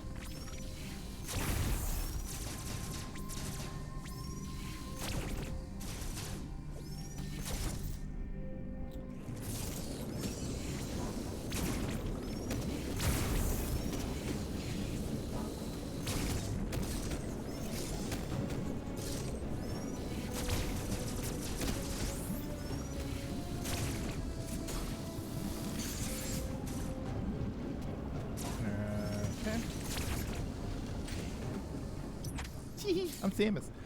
Speaking of sequence breaks in Dragon Quest, did you know you have to sort of sequence break that game to get the perfect ending?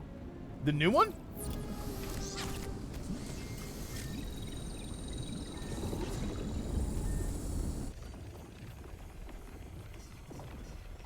I'd really like a Switch 2 upgrade where all these loading times are faster. Dragon Quest 1, the original Dragon Quest 1?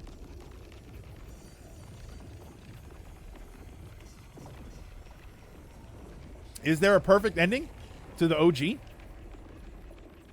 I only ever got the ending where I saved the princess and that was it. And then she forces me to marry her.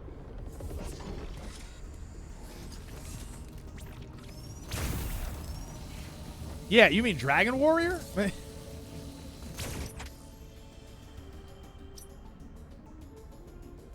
All right. So now what? So I went there, I got the diffusion beam. This is probably the only thing that the game doesn't actually show you. So what do I do here? I don't remember if this was it. Things are about to get rough. No, you get the magic key, go save the princess, and then return her to Tantagel. When you return her, you get the amulet, and you're told to speak to the sage in the castle ground, but that leads to a good ending. Oh, that's what I've always done. I didn't know there was a different ending.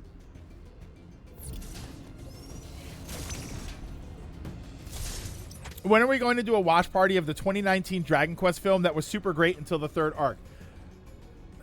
Is that the one that was Dragon Quest V? The third act. Is that the one that was Dragon Quest V? What was it called? Your Story? Is that what it was? That movie was 2019. Was that movie 2019? Jesus. Yeah, I hated that. So we did all of this.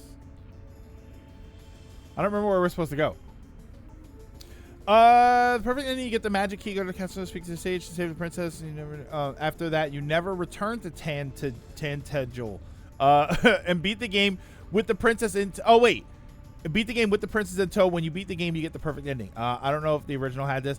Oh wait, so you beat the Dragon Lord with the princess with you? Yeah, Your Story was great until we learned why it was called Your Story. I hated that. Please, yeah. I'm glad I'm not the only one. I couldn't stand that.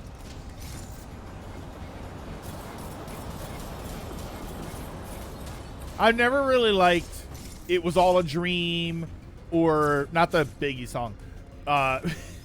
It Was All a Dream, or This Is a Fantasy. I never liked any of that. Just if it's a thing, it's a thing.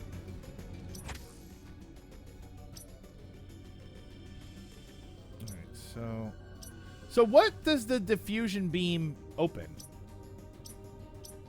Because it's not the thing with the storm missiles. Yeah, I was about to say Biggie. Oh, maybe I have to go to Berenia. Oh, hold on. I might have to go to Berenia.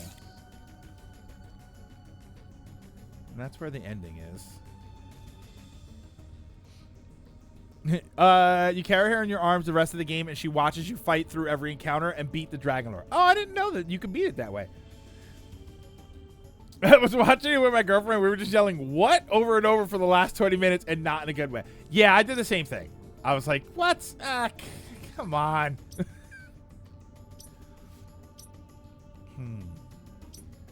Don't mind me. I'm just trying to figure out where to go. And I think... Nope, that's for power bombs. Oh, this was the watery place. Okay. That was all water. Metro progression pushes you to return to her. You have to know to check the castle for the sage beforehand. Makes marrying her at the end make more sense. They travel together and actually get to know each other. Oh, what do you prefer when it comes to Samus's visor? Do you prefer to see through the visor, or do you not prefer to see past the visor? I don't mind seeing into it. I don't feel like we should have that many moments where we should, but I don't mind seeing into it. I have no problem with it. I think it should be a little bit obscured, obviously, because it's the visor, but yeah, I don't mind seeing into it.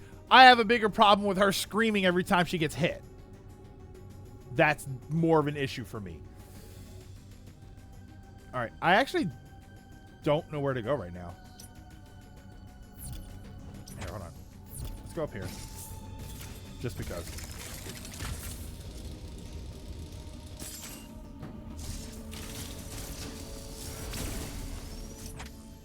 So that's that way.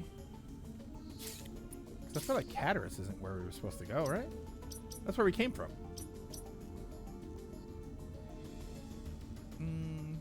So I got the diffusion beam. I went this way.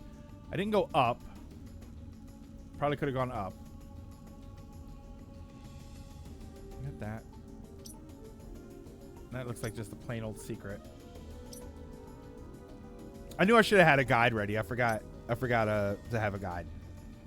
Is it back in Cataris? That's where I just left from. I'm also confused sometimes with this part because if you look at a guide, if the guide doesn't account for you getting the bombs and stuff early, this grapple beam door. So it was here. There's a grapple beam door. Yeah, if the guide that you're looking at doesn't account for you getting the bombs early, the next step I think after this is to go and get the grapple beam and then the bombs. But then since you already did that, you don't have to do that. All right, so where am I? Can I go back down? I can go back down, right? Oh, you can't. Oh, that's right. This was that weird section where there's only a way up and not a way back. Huh.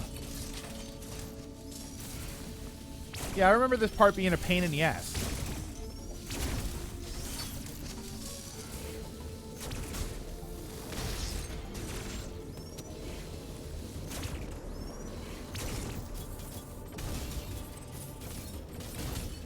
Oh, there we go. You can place markers, so when you get back to the main story, you place a marker so you don't get lost. Wait. Yeah, but I don't know where to go. The problem is I don't know where to put a marker. For right now. I feel like I need to get back to the warp thingy.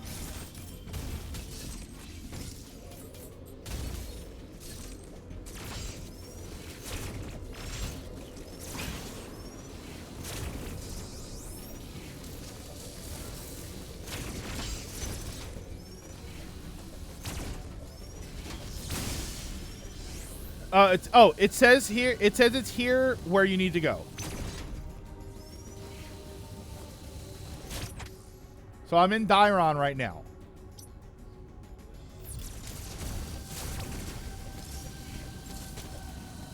It's tough because of the sequence break.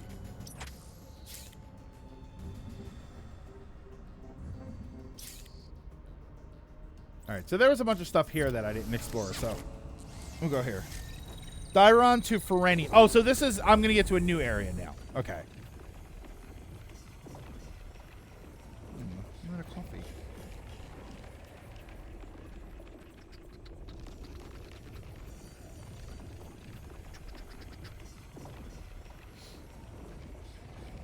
Come on, Samus. You're okay. I don't know why you're... I never noticed that the top half was much lighter than the bottom half.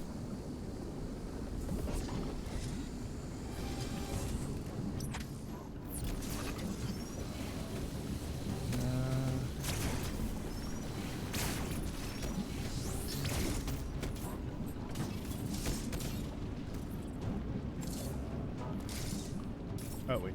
Whoa.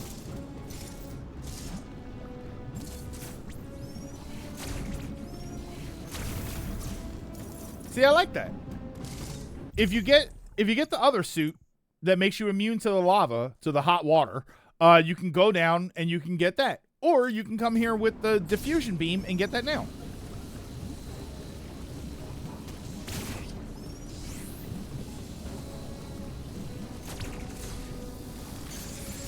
So there's this door which I opened before. Ah, here we go. Hold on. This is probably it here. Wait, that's not... Is that the fusion? No?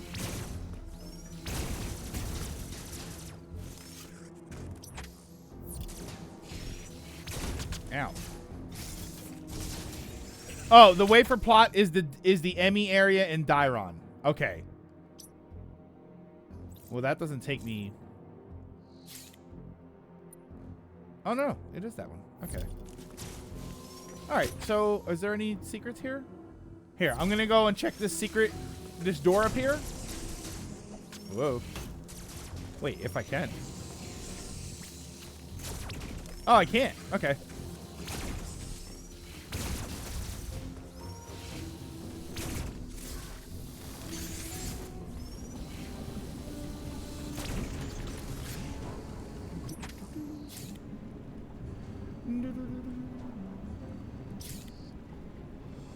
Okay, and then there's the Emmy area here. Well, the only Emmy area here is the ice area, I think.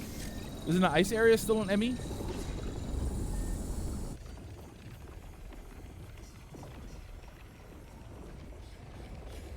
Something about this reminds me of Dark Samus. I don't know why. I think it's just the coloring or something, but this reminds me of Dark Samus.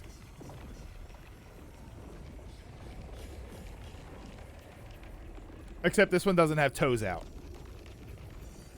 The pose, yeah, maybe it's the pose.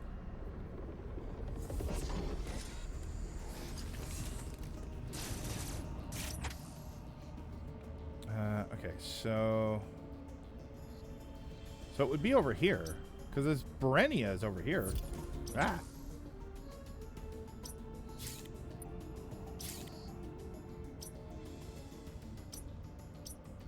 This is the water area. I feel like this is where I'm going to have to go. I feel like it's going to be somewhere in here. But this is all water. I'm going up. So I'm probably going... No, wait. I can't go that way because that's on the other side.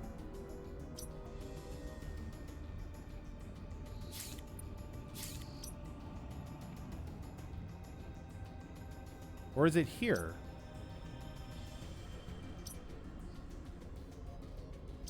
Cover destroyed.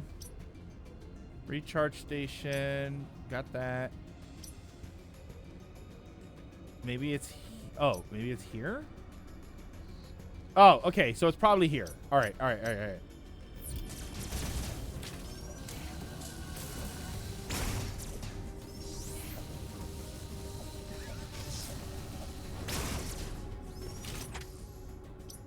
Nope. Got that already. So far, I'm enjoying Other M. Ignoring the story, the gameplay is fine. Yes, that's the Other M experience. That, to me, is the Other M experience.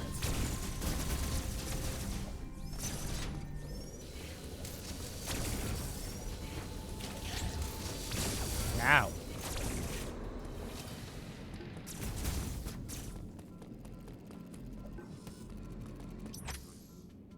Oh, wait.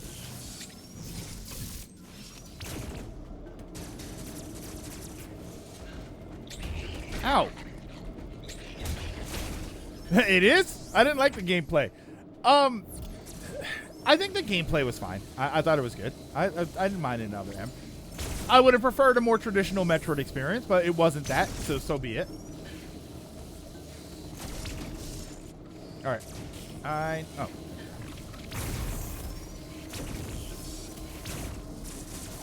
Yeah.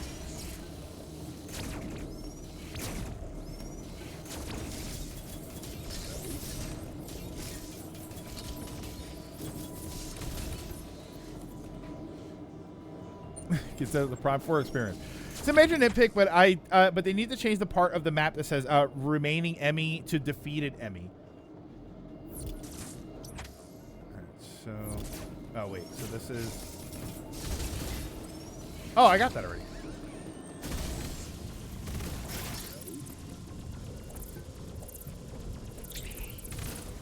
Oh my god. Wait, that worked?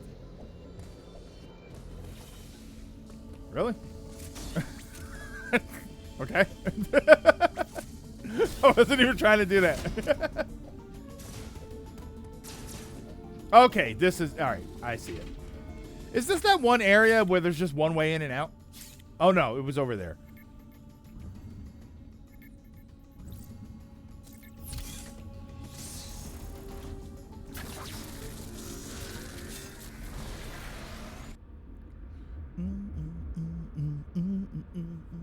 Did I ever get music for this?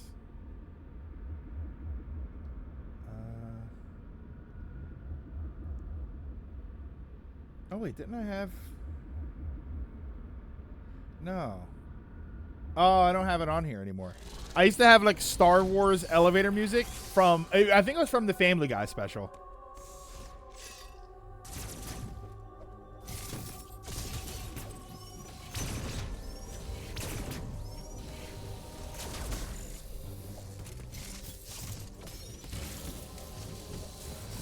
Ow.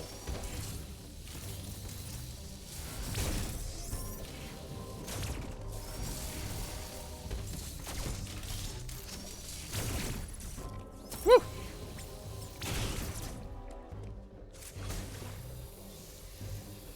Whee. Is this endgame area? It looks like no. There's actually kind of a bit more left.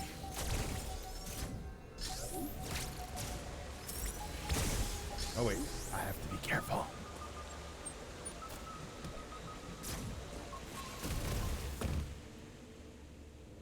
About half. This is more like the Evangelion elevator. It don't matter. None of this matters.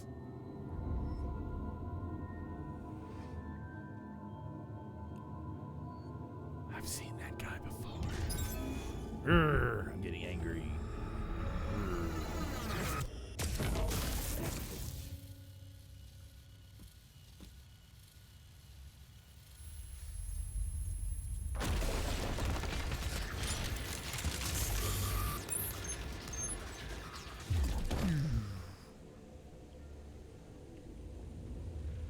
All right, now fight him.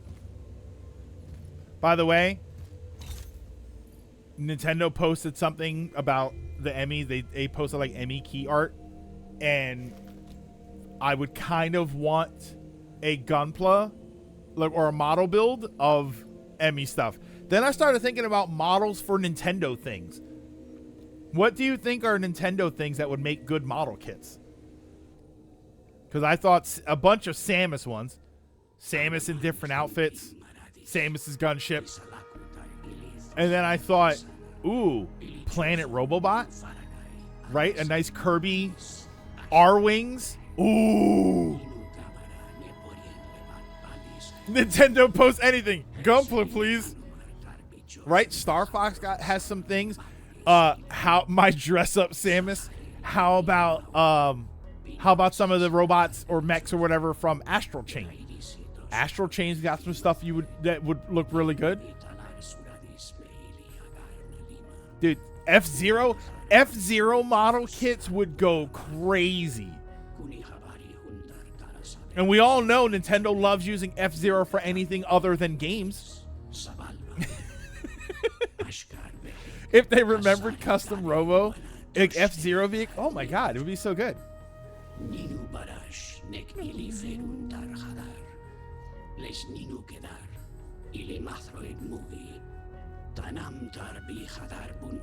They remember what F-Zero is, they just don't make a new game.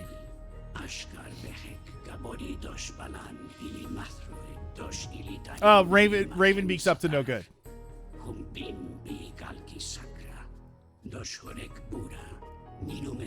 To accomplish this, he needed the Thought Tribe.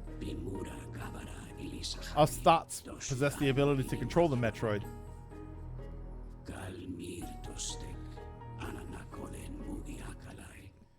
I didn't really want to buy them. I just wanted them to exist.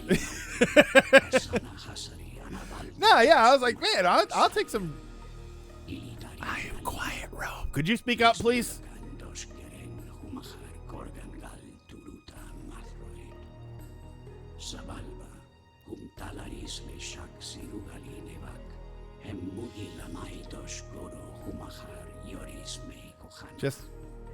Just remember.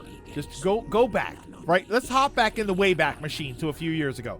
Just remember how amazed and how your mind was blown by what happens. I don't know, man. That robe is pretty loud. Yeah, you're right.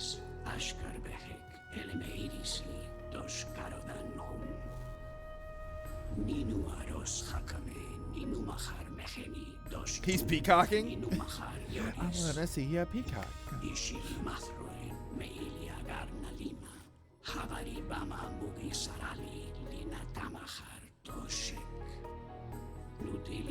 I mean, I know he's a bird, but come on. Maybe he's quiet because nobody's changed his newspaper in too long. The Kirby, that's what I'm saying. Kirby Robobot mech as a model kit. Fantastic. Ninetales, what's going on? He has commanded them to hurt you.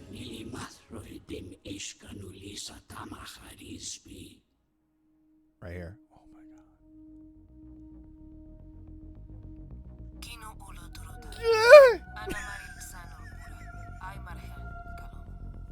God. I was so blown away. I wasn't even sure if I was supposed to be. Like, when it happened, I just was like, wait, have we never heard her? Like, I had to go over the history of Metroid to remember that, no, we have not heard that before. It has been a challenging mating season for Bird Person.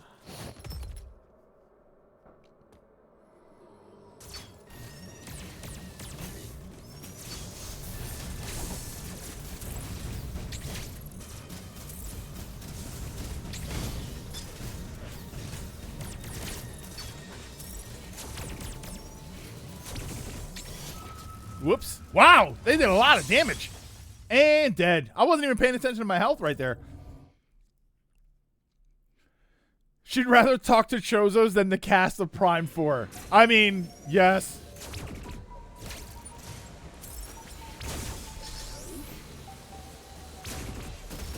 At least they start you right here.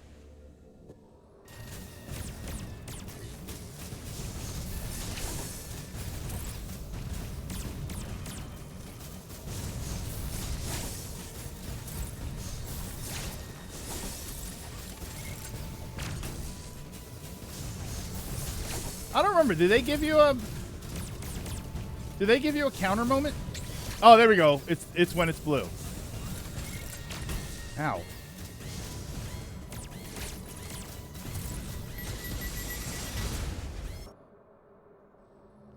No, don't go to the cutscene. I need the health.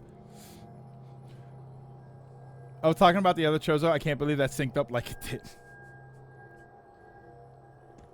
Oh, you were talking about the Chozo. I thought we just kind of leave him there, too. Like, all right. His robe has never been quieter. I was told about other M's gameplay. 60 invincible startup frames for the dodge roll with no end lag. 20 frames to swap to first-person mode, and you can only use the missiles while in first-person mode, so you have to stand still.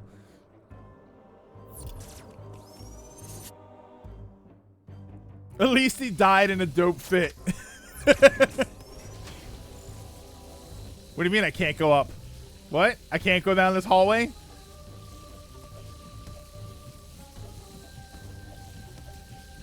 I hate that it won't let you. So wait, hold on. Do I want to go that way or do I want to go that way? Let's go this way.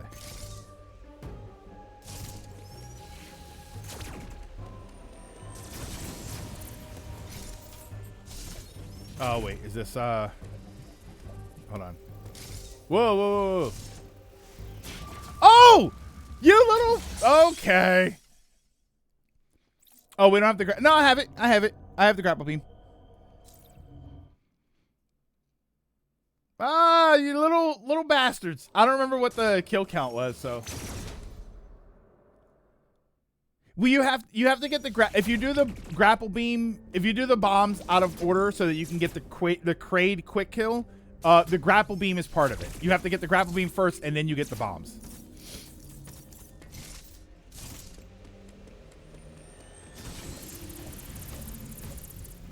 Okay.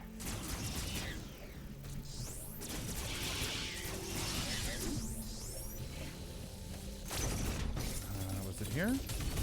Okay. Yeah, okay.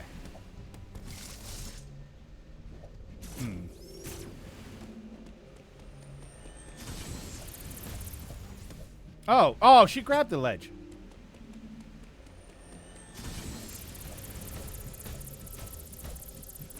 Ah, damn it.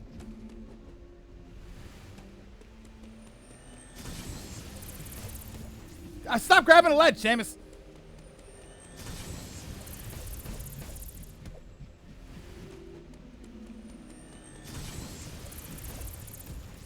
Okay, that was my fault.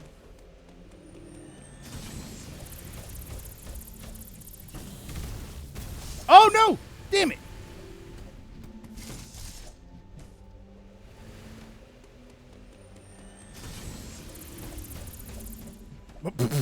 Okay, all over the place there. Oh, she keeps going into the ball early. I'm trying to slide.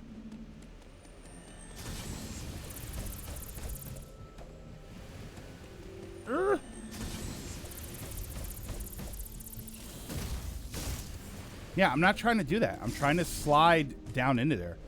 You don't even need to slide? Do you not?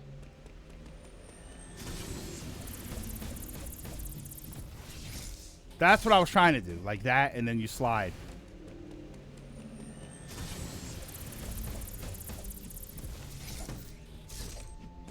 Because when...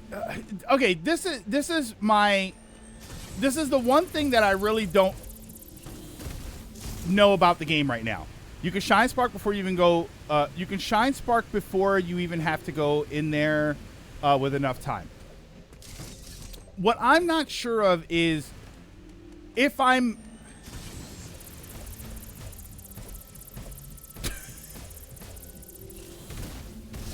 if I've got the shine energy. Hold on. Okay. If I've got the shine energy, will it just destroy? Maybe I'm probably overcomplicating this. Hold on. Damn. Will it just destroy the floor blocks, or will I have to destroy them manually?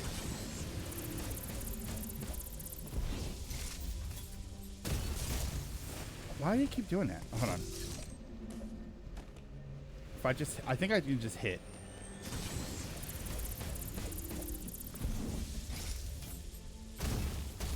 Oh, she didn't.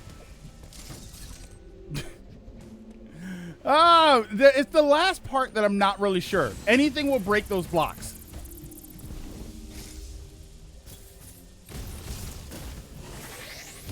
Okay.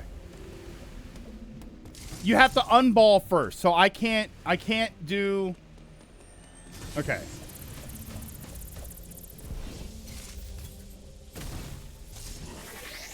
There we go. That's what I'm still. That's what I'm still lost with it, because this whole rebound thing. You can do it from ball spark. Bringo. What? Like the whole bouncing off the walls thing is new for this game. Now, you see the RE9 stuff they shown off recently? Well, we watched a presentation. Is that it? Or is there another thing?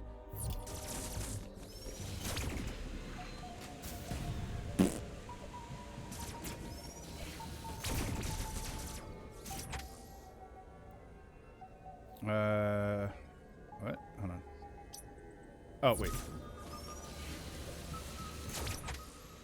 You will have to wait. Oh, you have to. I saw that. They brought back the case, and Leon gets to become Chainsaw Man. Oh, you can't stand on him.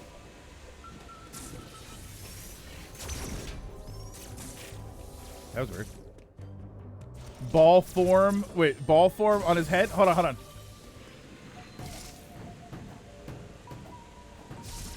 Oh, you can roll under him. Look at that.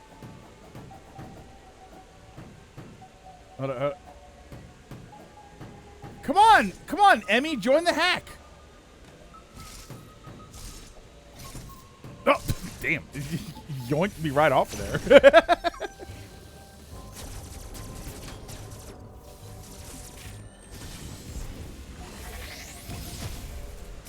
Okay.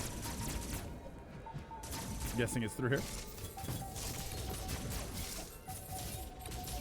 Or was it down here?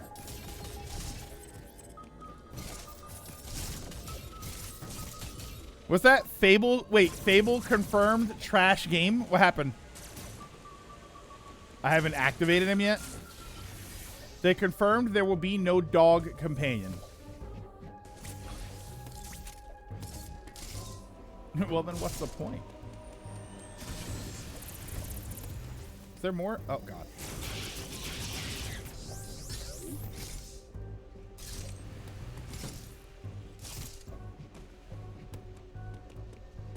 Oh, there's the cold area. I don't want to do that.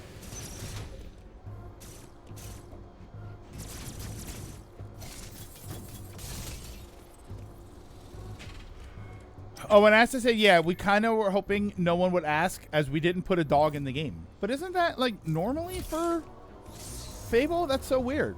6 years for that. Hi, I have a question. How popular was Fable? Because Fable is something that was never even on my radar.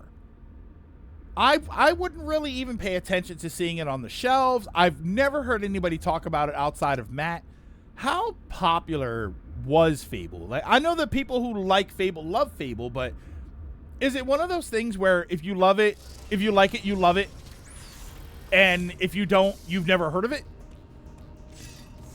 It's more of a cult game.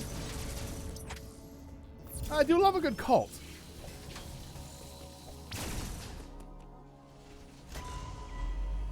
Yeah, legit didn't know Fable was a thing until the SGB playthrough. I heard about Fable, but didn't play it until years later. So you did play it.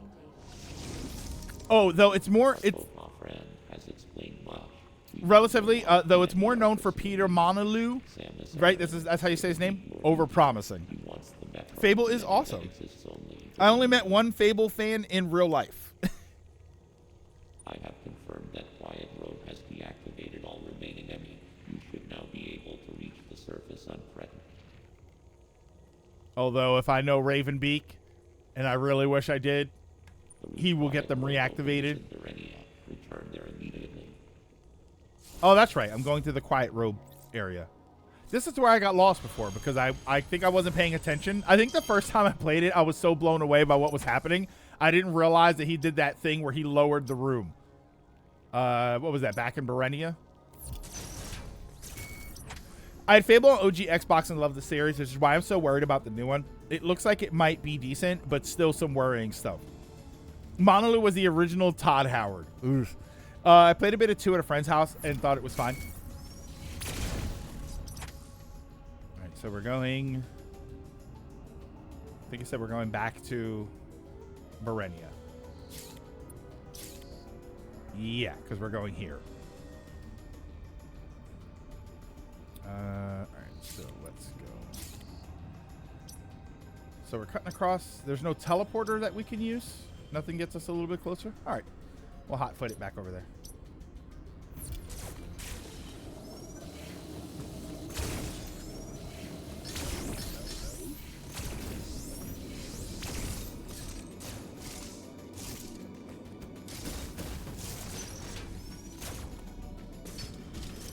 I don't remember how huge Dread was.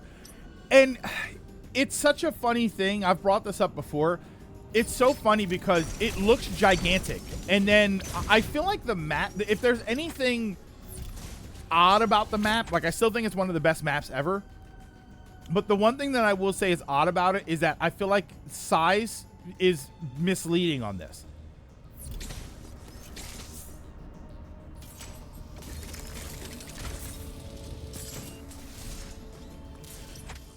See, like this here looks like it should be a big giant room. When in reality, Samus is probably as tall as her little icon here. So it is really not that large of a room. But on the map, it looks gigantic because we're used to it. We're used to maps like this where everything is a different scale. Because I did that a lot in this game. I had a bunch of moments where I thought, oh God, I have to go all the way over there. And then the whole thing takes a minute to get through. The icon is too small. Ironically, the icon is about her size. But yeah, I don't know. It all feels very misleading.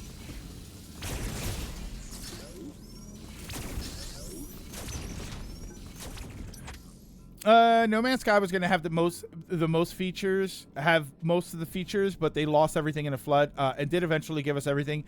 Peter just made shit up when, oh, is he related to Hello Games? Fable's such a great RPG. In my playthrough, I went to my hometown, became a hero, lured people into the woods, killed them, bought their homes, and rented them. You're like some sort of weird Lex Luthor.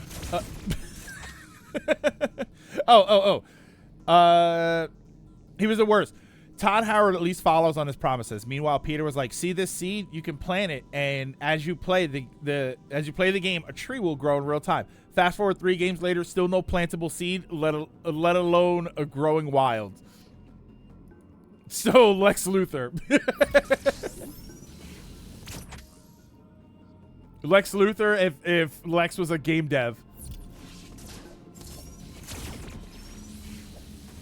It's how very British is that you said. It depends. Wait, it depends. Let's see. Let's test how British this is.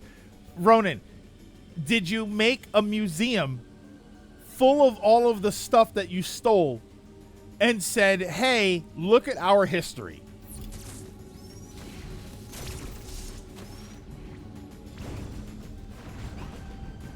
Because that's important.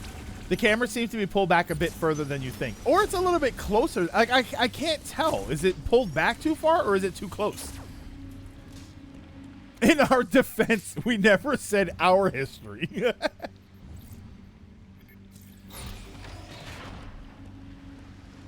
And Lilac, if I may paraphrase them, it's ours now. You can't do that, sadly. It sounds like you tried. Oh, man. Though technically speaking, it was part of our history. To be fair, criminal history is still history. Oh, we're on, what is it? What is this? This is, Camino.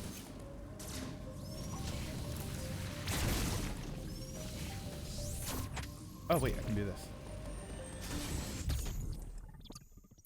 And you can kind of do it in some houses. You can get this. Oh, you can get display stands to show off weapons and clothing that you stole. Oh, there you go. Yeah. All right, so I can go up. Up is where the game wants me to go. Is there anything? Let's see if there's anything down here worth checking out.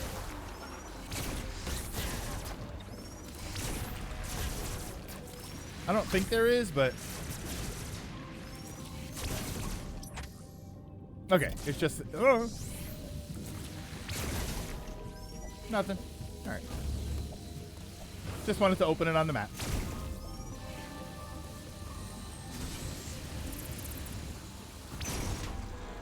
I think it was Barania where I got stuck a little bit. I got stuck because I think I was distracted by Samus talking. And so I really missed a lot of his stuff in the end, Quiet Robe. So I didn't remember the sequence where this moved. And I was stuck here for so long because I just didn't know. I didn't know. Like, I never saw it.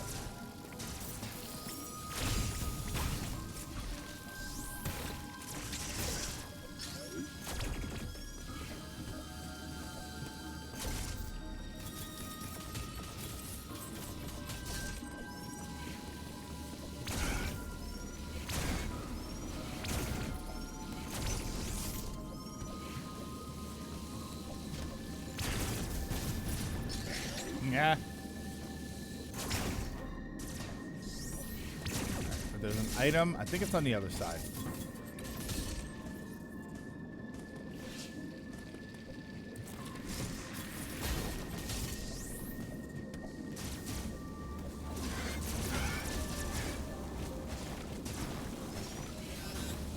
Oh my god. By the way, I never... Oh my god, I almost died right there.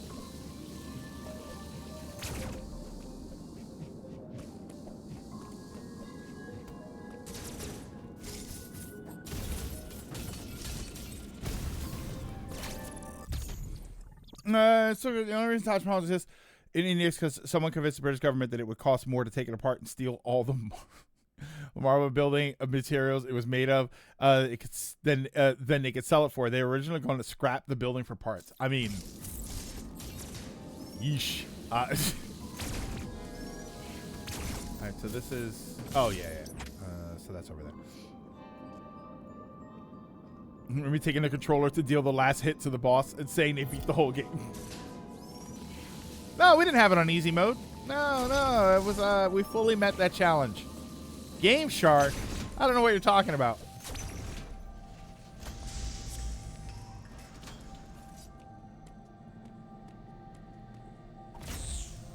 I really like a Samus model kit.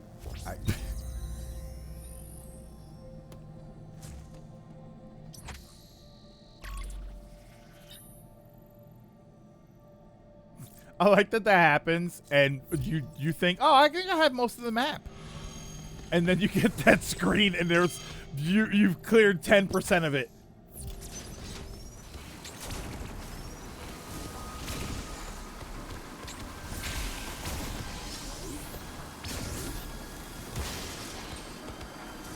Here, hold on. Well, this is ammo. That's not even.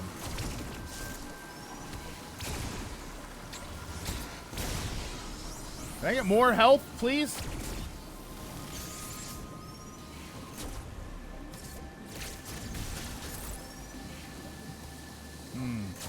No, wait, hold on.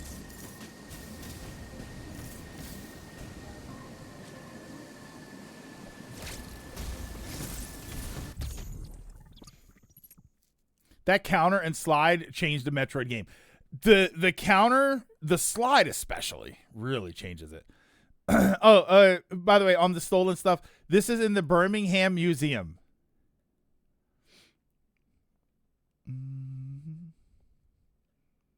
Collected history from art and history from around the world.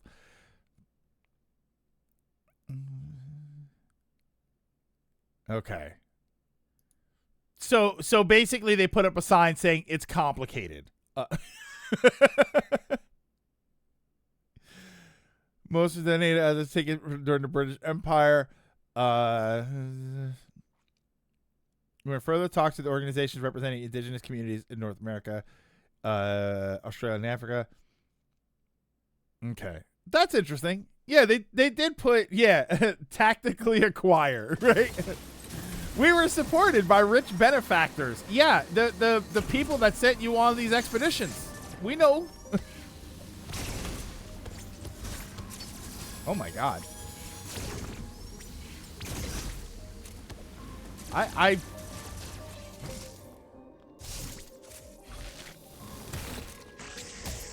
Woo! I gotta remember the mode that I'm playing here.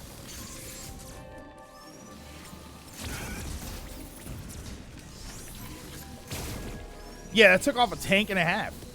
These things are dangerous.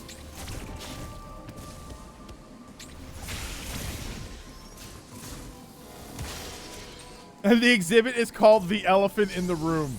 Accurate. Ow.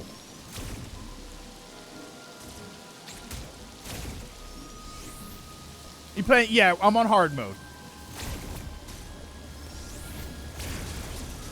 Ugh.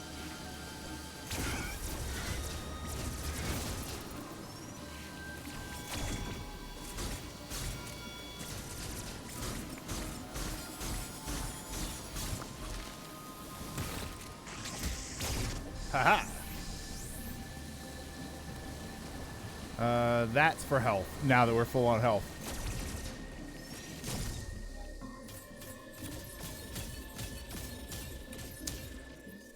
A really good movie is The Monuments Men with George Clooney. The Germans were stealing art from other countries, and the U.S. made a team where they try to take them back. Is that what that movie's about? I've heard of it, but I never watched it. I don't have a good history with George Clooney stuff. Like, I never really watched a bunch of George Clooney movies. I watched Ocean's 11. And I was like, it's okay.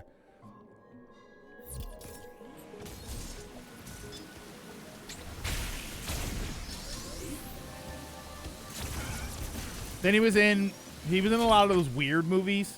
The like what was the goats one? The Men Who Stare at Goats or something? Which I heard was good.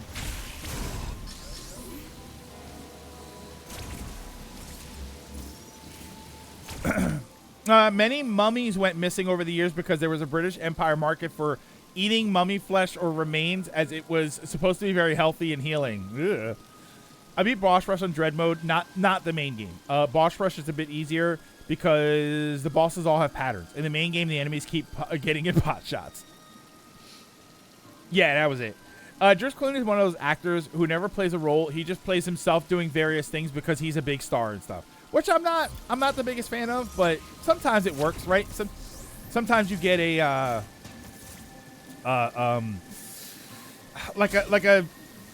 with Nicolas Cage, right? Nicolas Cage is never I feel like Nicolas Cage is never really anybody interesting. It's always just Nicolas Cage. But we like Nicolas Cage, so it works.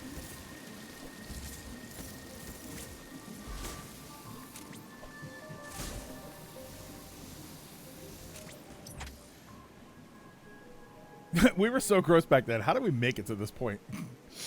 We actually have tried and set 90% of things back. The last 10% we've been told we can keep it. And the museum is still in the middle of a huge shift to Birmingham and UK history. I saw many mummies went missing and expected the rest of that comment to be a tongue twister. They showed up in a cartoon called Mummies Alive. If you remember Mummies Alive, you qualify for a senior discount.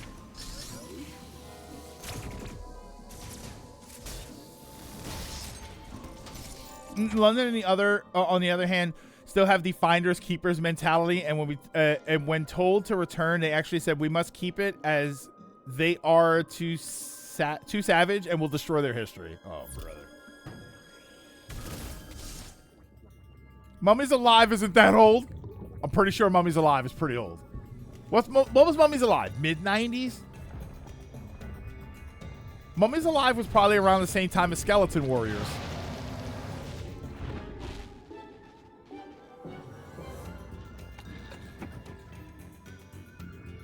The most non-boss boss. Oh, wait. Can you not destroy these? Whoa. What am I doing here? Wait, why isn't this working? Oh, you can't destroy the red ones. Okay. Am I missing something? I'm dead. You can shoot the blue ones, yeah. Am I missing something? Am I not supposed to hit that?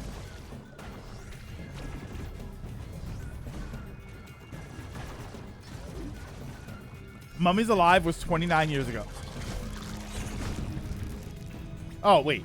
Up here. My bad. I forgot about the red herring. I think you got to shoot that first. Whoa. Oh.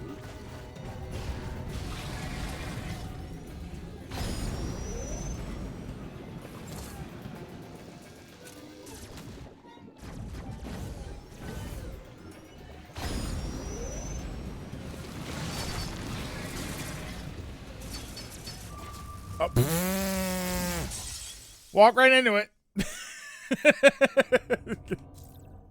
Well, that's one way to do it. The boss is that monster's gonna go back like, yeah, I'm taking credit for that. That counts as a me kill.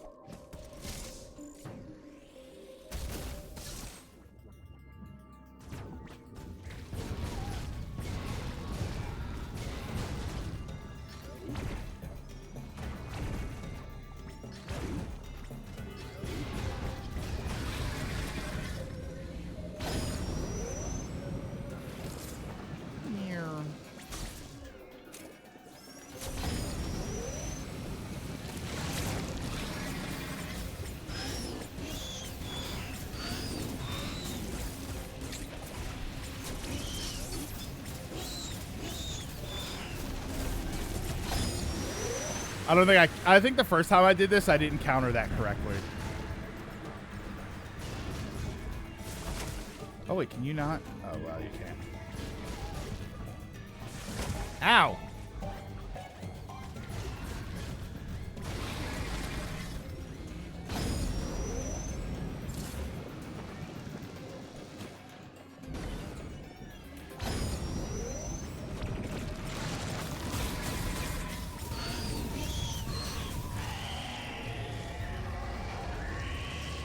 His damage output's insane. Part of it's because it's on hard mode. But I do the same thing whenever I think somebody's talking about me. I withdraw and then I harden up. Yeah, not bad. Just like you said, damage output is just insane.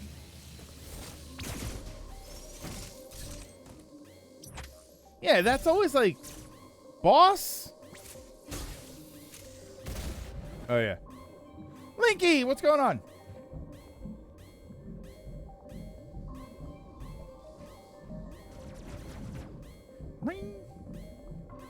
Oh, I hear you. I hear you. How you doing, Linky? Linky, did you survive the rain? Okay, the snow? Okay. Okay, that was no. So when I started playing again, boss rush was unlocked. Oh, I didn't think I made it. Can you bomb jump in Dread? No. I think they took it out of this one.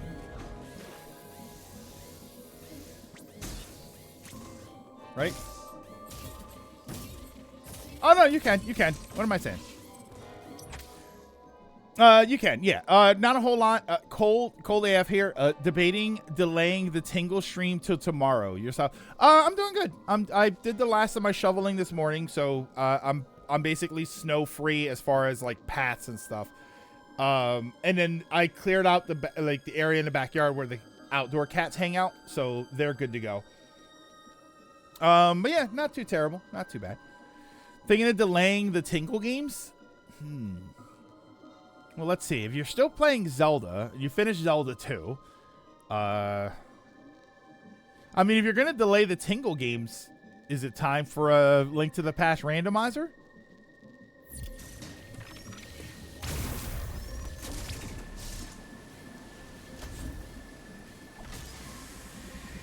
No real snow for us. Got about half inch of sleet.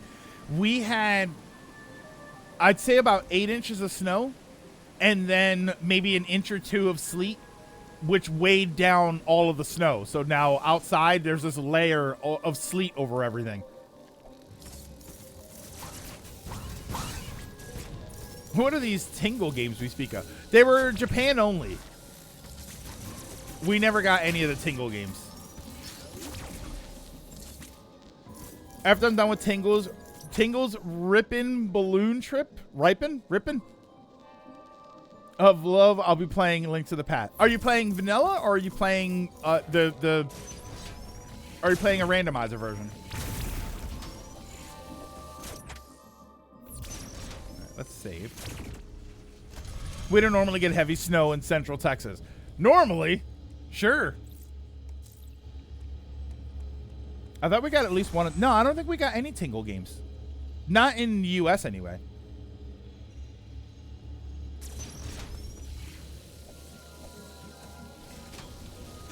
I might normal and go for 100%.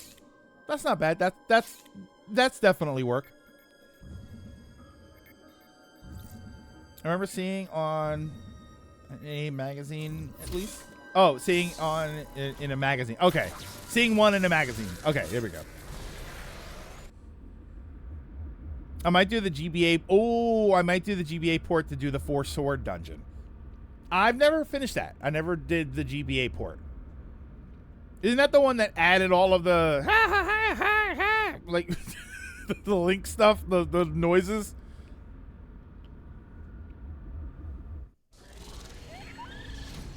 You could also do a randomizer as normal, but have a custom. Oh yeah, Linky, that's true. When you make a randomizer, you can actually make it just the vanilla game, but you'll still be able to customize the sprite that you use. So yeah, you can do a randomizer version, but have it just be the vanilla game. Not really feeling the gym today, but I'm gonna do some Ring Fit. I gotta get back to doing. I gotta get do Ring Fit and stuff.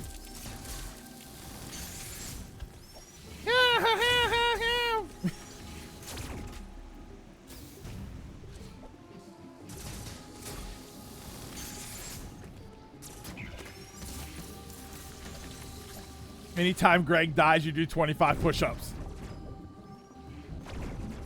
Yeah, oh wait, in Dread. I like that you have to specify in Dread.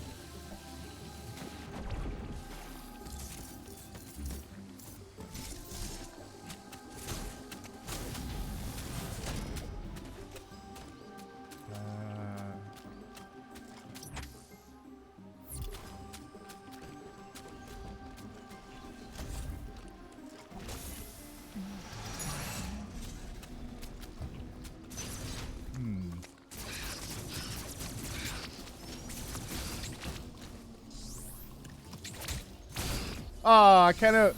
Okay, here's what I'd like to get in the next Metroid game.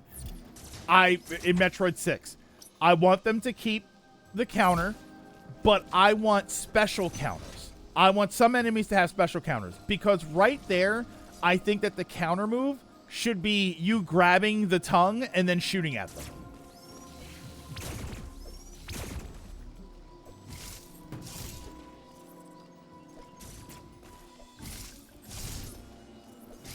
Hold on.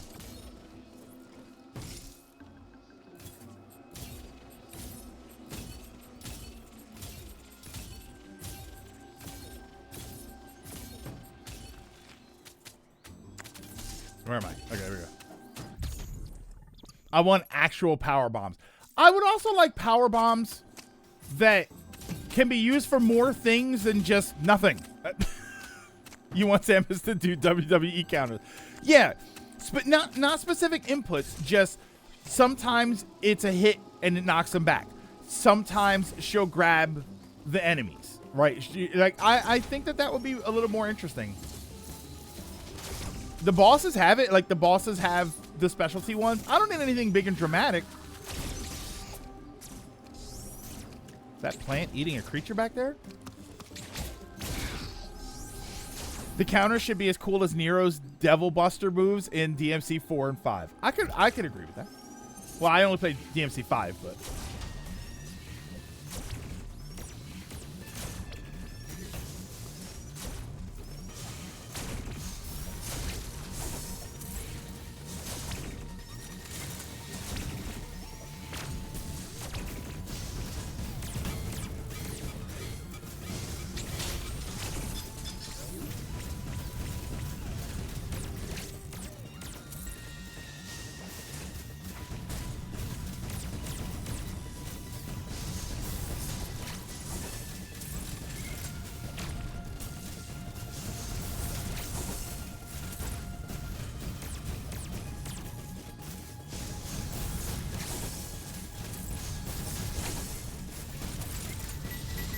Woo!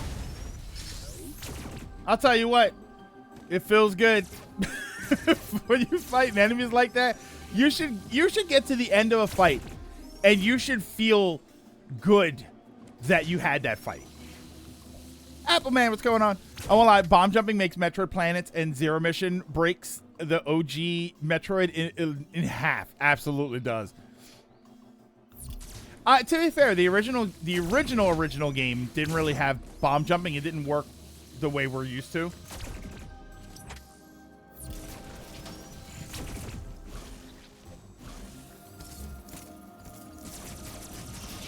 Whoa!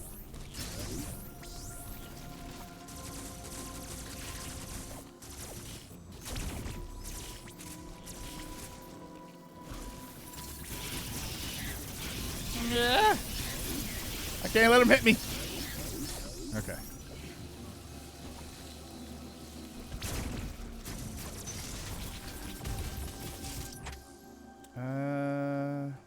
Let's go up just in case. I like when you have to fight two of those.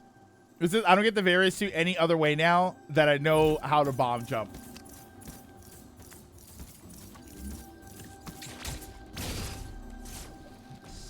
Oh, Emmy area. Hold on. Do I want to go up or do I want to go down?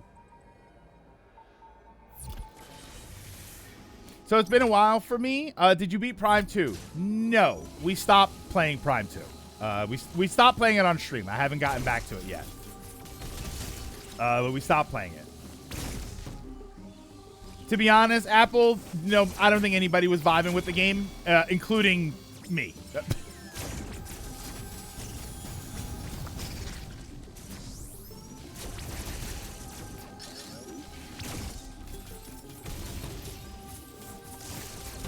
Oh. Haha.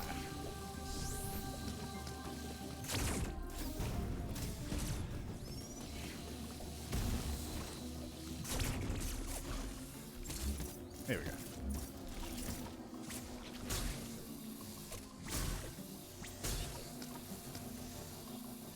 Whee! Keep the slugs safe. Oh, the little guys?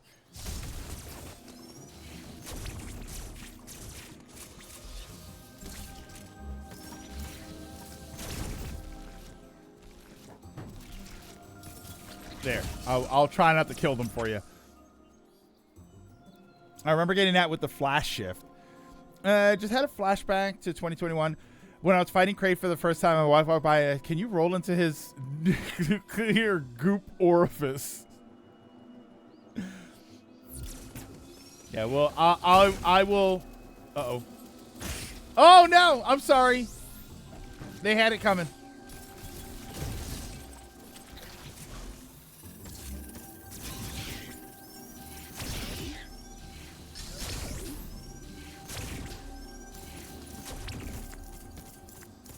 Another slug bites the dust. Ow, ow. Okay.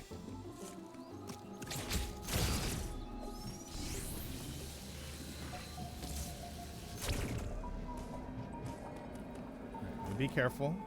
Try not to make too much noise. There's an enemy back there. But it's frozen. For now.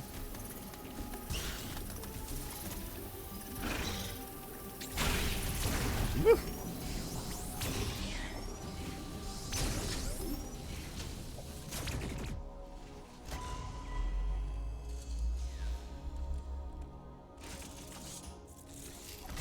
Uploading data. Oh! Hold on. Samus, you are approaching the surface. This area, Gathering, appears to be an underground forest. It's what it appears to be. Deactivated, but Ravenbeak still desires the Metroid DNA within you. I have reviewed the video log of your encounter after your arrival. You were no match for him then. You are no match for him now. You will never be a match for him. He's just too awesome. And talk about sexy. However, You wouldn't believe it. Suggests that you would not be a worthy adversary for him, not even at full power. One thing still eludes me. Why did Ravenbeak spare you during that encounter? Something must have motivated him. At this current moment, I think my favorite Prime games in order are 1, 3, 4, and 2. Interesting. You're not a big fan of Adam's voice. I love... Well, I'll actually... Hold on a second now. Oh, no, wait, because it was that voice before. I love the Adam voice. Isn't that interesting?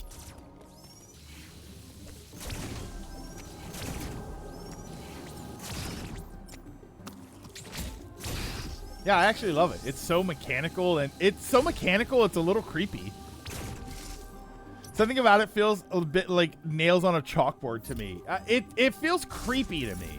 I don't know if I would say nails on a chalkboard, but it is like, ooh, there's something about it being unsettling.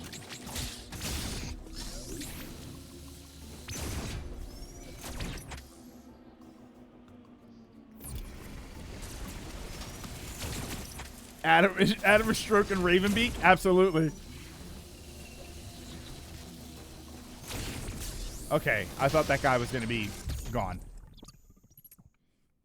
He sounded mechanical when he was still human. Yeah, he was a robot then, and he's a robot now.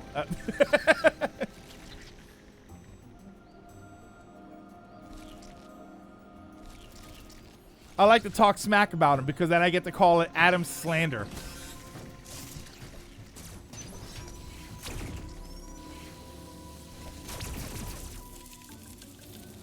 There's just elevators everywhere here.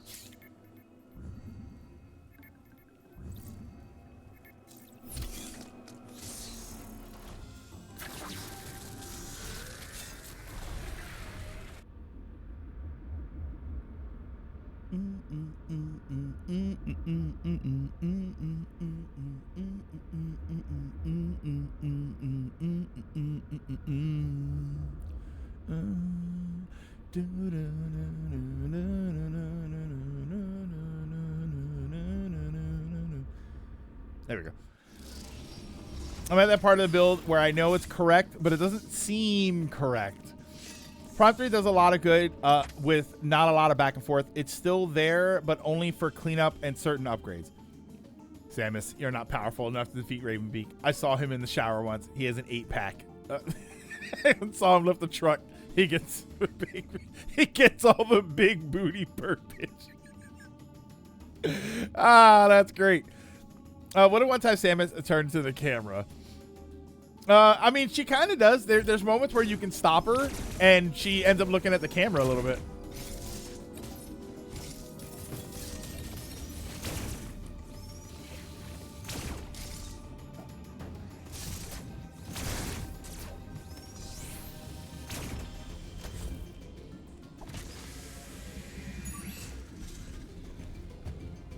Yeah, like a creepy, slow look at the camera. All right, well, I can't go in there. It's cold.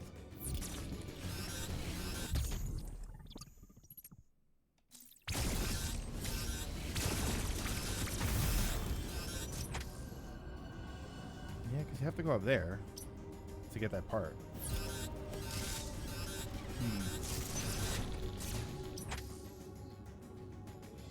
Oh, so you're just not supposed to be here right now. Okay, hold on. Finish AM to R, Super, Prime 1, and other M first, though. All right. Give me a minute. Let me run to the restroom, and I will be right back.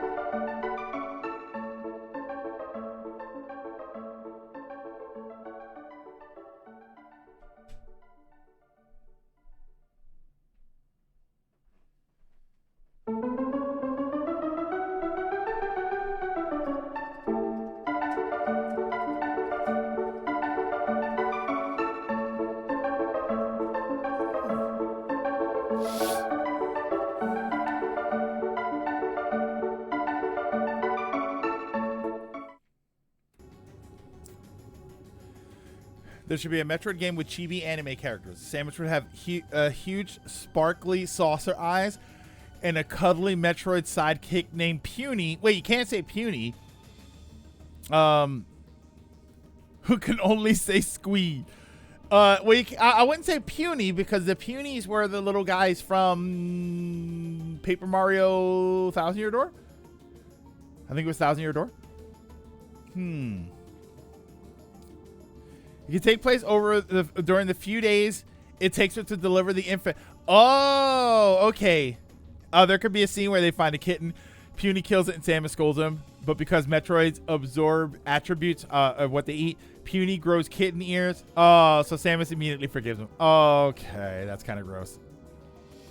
Yeah, the Punies were 1,000 Year Door. Yeah, but would you name it Puny, though? I don't know. Medi, the baby Metroid?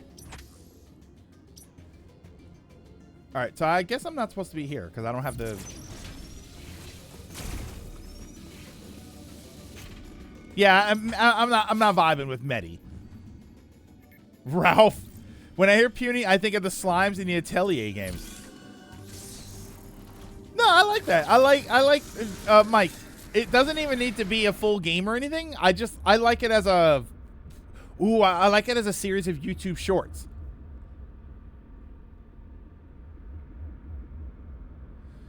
Seeing the Baby Metroid die in Other M was heartbreaking. I'll tell you what, though, General, it looked great. That's like naming your French bulldog Frenchie. I mean, Ash's Pikachu's name was Pikachu, so. All right, so I think we have to go. I think we have to stay in here.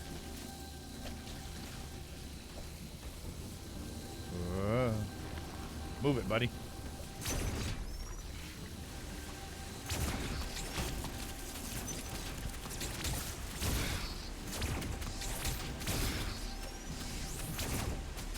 I can't judge. My cat's name is Rascal. Yeah, and I still hate him for it.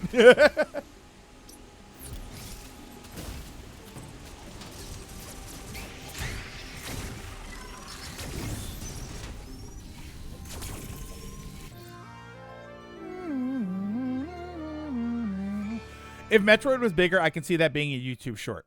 I don't think it needs to be bigger to have YouTube shorts out for that. There was other Pikachu owner who named his Pikachu Sparky. Yeah, like, give him a name.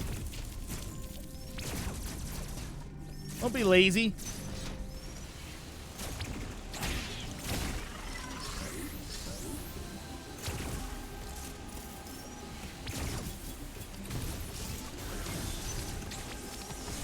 Oh, wow. How did he not hit me there? All right, so I don't want to go back. Right there. Gonna name my Greyhound Gray. No, what was the one that I had a problem with? Because there is something that I always had a problem with that. Who was named? It was a character. They were named. Zelda. Sheik. Sheik was a Sheikah. That's like Barb the Barbarian. It's no.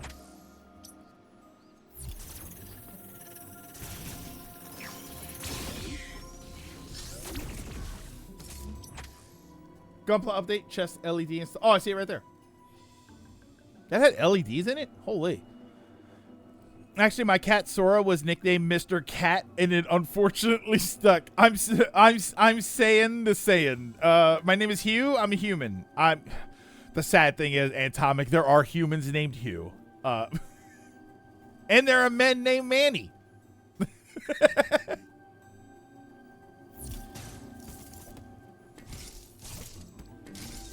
I had a stray cat my mom named Stinky. I mean, that's fine. That's a different name. Whoa. Okay. There we go.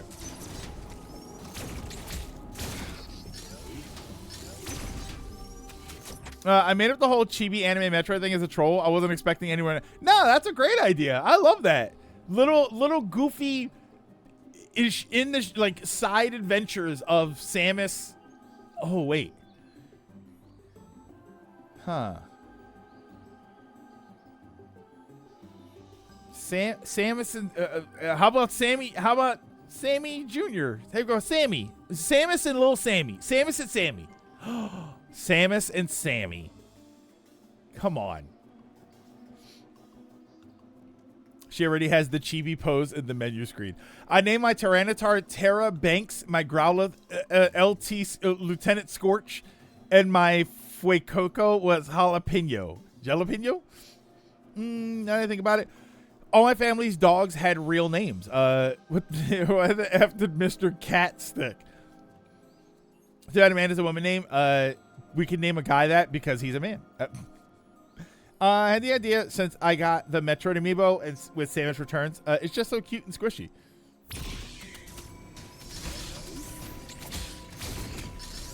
Oh wait, that big thing is gonna cause trouble.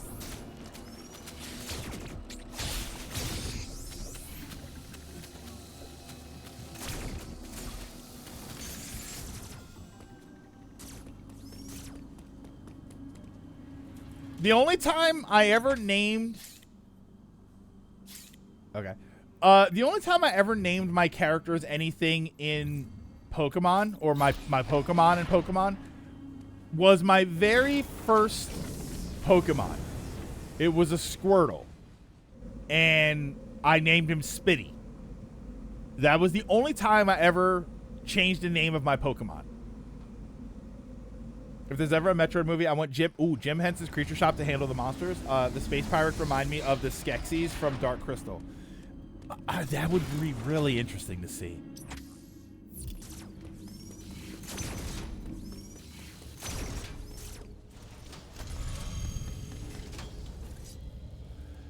I named my Gecko. I'm guessing that's Gecko. Kush.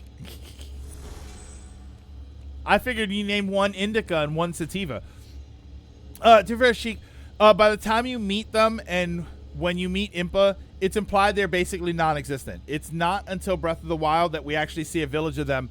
In Age of Calamity and Breath of the Wild, lore stuff shows the kingdom kind of resented their existence. No, that's not my problem. My problem is that even if it's based off of the ancient Sheikah warriors or whatever, you still named it Sheik. You still you chose the name Sheik. It'd be like Terracotta Warriors and you chose your name to be Terra. Although that's a decent name. I never used this, so I started doing Nuzlocke. Oh, as one of the rules, other than the one per route and 0 HP means permadeath, you have to give the Pokemon nicknames as it makes you have more of an attachment. Oh, that's interesting. You like to name your Gardevoir Saria. From then, I just got the habit of naming my Pokemon. I wouldn't even mind a bit of CGI to add little details. It worked really well in Dark Crystal Age of Resistance. Like a man. Yeah, that's what I said earlier. Like a man named Hugh. Or a man named Manny. Hell, how about a guy named Guy?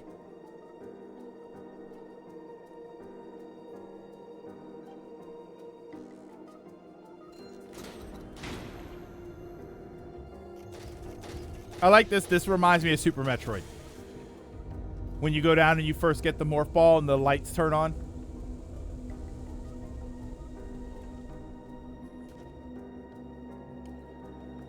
Whenever I catch Geodude, I always name him Gistone? Reference to a bootleg Pokemon Fire Emblem hybrid. Coolest looking bosses in the game coming up.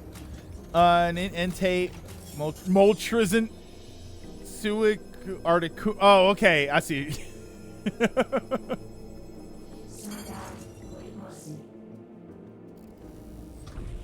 To be fair, my name is a whole military rank. General. But that's not your real name.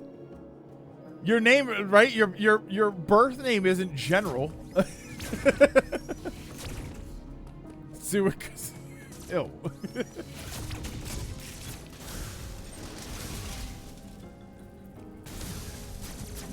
Oh wait, those aren't.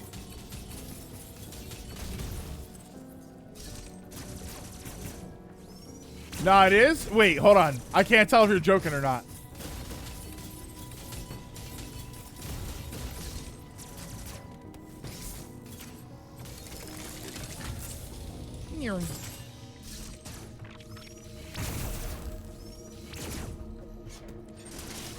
Ah. Oh, that's right. The clear. Posting the side chat. Okay.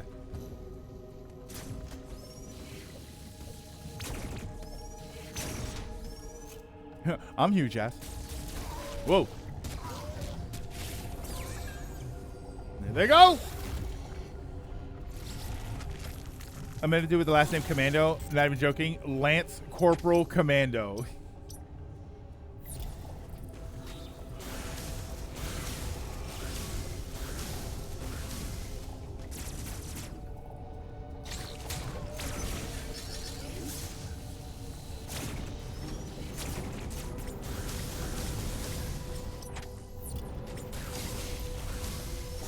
I love that. You like the X-Parasite? Is that what you were talking about when you saying you like the enemies?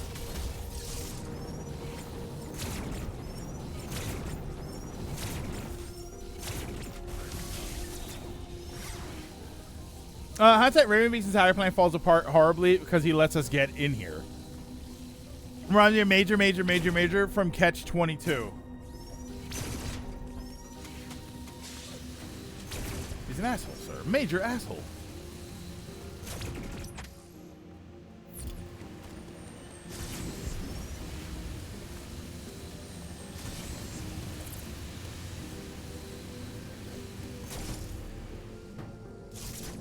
Okay.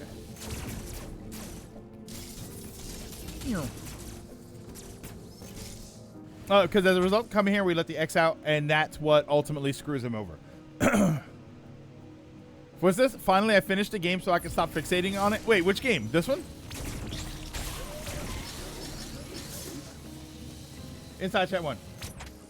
Oh, yeah. Oh, wow, it is. Holy smokes. All right, General. My bad. I didn't mean to doubt you. Is that a family name, or? That's interesting.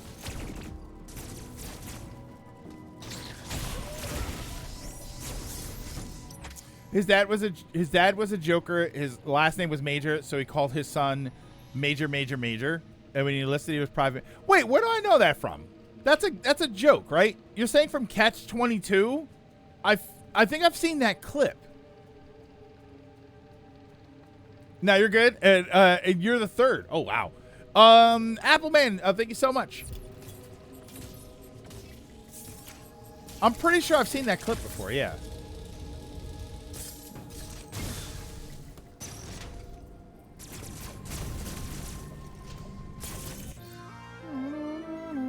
There we go. That's what I was wanting. A little plasma beam action.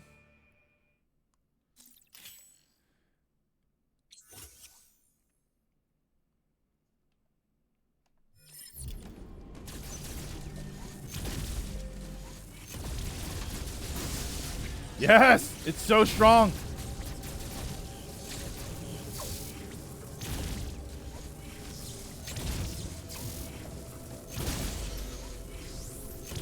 I'm still like, where do we go from Dread? Metroid 6.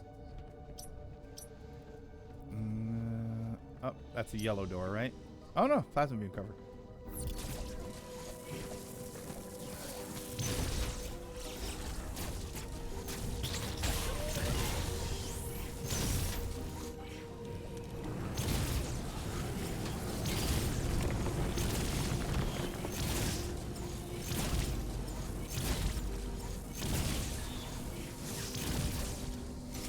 Oh wait, that's the other way.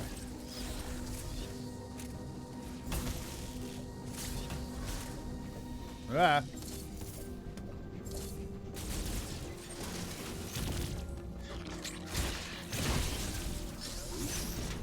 The one thing that's not really explained, well, there are several things that aren't really explained. What are these creatures at the door? I know that they're supposed to indicate bosses and stuff, but what are they supposed to be? There's just randomly, and they've kind of been there since Super Metroid. There's always been this sort of creature attached to the door kind of thing, but why? Other than to give you health and stuff, because they always give you like the red X, or in Super Metroid they didn't give you as much.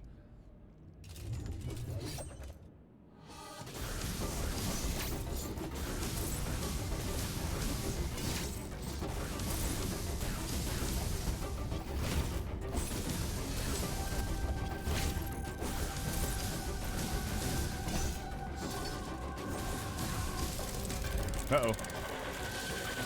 I might die because I don't remember what this turn order is here. Whoops.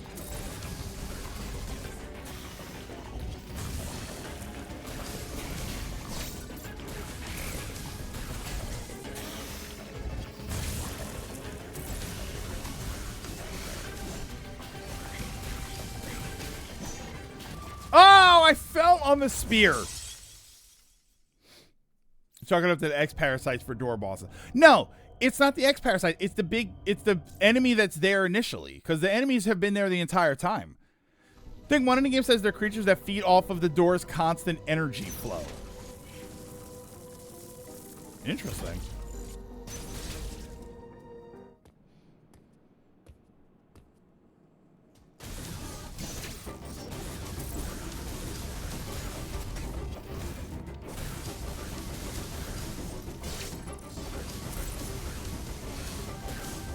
The only thing that sucks is now that you have the super missiles, they don't fire as fast.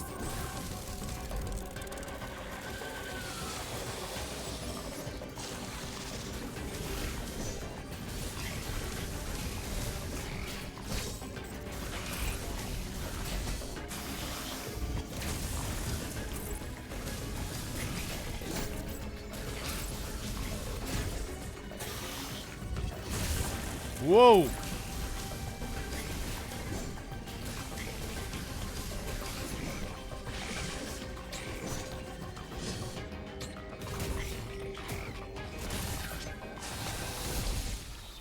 Damn. I was trying to fire missiles. They're called Ghidorah and are natives to Zebus. Ghidorah. Ghidorah. The door enemy is called Ghidorah. It's like a human named Hugh.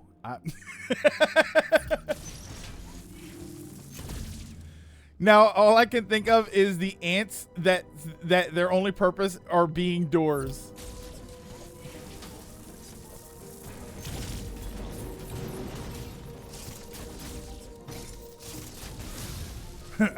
Why is Ghidorah?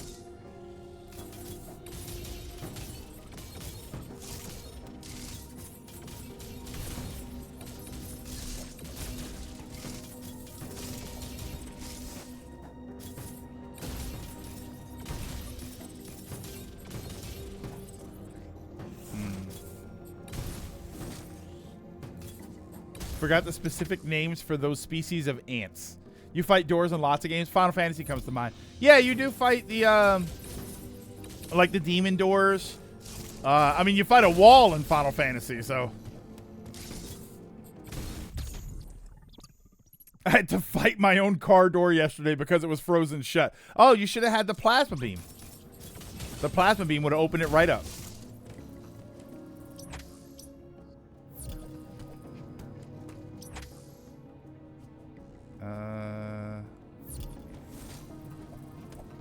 A very angry wall.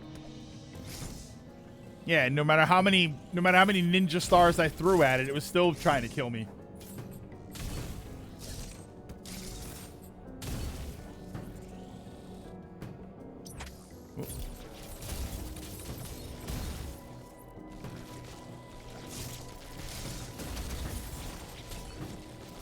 Here, I will save the slugs for you.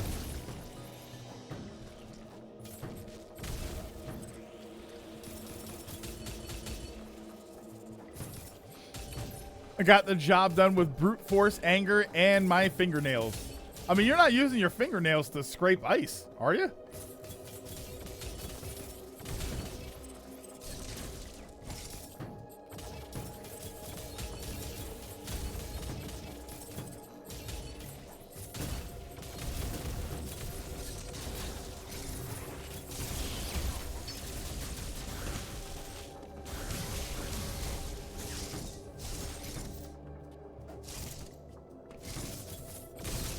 There we go. Oh, power bomb. Okay.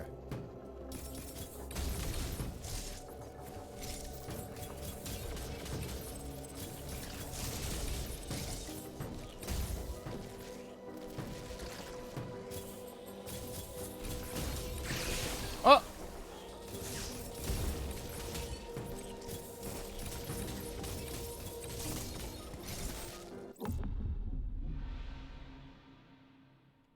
Ooh. Ooh, spooky. All right, so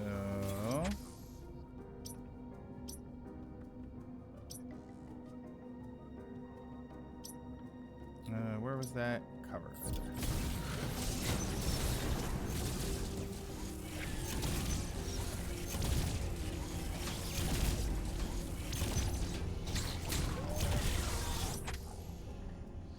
Right? No, wait. No, gotta go back up. Actually, wait, was there a shortcut through here?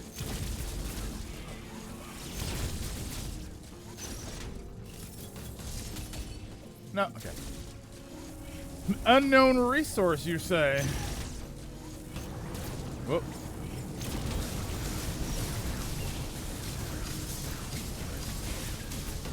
Okay. Then I sat in my car until the feelings came back in my fingers.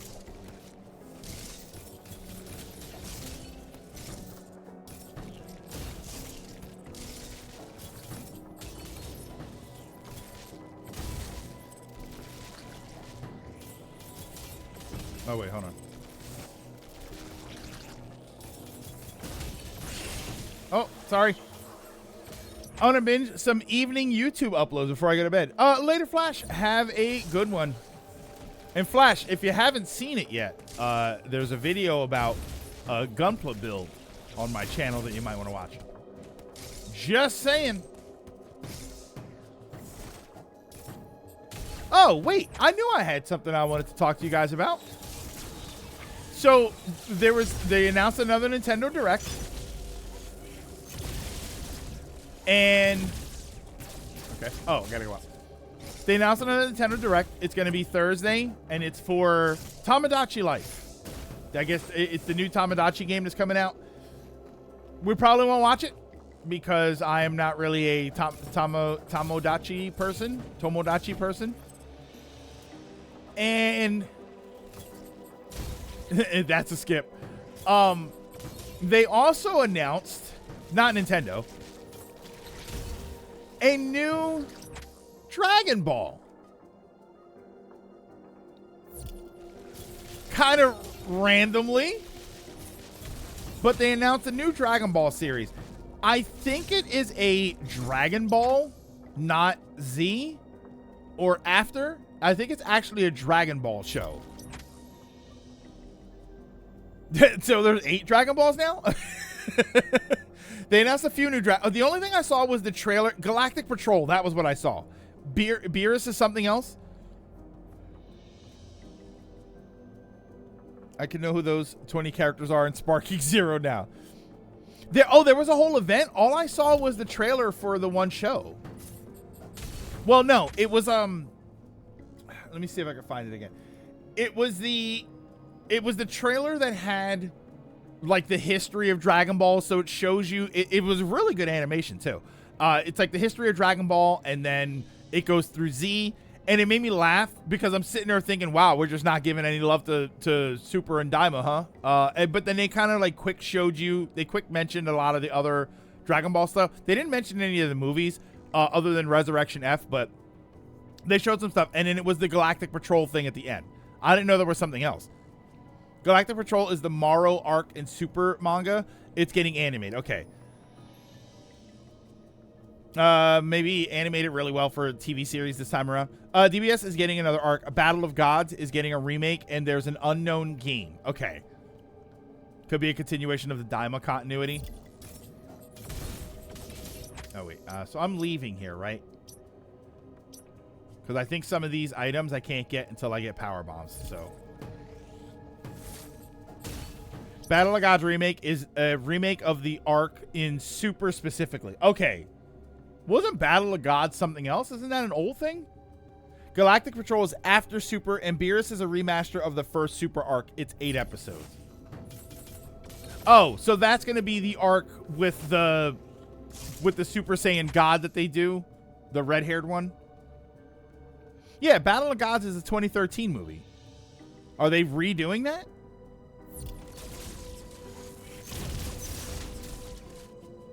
Oh, which was reanimated really badly in 2015 for Super.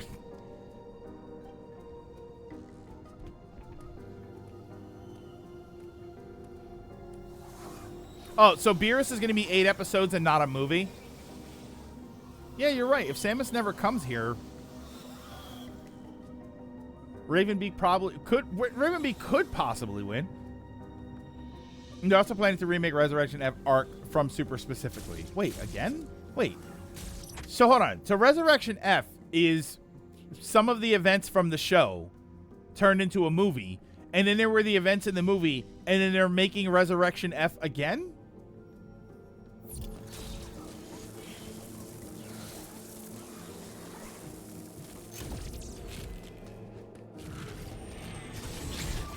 Oh my god, I didn't realize there was an enemy here.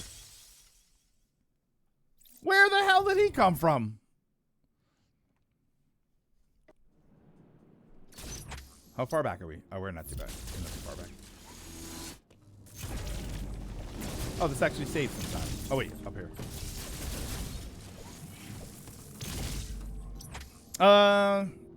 Backwards. They're also planning to remake. The reason the first few episodes of Super were so badly animated, it was all newbie animators, and the senior and experienced animators were all on One Piece Red.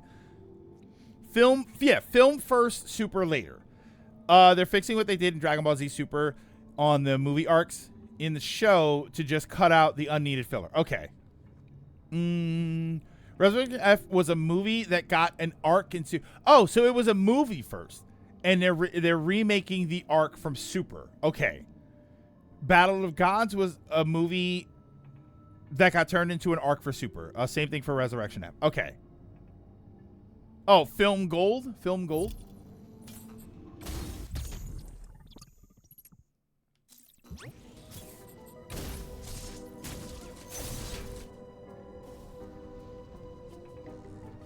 Look at how much we were just messing around that I came back here and it was this quick.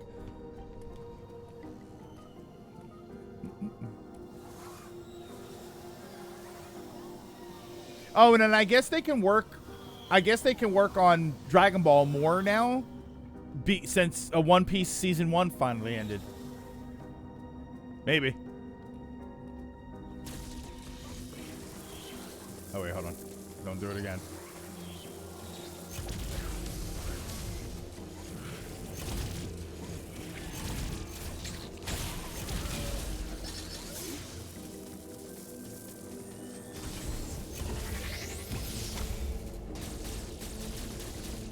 Got some ramen broth stock, so I'm testing it to see if it's any good. Battle of Gods only existed because Dragon Ball Evolution was so bad, in part thanks to Toriyama tanking them with misinformation and Toriyama going, I can't let Evolution be the last thing for Dragon Ball to go out on. Oh, look, X-Parasites. One Piece is still being animated behind the scenes, and the animators are working on other Toei shows like Beat Break and Precure. I hate the name Precure because it makes me think of something else that's gross. I died one step away from a save point.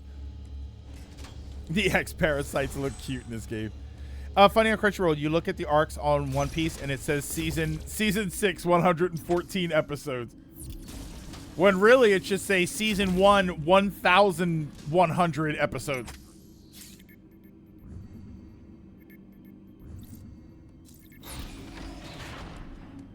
Craig, mine out of the gutter. No.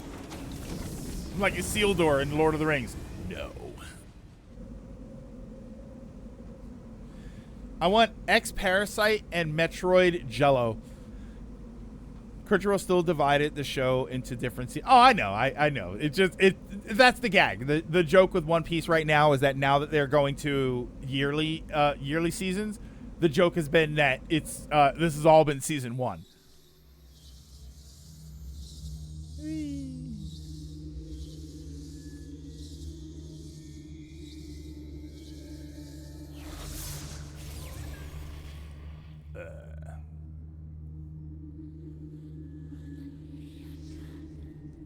See, Samus, if you dispose of the body. Water 7, I think, is like 115 episodes.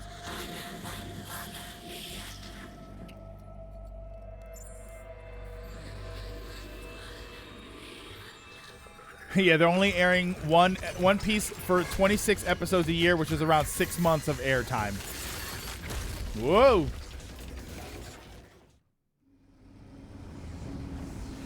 Any thoughts on the live action One Piece? My family loved it, but I never watched it. I thought it was awesome. I actually really thought it was incredible.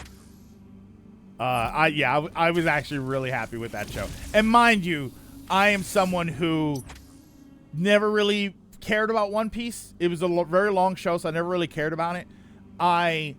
There was a scene that I saw. It's the thing where Nami is crying about Arlong, like when she stabs her arm and all of that stuff, and she asks for help. So that made me kind of curious. And then I managed to watch one episode of it, and eventually I was able to watch the rest of it. I thought it was really good. I actually think it was very, very good. It felt very true to the characters, most of them. They were good characters. I don't know. Everything just kind of worked well on that show.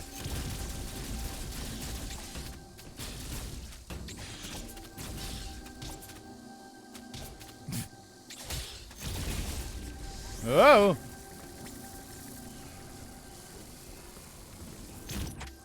The guy who played Kuro was awesome. Anime Zoro. I still think Anime Zoro is a lot funnier. He's my favorite character. But everything else was great. The Mihawk stuff was terrific.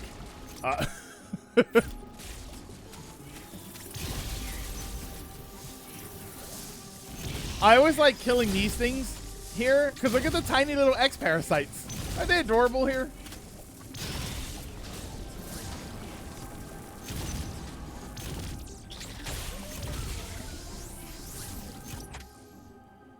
Zoro honestly gets some of the best scenes in the whole series. We're going up.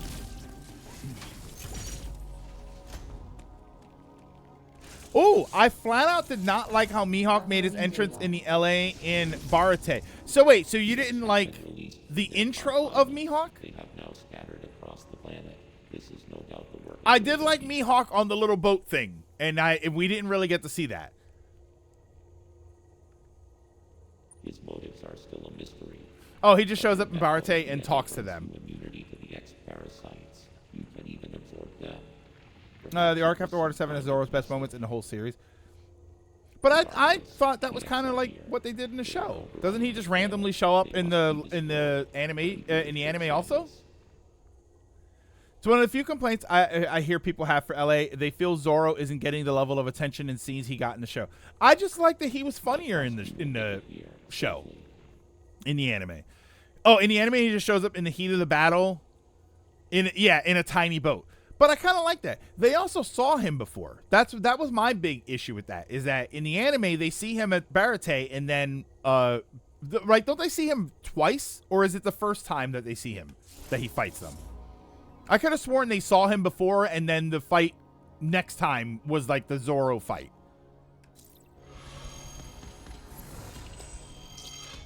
Yeah, Mihawk shows up before Don. The bigger thing is they did Don dirty. Mihawk also lets Zoro have a nap before they fight. Wait, a nap? Yeah. Whoa. We're going up. It just sucked all the tension out of their matchup.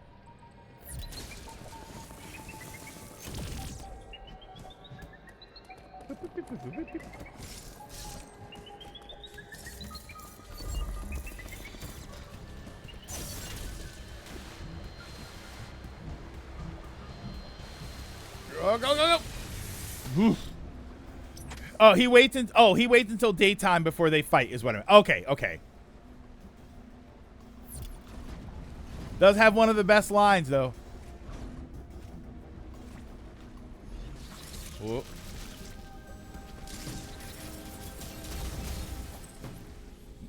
I don't hunt rabbits with a cannon. That's such a good line.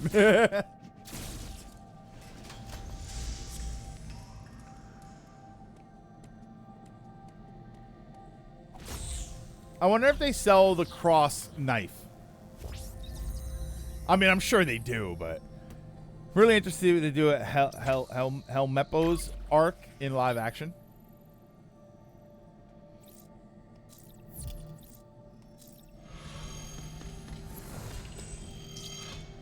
The Giants are what I want to see.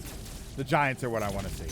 I want to see the Giants, and I want to see Smoker, but I still wish that Joe Manganiello, who is going to be Crocodile, I still wish he was Smoker. We've seen them I know we've seen them in the trailers, but I need to see the scene. I need to see how they shoot them.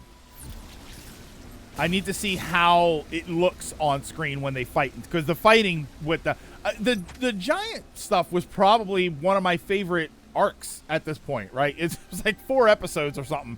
But that was probably one of my favorite things that happened on the show. For what I have seen so far.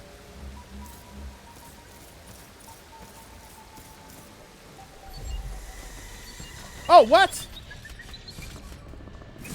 Whoops. Damn. Dead. Beef ramen stock sure smells like beef and maybe ramen.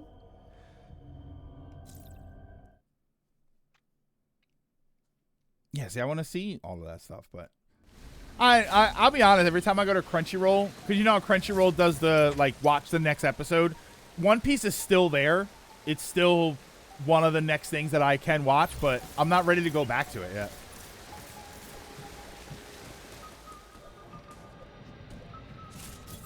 Whoops, my bad, my bad.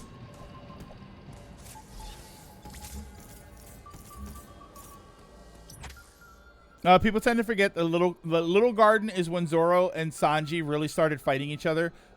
Before that, they were never really at each other's throats all that much. Oh, it's chicken based, but it smells like beef. Slight concern. I just checked. The anime Mihawk just shows up, slashes the ship, deflects an attack, and then fights Zoro all before Krieg. Oh, okay. I prefer the live action version. It showed honor, but also confidence in his power to let his opponent prepare and be rested, which I always get a kick out of. I always like when bad guys do that.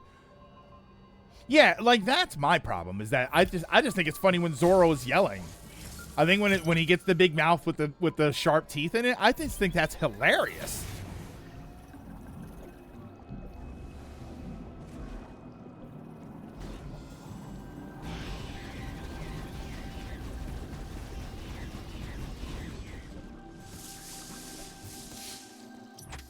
Yeah, it's his voice when he's yelling. The anime version has all the fight and tension, and then ratchets that up with Mihawk of all people showing up. Yeah, I don't know.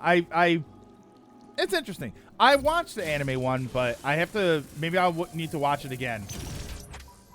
What's this? Oh my God! Are you serious? Wait, what's happening? What?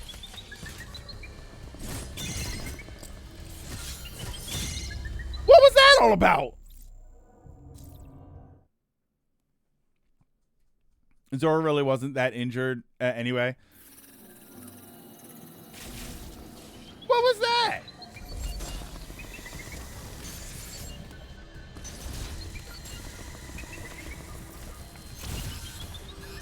Yeah.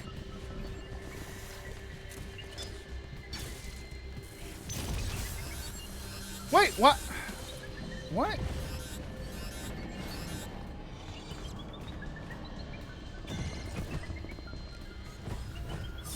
Okay, the slow thing is screwing me. This is getting out of hand. Now there are two of them.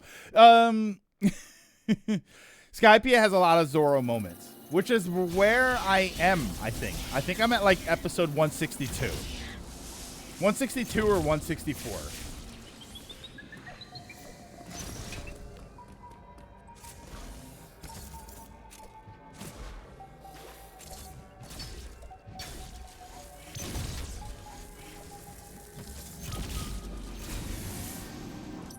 Sample the noodles in the stock. It tastes better than anticipated. Skypiea is a good breather arc before that, and that's why I'm like, oh my God. Oh, no. That's why I'm sort of hesitant to go back, because Skypiea, I think, is like 30 episodes, and then it's Water 7. And I'm not going to want to stop right at the beginning of Water 7.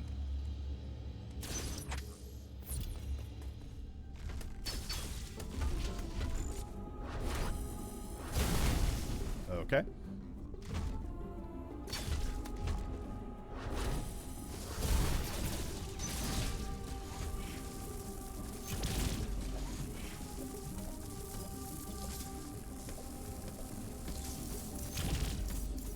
The smell has also become better. From whatever it tells me, it's all downhill. Yeah, it's the way everybody makes it sound.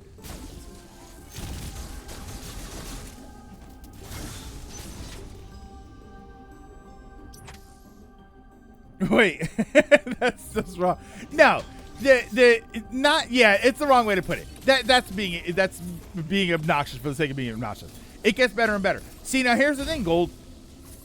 That's a more obnoxious way of saying it.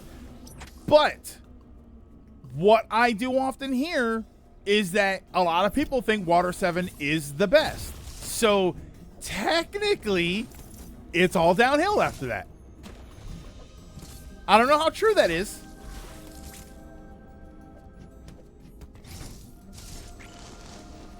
Yeah, I wouldn't say downhill. It's more that Water 7 is such a spike, but then it builds back up. So after Water 7, at what point do I get something that makes me say, "Oh, wow, this is as good as Water 7"? Because the way a lot of people make it sounds like Water 7 is the best thing since Arlong.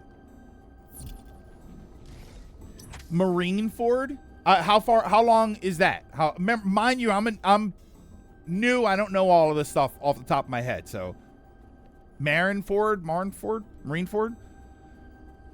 I'm not wrong. I'm just right from a certain point of view. Like, how is that? Would it be like another 500 episodes, or is it? Oh, it's like two arcs later.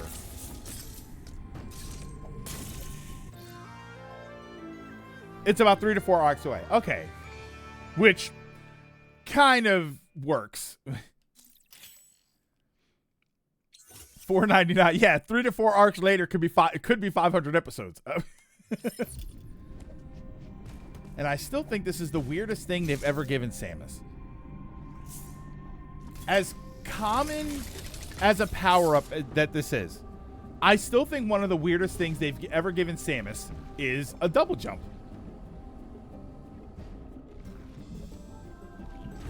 All right, sorry. Oh my God, sorry, Slugs. I had to do it to you.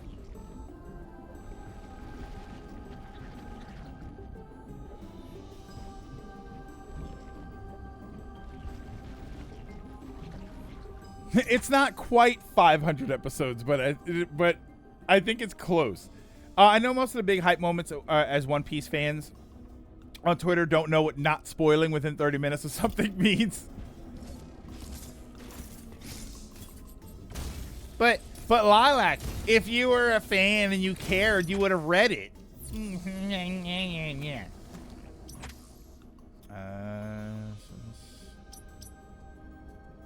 Recharge station.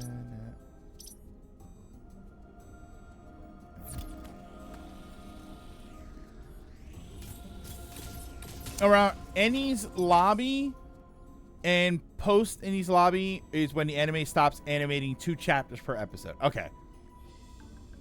So the pacing slows down quite a bit, but we start getting the padding. Uh-oh. The padding. The padding? So when you say the padding, is that a more gentle way of saying filler?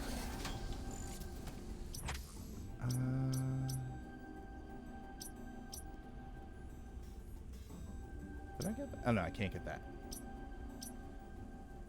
I need the screw attack for that.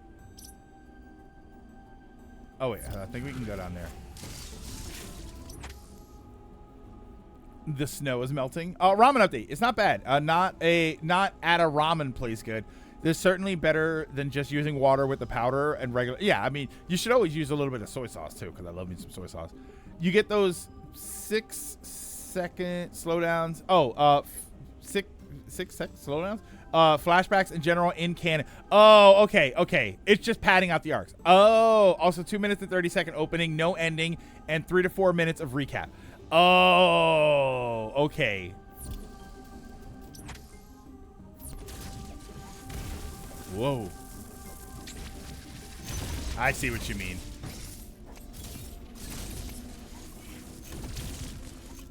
Oh, the ramen stock has soy sauce in it.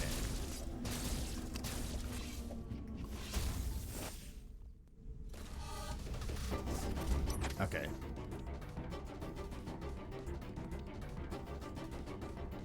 This music, what is happening? This is great.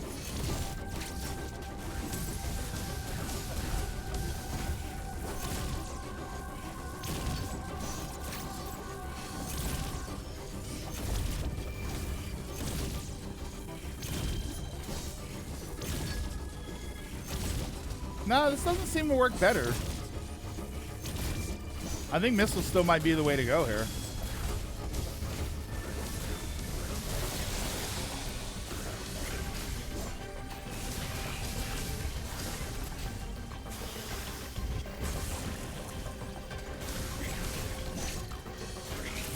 Oh, you need the next beam because I have the plasma beam.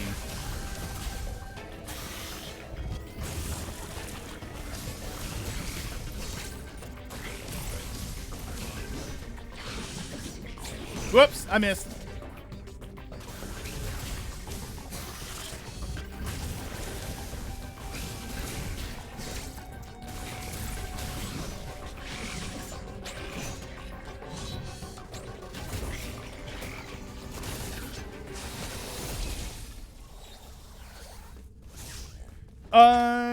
One Piece has very few actual filler episodes, but it fills the episodes with a little padding and fly. Yeah, okay, so that's the kind of crap that I hate.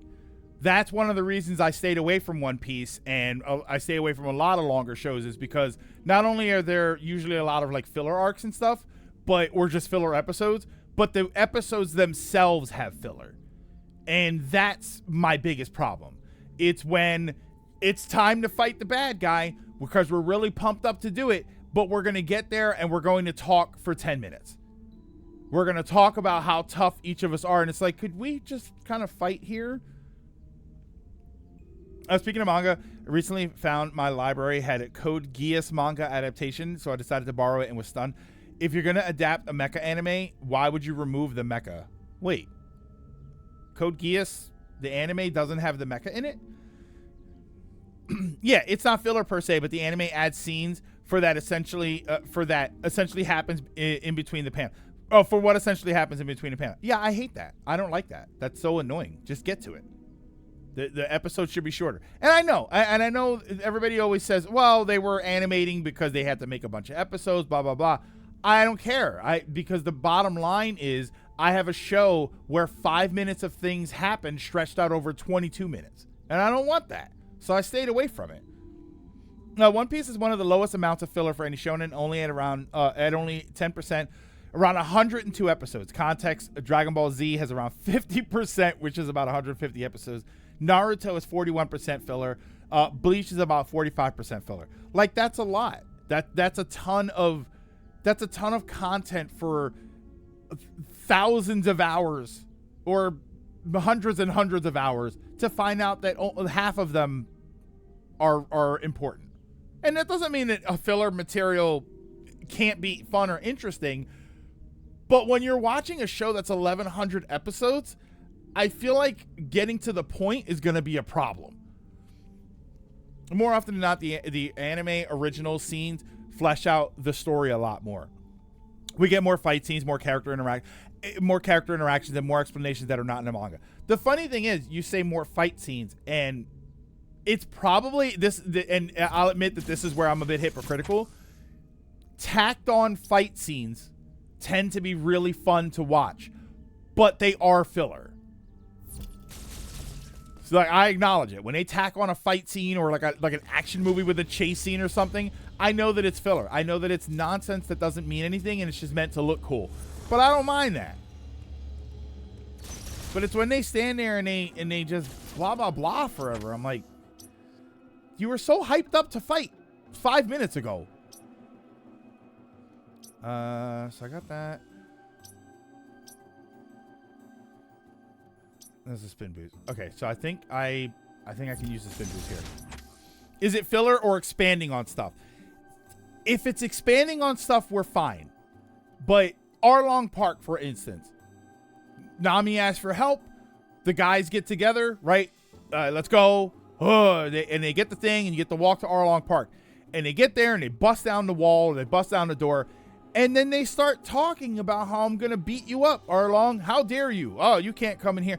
It adds nothing to the fight. It adds nothing to the exchange or the experience that's going on right now, except to drag it out more.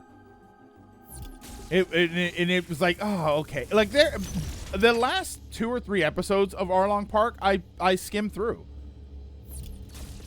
You know, you had the stereotypical, what's his name? Usopp running from the guy, and you know he tried to get a lucky shot. Like, all of that it just felt unnecessary. Whoa! Oh no!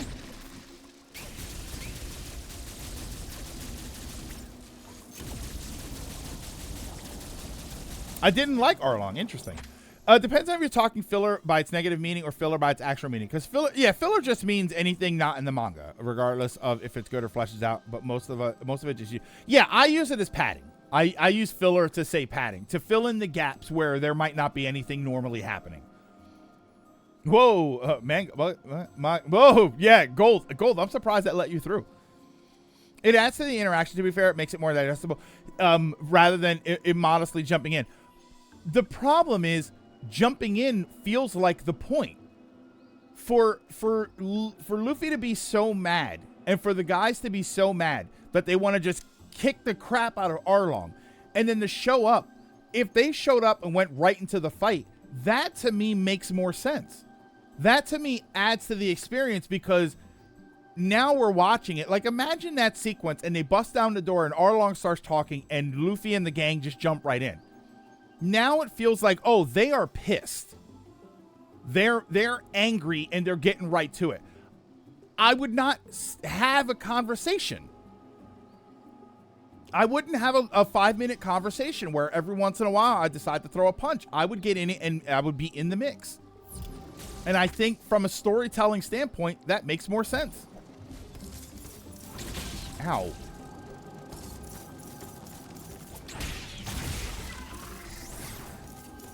Okay, so we're going to do...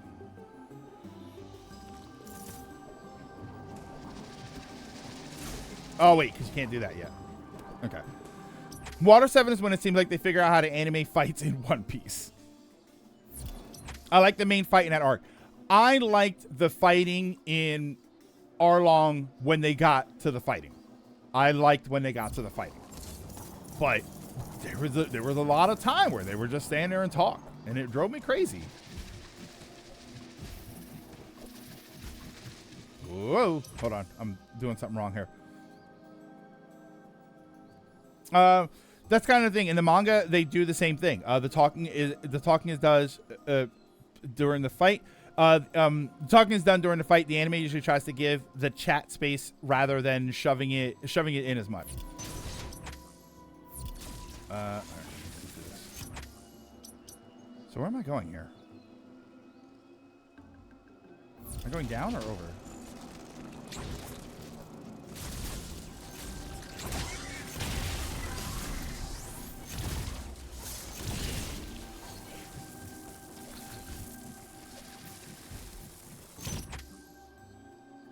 There. We're going up. You can't get that. I think we just get out of here. Whoa! Friend request incoming. Hey, Allie. How you doing? Whoa! Thank you so much for the follow. I very much appreciate that. And here we go. You ever just know? You ever just know something? Whoa. Okay. Whoop, whoop.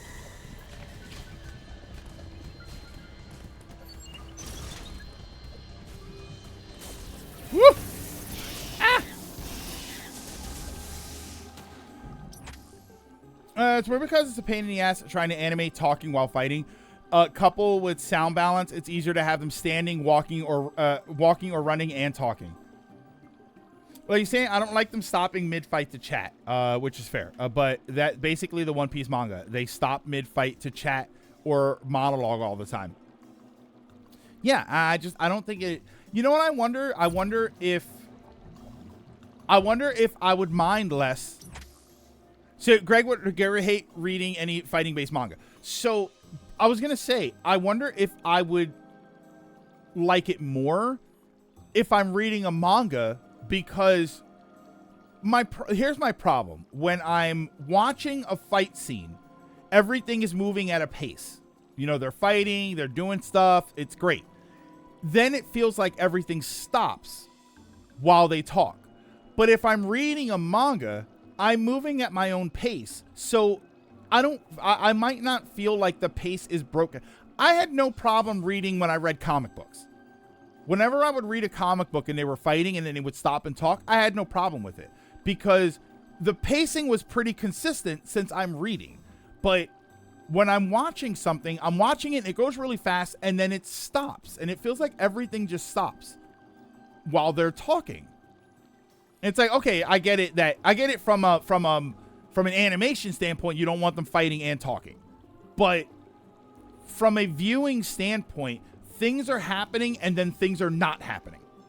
Whereas in the manga, everything is kind of flowing because I'm reading. I control the pace of how fast or not fast I want to read something.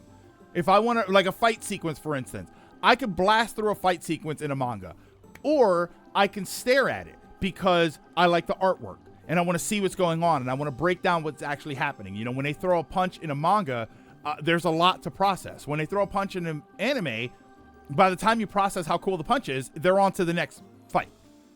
So I wonder if I'll be fine with it in manga. Manga is like watching an LP on YouTube. The anime is like watching a stream. That's a good way to put it. That's a really good way to put it. I'm less inclined to go back and do things on a stream, whereas if I'm watching a YouTube video, I'll go back. Spawn is too much words, but I still love it. In the manga, the fight is happening as they talk, but the anime can't quite do that a lot of the times. That's I wonder. I wonder if I were to read the Arlong stuff, would I enjoy it more?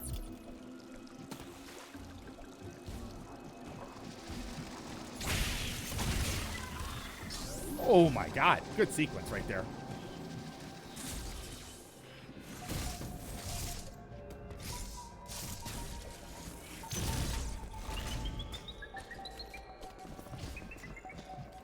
Oh no!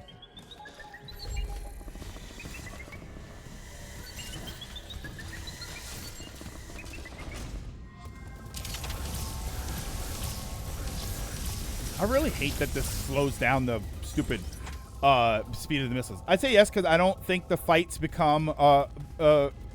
become a highlight until Water 7 broken record. One Piece arcs are way shorter in the manga. Interesting. Is that true? That the arcs in the manga are shorter than on the show? I own Arlong Park and Water 7 omnibus mangas. If the weather was better, I'd go downtown on Wednesday, but I gotta record. I think Wednesday. I think I told you guys for the Gunpla stuff, I don't stream on Wednesdays, so I'm gonna turn Wednesdays into the day where I record a Gunpla build.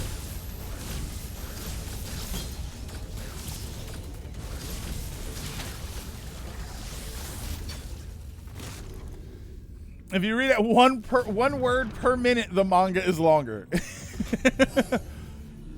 Fights are not One Piece's forte. The anime definitely emphasizes them a lot, but it's all about the emotion in the moment, which I definitely do feel. I don't know. I don't know. For me, it still works because I think from an emotional standpoint, I think about myself and being in a real life situation. And I know that it's not a real life situation, but I think about being in a real life situation where if I was furious at someone for this horrible thing that they were doing, and my intention was to fight them, when I got face to face with them, I probably wouldn't talk. The emotion that I'm feeling would carry me right into the fight. So the idea that, they talk about it because it's more about the emotion. Yes. So when the emotion kicks in, they really shouldn't be listening to anything. They shouldn't be talking. They should be going by emotion and just fighting. Yeah, if it's about the emotions for you, you're going to love. I know, and that's what everybody tells me.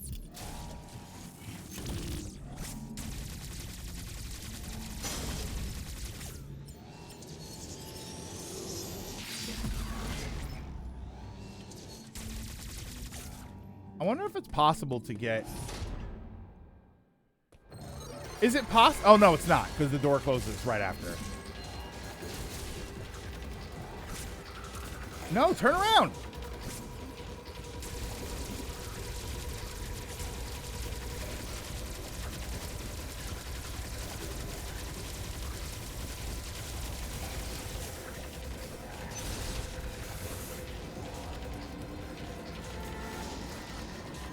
Whoops. I hate that it resets. His face should still be hot.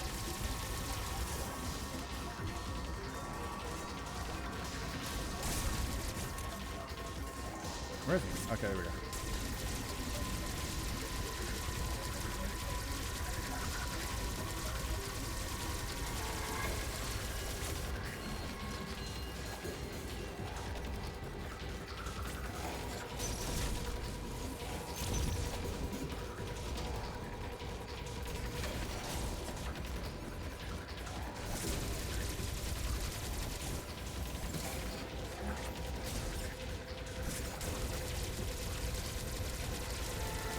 I'm so, like, my aim is terrible.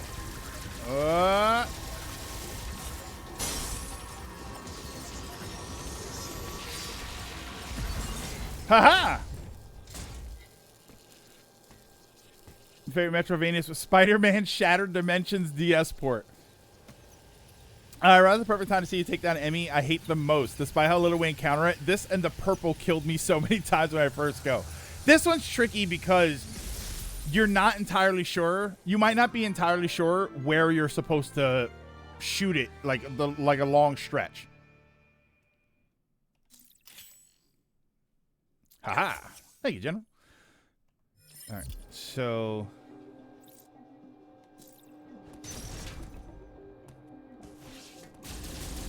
oh wait, can we not go back that way?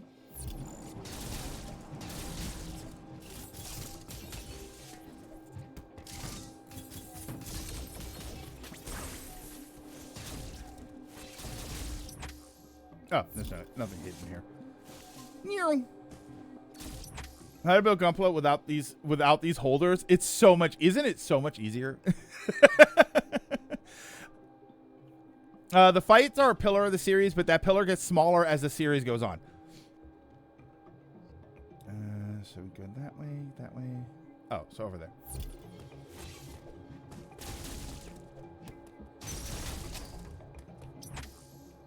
It's just, yeah, I'll be honest. It's funny to hear people say that the fights aren't really the important part about One Piece, when it's like, okay, but they're trying to be the best warriors. Like, they're also trying to be, well, Luffy's trying to be king of the pirates, but you know, one of them's literally trying to be the greatest warrior. So it's got to be a little bit about the fights, right?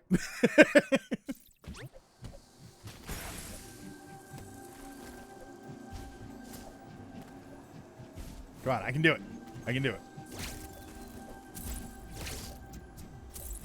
Okay, I can't do it. Ow. I put it like, the fights are one pillar of One Piece, but it stands on several different pillars, yeah. There's a spot with the ice missile, Emmy, that almost feels unavoidable. Whoa.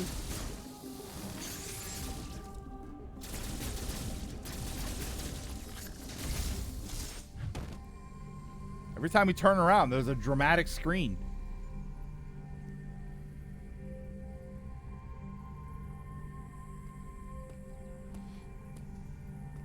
The fights are good, the emotions are good, but we all agree the greatest foundation of One Piece are the women's spines. They hold so much. Yeah, they have their own goals. Oh, yeah, the pulse radar.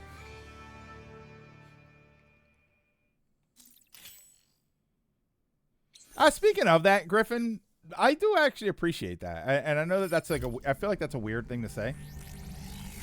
But I do appreciate that there's a lot of good female characters in the show, and I don't feel like they're overly stereotyped in a bad way.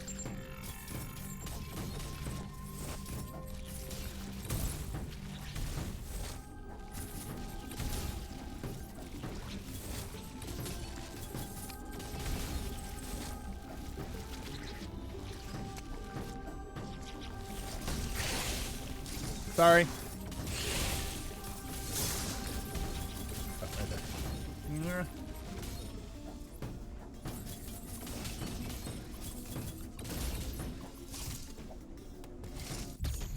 Oh, later, General. Have a good one.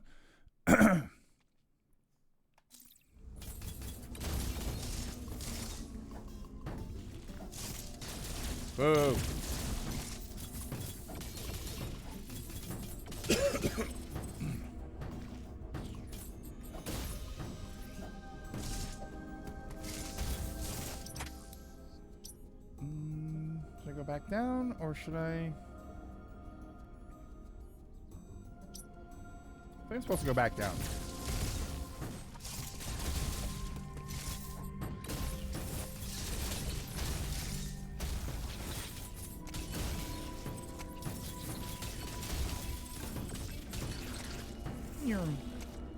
Oh, wait.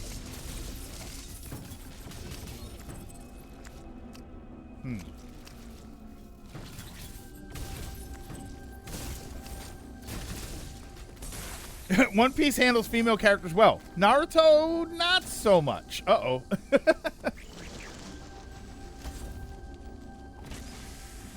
Not so much as putting it lightly. Well, hold on. Okay, wait. What happens to Naruto female characters? A single ability that ruins Jaffe's argument about hating this game's hidden walls. Yeah, like you get the thing.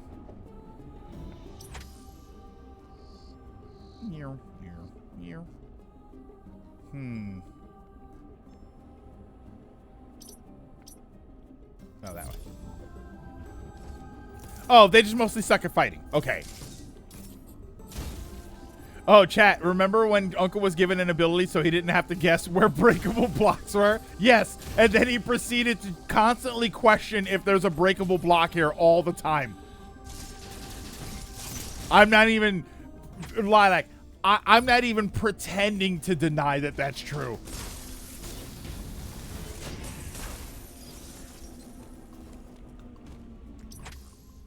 Wait, hold on. Nothing? What do you mean they do nothing? Wait, so they don't have any like bearing on the story or anything? Don't tell me they're just damsels in distress all the time.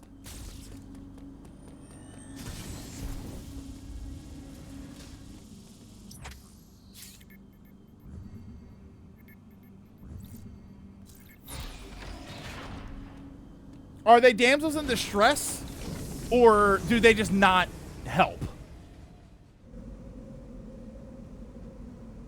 Yeah, that's why I said that, Drago. Like, damsels in distress, at least there's a point to them where they need to be rescued. They are damsels in distress are the motivation for the heroes to act. They don't even do that. They give them moments to be good and then throw them into the background straight away. That is terrible. Are you serious? That's horrible. They just do nothing. Wow. Naruto likes to be like, "Hey there, girl." So they lose or something, but they look okay. I'm gonna play Dread during a snowstorm.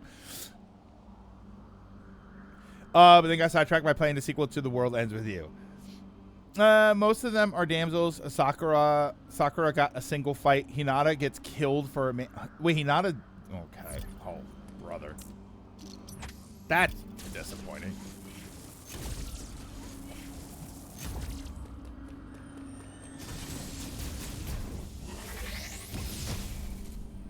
Hey, Trios. No, you're not late. We've probably got another hour or so.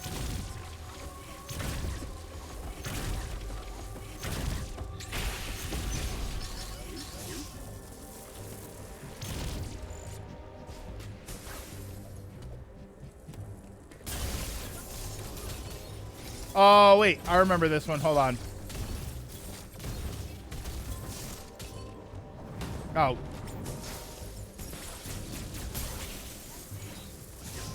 Hold on, because this is a... Yeah. Hold on.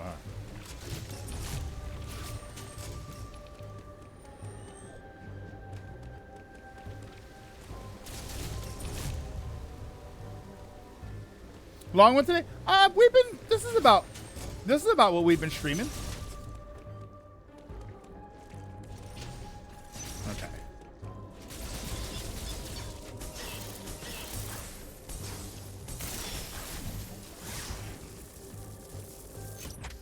It gets worse. A filler episode tries to say that the women in the squads are only there to balance out the guys. Ew.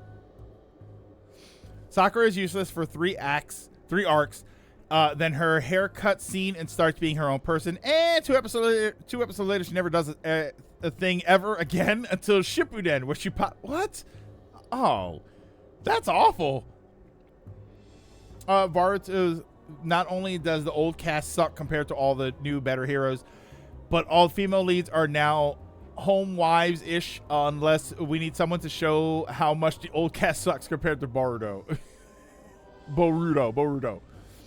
I used to like Hinata, but her arc is she pines for Naruto for half the show, gets badass moment where she shows her power, then proceeds to pine for Naruto until Shippuden, where she pops out Naruto's kid. That's terrible.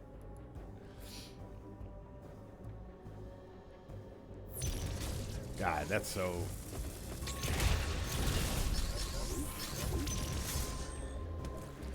Why doesn't this... Huh.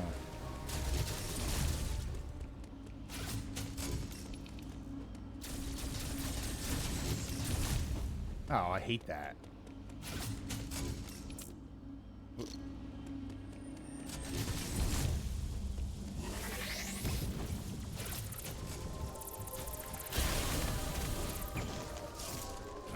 And then I didn't remember where it was. It's here. Here we go.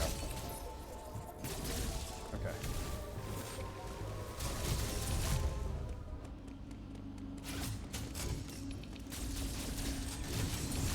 Ah, damn it.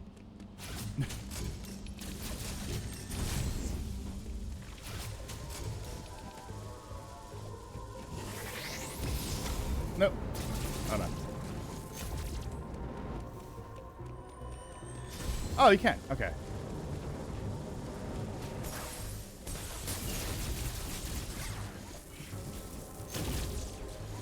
Oh, wait, because I have to...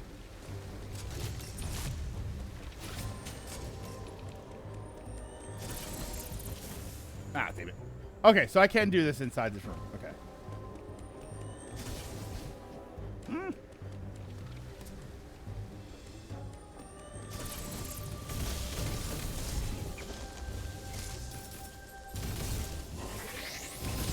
Woo! Most of them in Naruto are just flat out unpleasant too. The only real badass woman is Tsunade. Oh, that's the show with Tsunade. Yeah. But while she kicks ass for a lot of the show, is mostly locked in an office or being ogled by everyone for a great... Yeah, there we go. Even I knew who that one was. Say that I like Hinata, most of them are Naruto, but most of them are pretty bad. Wow, that's so terrible.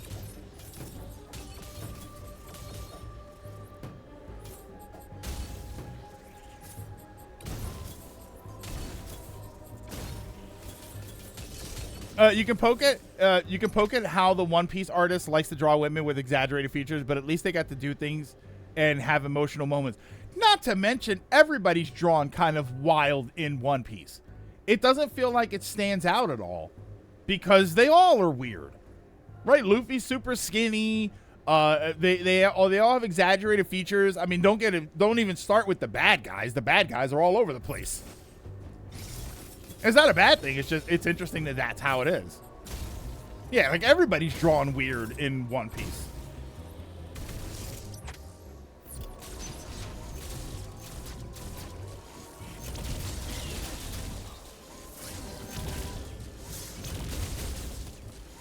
Oh, storm missiles.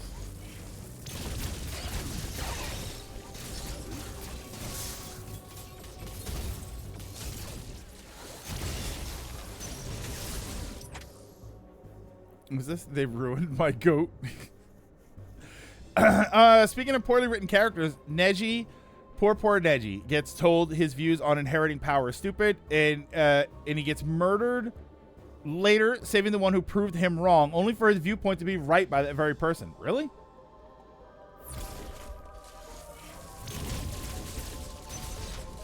I don't know. I feel like I shouldn't be watching some of these shows. You guys seem to hate them.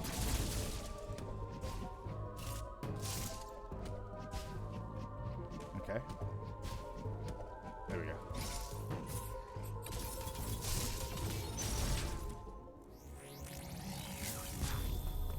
There, I used it. Because I keep forgetting it's there. I like Naruto for the most part, but a few shows have turned me off so fast. A few shows have turned me off so fast is how badly Boruto just craps on the entire OG show. This area, Frenia, Naruto tends to get worse the more you think about it. Uh-oh. I like Naruto, but you can easily pick it apart. It was likely destroyed in the chaos following the X's arrival. That would match what Quiet Robe said. It's almost as bad as Dragon Ball and Toriyama just assassinating female characters, but he admitted it's because he doesn't know how to write women. But Bulma gets to stay a kick-ass genius, and 18, while housewifed, is still one of the strongest characters in the world, and does still fight when needed. Chi-Chi had potential in DB until Goku knocked her out, married her, and got her pregnant. Same with Videl. Came into the Great Saiyaman arc as a kick-ass hero, and then after Boo, housewife. If I didn't watch all of Dragon Ball the way people, the way like a lot of people did, I can tell you what though, Videl not becoming some kind of Z fighter, I think sucks. I think that is disappointing. They did this whole thing where they were building her up. She was learning how to use her energy. She was going to be more powerful than her dad. Like all of that stuff. Yeah, like Videl got the crap kicked out of her. So I don't know. I feel like you should have just kept that. I feel like it would have been more interesting to have her develop into a powerful character, because that was what the whole thing was anyway. I mean, isn't she one of the few humans that can fly?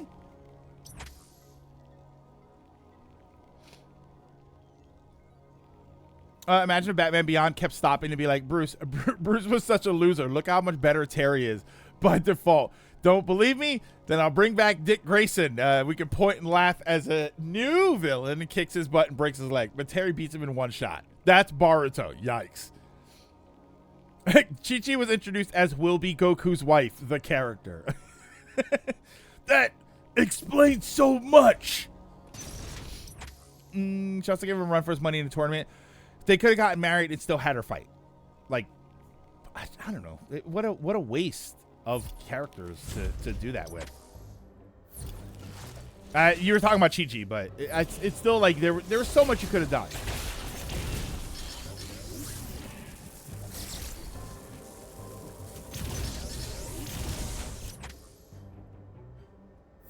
Videl did in the movies. She joined Gohan as the Great Saiyan Man 2 and protected the world together, but the anime just noped housewife. Like, come on. Remember lunch? Wait, what? Hold on. Oh.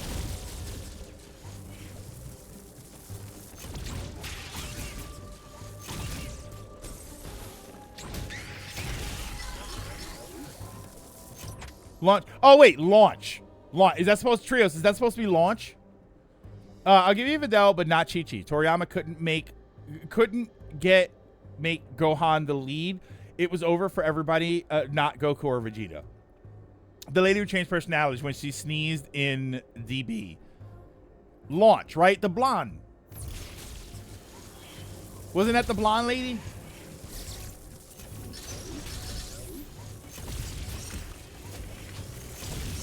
Whoa.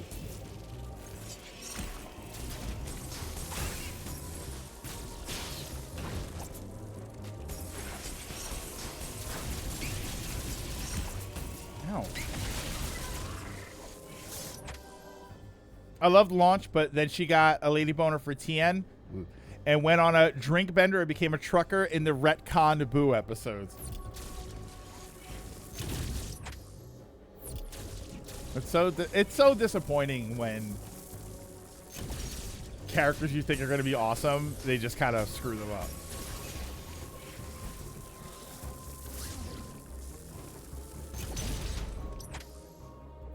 What's this way?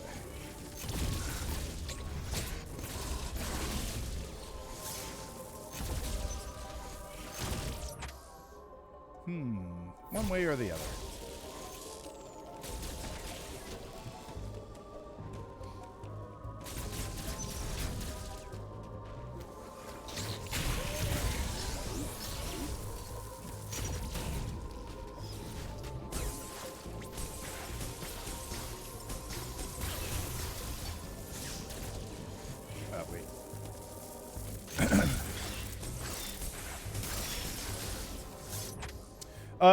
At least with Dragon Ball, it's easy to know if you should like a character. Just ask, do they have a vagina?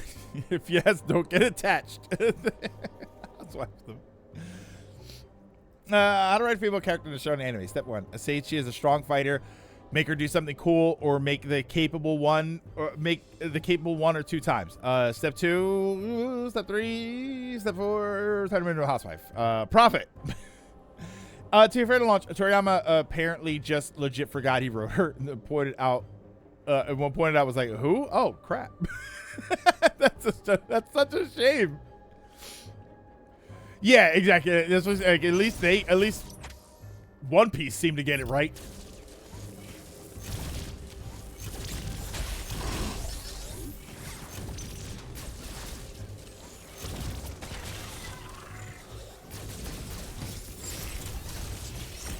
Whoa. Ow.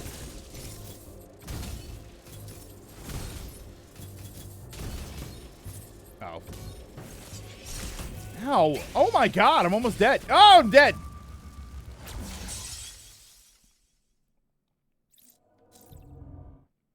Okay. What's this? And Luffy's hands are rated E?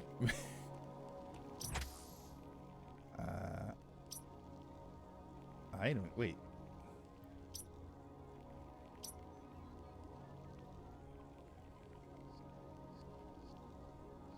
Okay.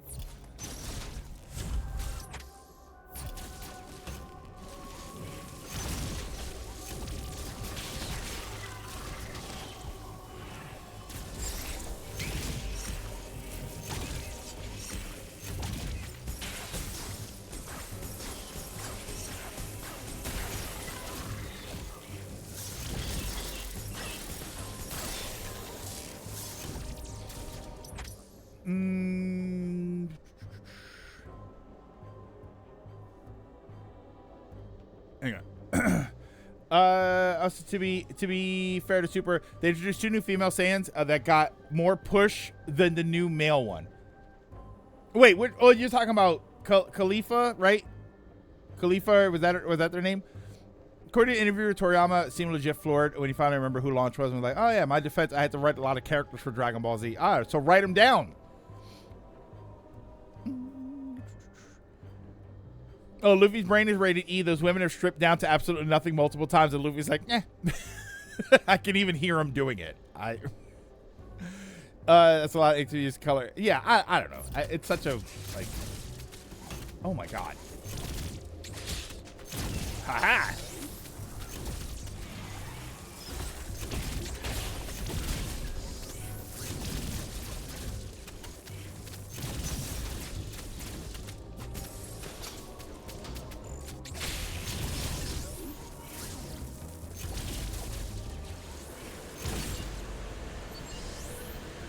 What?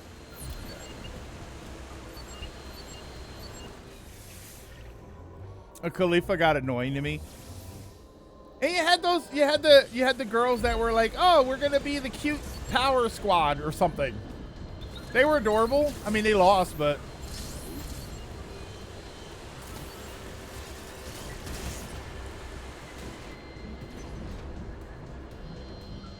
remember, you can go stealth mode. I tried to go stealth mode there, but I got hit.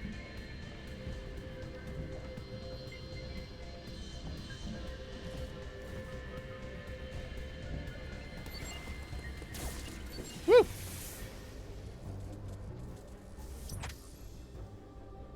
Yeah, Uncle doesn't stealth.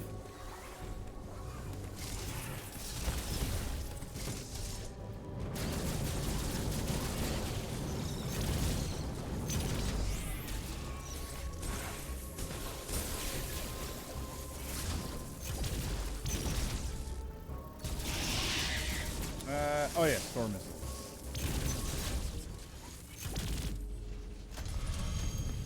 The reason Goku and Chi-Chi actually got married at the end of Dragon Ball wasn't because that was a plan, but it was a self-punishment. In one of the blurbs at the end of one of the OG DB manga, I hate writing female characters. Bulma is easy because I just imagine my love for mechanical stuff and never think of her as a woman.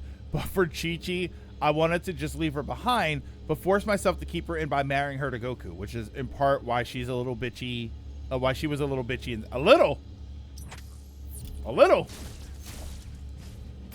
I don't know about a little.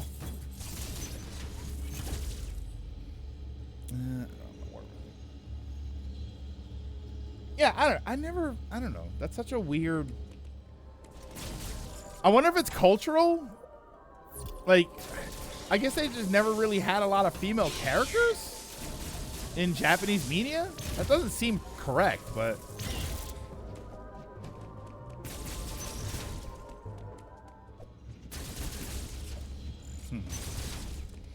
None of the new DB Supergirls annoyed me. What did were the thousands of fans wanting to murder Chi-Chi and Bulma so Goku and Vegeta could go full pedo bear mode on. Yeah, well, okay, I don't want to do that, but yeah, I don't know. I just wasn't really a fan of, like, I don't know, Chi-Chi. If anybody bothered me in Super for what I saw of it, if anybody bothered me, it was Gohan.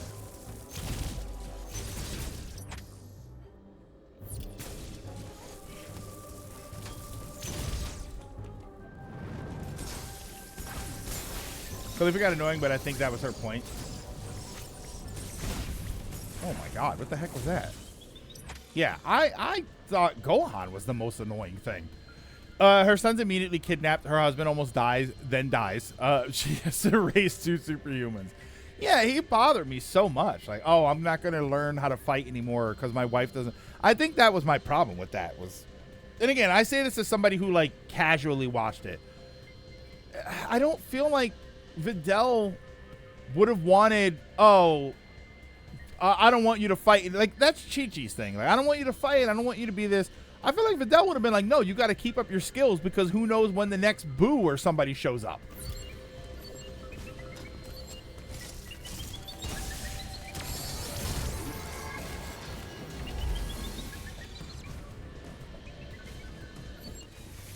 Oh, she reminded me of my annoying cousin besides the Super Saiyan stuff. Oh, I'm full. Oh, no. That's the energy one. Gohan just wants to be a dad and study super ants in peace. Leave the man alone. No! I can't leave the man alone. I can't leave the man alone because we exist in a universe where he has fought the types of people he has fought. So he needs to be vigilant. I'm not saying train in the hyperbolic time chamber every day, but you shouldn't have not trained so much that you can't fight anymore. And I think that kind of goes against Videl. I think that Videl would want him to fight more, especially since she can't or won't. Well, can't. Videl was just supportive of Gohan regardless of his choice. Plus they have Goku and Vegeta. I don't know. I still think that she should have. I still think that Videl would have encouraged him not even to fight, just to make sure that he's ready to fight, because the whole idea was that he wasn't even ready.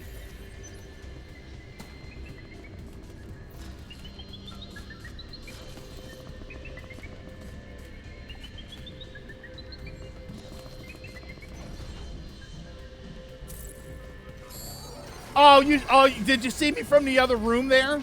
Is that where you saw me from? I get the whole light beam thing, but that light beam spotted me from the other room.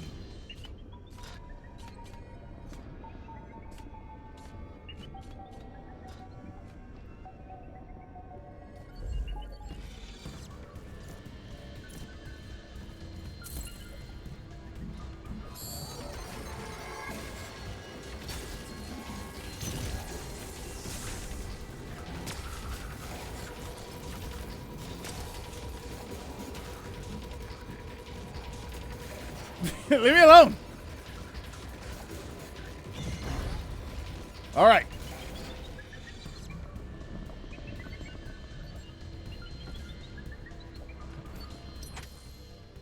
Are we going? See what I'm right here. That shutter is closed. Where am I going? I feel like. Oh, wait, right there.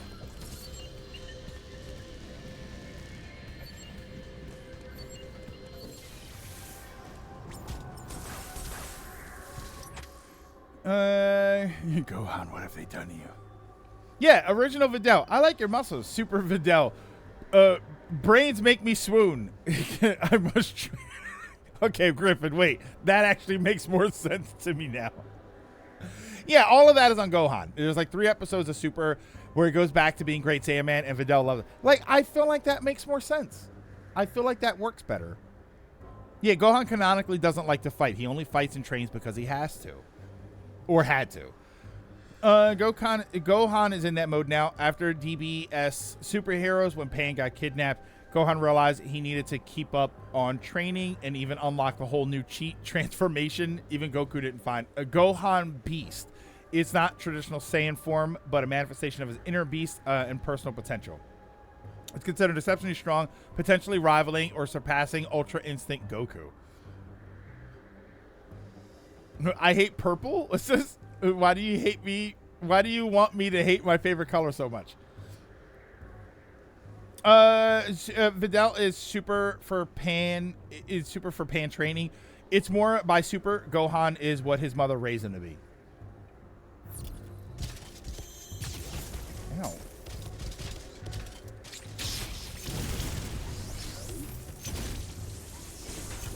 All right, so that's this here. So let's do this. What time is it? Okay. Probably go for a little bit longer. Probably stop at 5. So what, like 30, 40 minutes from now? Unless we get a good stopping point here.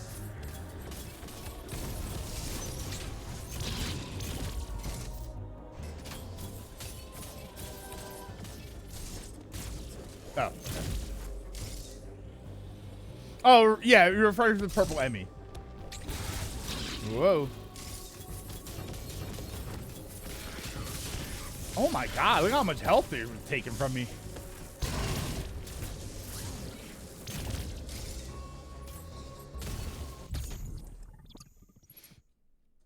Goku trained under the gods and had to nearly die to unlock Ultra Instinct, one of the strongest forms. Gohan sat on his ass and studied instinct. What's this?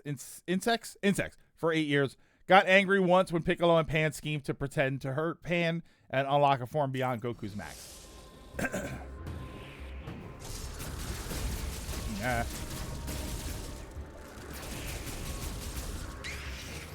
Here, I'll use this thing.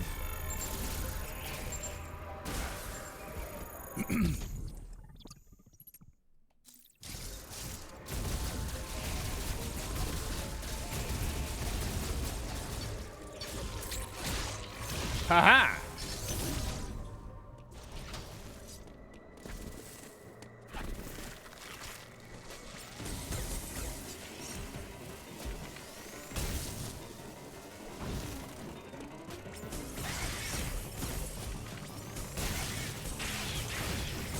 Oh my god. Okay. Oh, damn. I still think that stuff with Maya and Trunks was weird.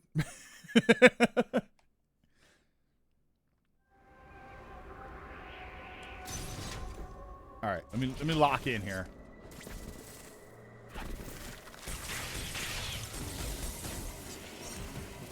Okay.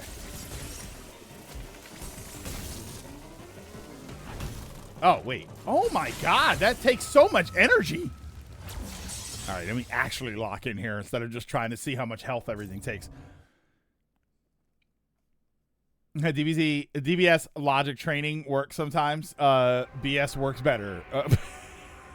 Work harder or get angrier. Work angrier, not smarter. This is the hardest boss in the game.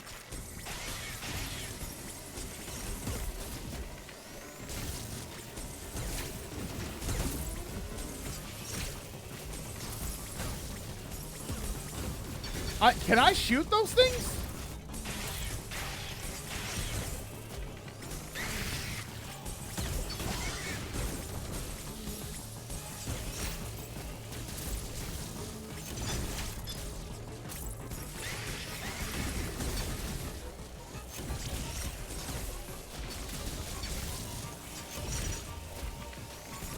Oh, damn it. You block me with the weapon you can find afterwards. Probably the storm missiles. I feel like the storm missiles would shred it, or whatever the heck they're called. I keep calling them storm missiles. Is that what they were ever called?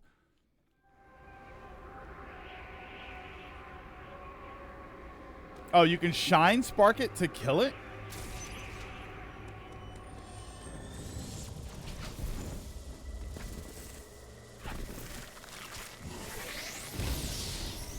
Nope. Oh, that's interesting.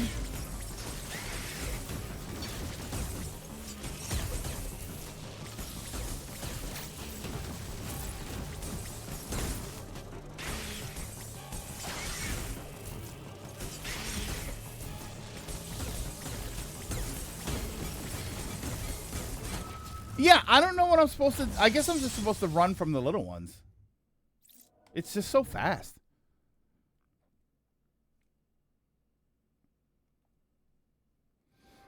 Yeah, that didn't work.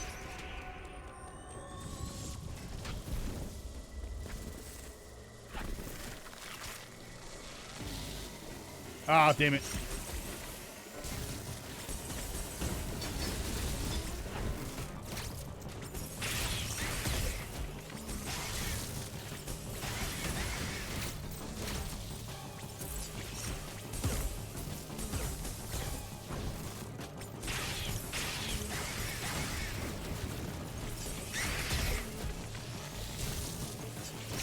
Whoops.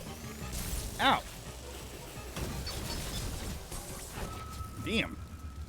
You can only shine... Oh, you can only shine spark when the shield is down. So I might not be able to build up a shine spark in there anyway. Noticing on hard mode, the only thing that's changed is the amount of damage you receive. Gohan is supposed to seem strange because Saiyans are so cold, battle-coded. He's just not. He's a true human Saiyan hybrid. Even Goten is more battle-eager than he is. And yet, Gohan has more potential than most hybrids or Saiyans if he wanted to be. Some bosses have different strats on hard mode, but yeah, generally just more damage. Because that seems so much faster. Can I get a charge in here? Nah. Hurry up. Oh, what?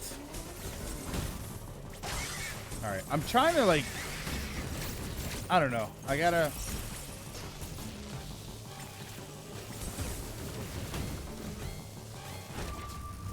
Okay, I definitely... I thought I got out of that one, but... Alright. I have to, like... calm down. Yeah, I can't be greedy on this fight, and I think that's my problem.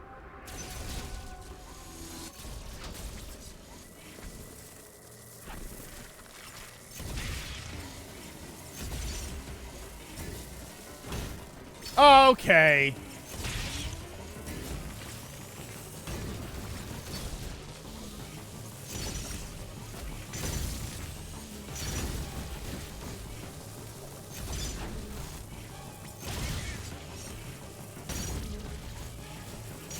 I mean, it's those little missiles that are kind of driving me crazy that I'm not really finding a solution for.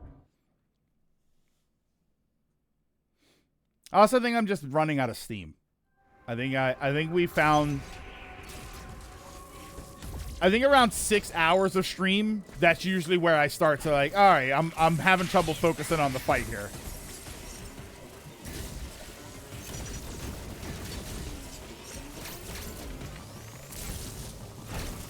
Okay, what? Yeah, I don't know what I'm supposed to do to them.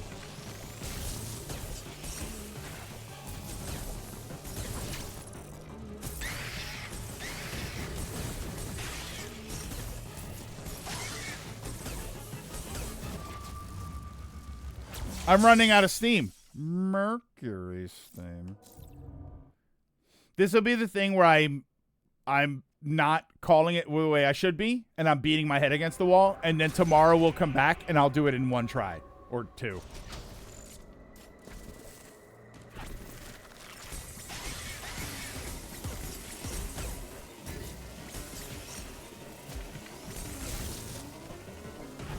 Ow.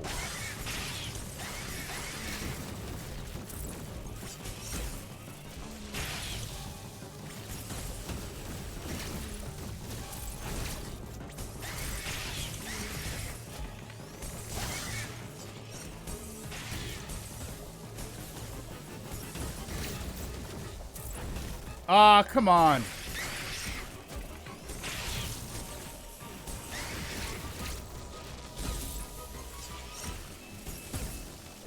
No! You need the shine spark in the previous room and fire it off before the shield. Oh, okay. All right. Yeah, I think I was waiting too long. This song just sounds like something's crawling on you. So give this man a steam machine. Actually, wait. Get me one. Oh, damn it.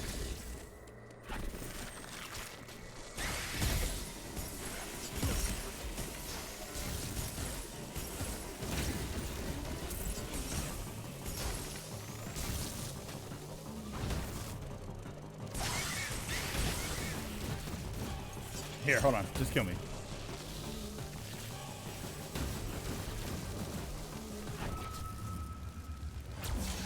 Blech. Look at that. Takes it like a champ. Doesn't scream. She didn't scream or nothing.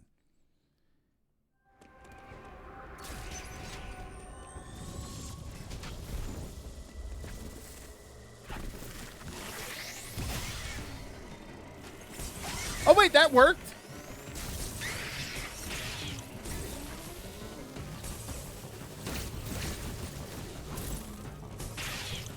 Did that work? I mean, obviously he's not dead, but...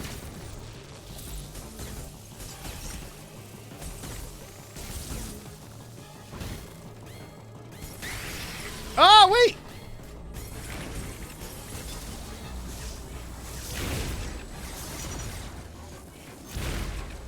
Huh. All right, so, I mean, I definitely got it.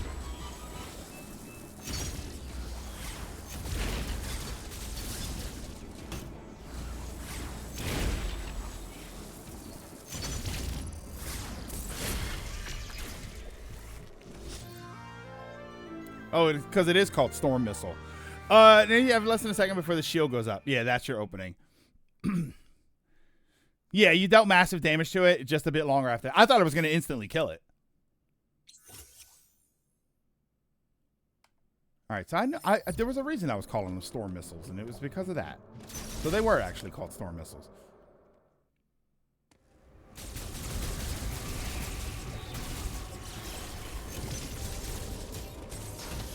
Oh, God.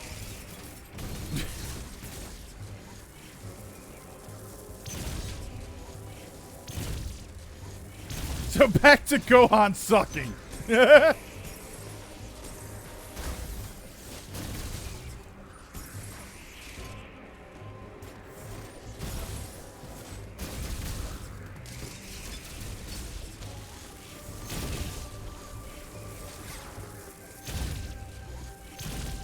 afraid to do anything.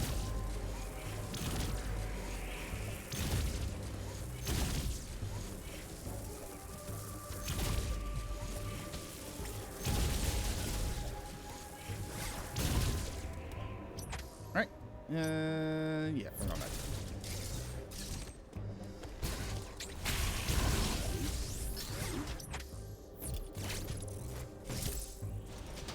Alright, we will probably... Oh, wait, that's one of the... Is that a full recharge?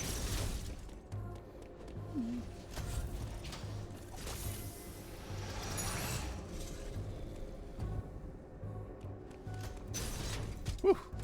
I needed that.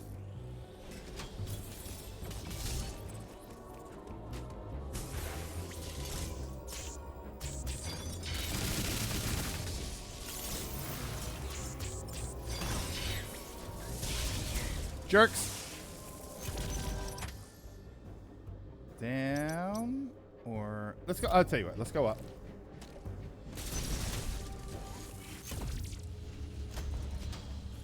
Okay. So we'll save there. We'll probably just call it here. Give me a chance to get some food. I have to check, too. I might have to go to the store now that the roads are a little bit more clear. I should be able to walk to the supermarket. Here's my favorite. It's more fans wanted Gohan to become the main after the fight with Cell, and like always, the writer changed his mind, and the fans never got over it. So bad that even Abridged thought ending it with Cell was better because they like Gohan so much. Yeah, I don't know. I know why it kind of happens, but at the same time, they gotta let somebody else take the reins. Okay. So I think that will actually do it for today. Yeah, I can I can feel myself running out of steam. To be fair, though, I think that's because I was up late. So we did Mario Party last night, and that ended like 11 or 11:30, and then I ended up not going to bed until about 1 o'clock. Then I woke up this morning and went outside and started shoveling snow. Or shoveling ice, really. Give me a second here. Oh, John's live. Oh, I'll send you that then. They started to with Boo, and they said, nope, Goku time. Like, they just keep doing that. I hate that shows do that. Like, let somebody else take the reins. Turn it down a little. All right. But that is going to do it for today. So thank you. Thank you, everybody, for stopping in and for hanging out. Very, very much appreciated. If we get to the game fast enough tomorrow, we will probably beat Dread tomorrow. Maybe. So we'll see what happens. But that's going to be tomorrow, so hopefully everybody will be here for that. It's going to be between like 10 and 11, so sort of. We started at 11 this morning, my time, so it'll be somewhere around there in that range. So hopefully everybody will be here and we can hang out and talk some more, and maybe some fun news will pop up before then. For right now, though, I'm going to send you over to John. John is playing. It looks like he's got a community stream going on. They're playing Sonic Racing Crossword. What will we play after? It depends on how long it takes. Maybe we can do some more rounds of Rivals, or maybe we can jump in and do something else. I almost bought Gundam Breakers last night on the Switch because it was on sale, but I ended up not doing it. Yeah, so stick around after the credits, and I will send you over to John so you can hang out and represent us very well. But thank you once again, everybody, for stopping in and for hanging out. Don't forget to drink your mask, wear your water, social distance whenever possible. Take care of yourselves, take care of each other. And I will see you all tomorrow.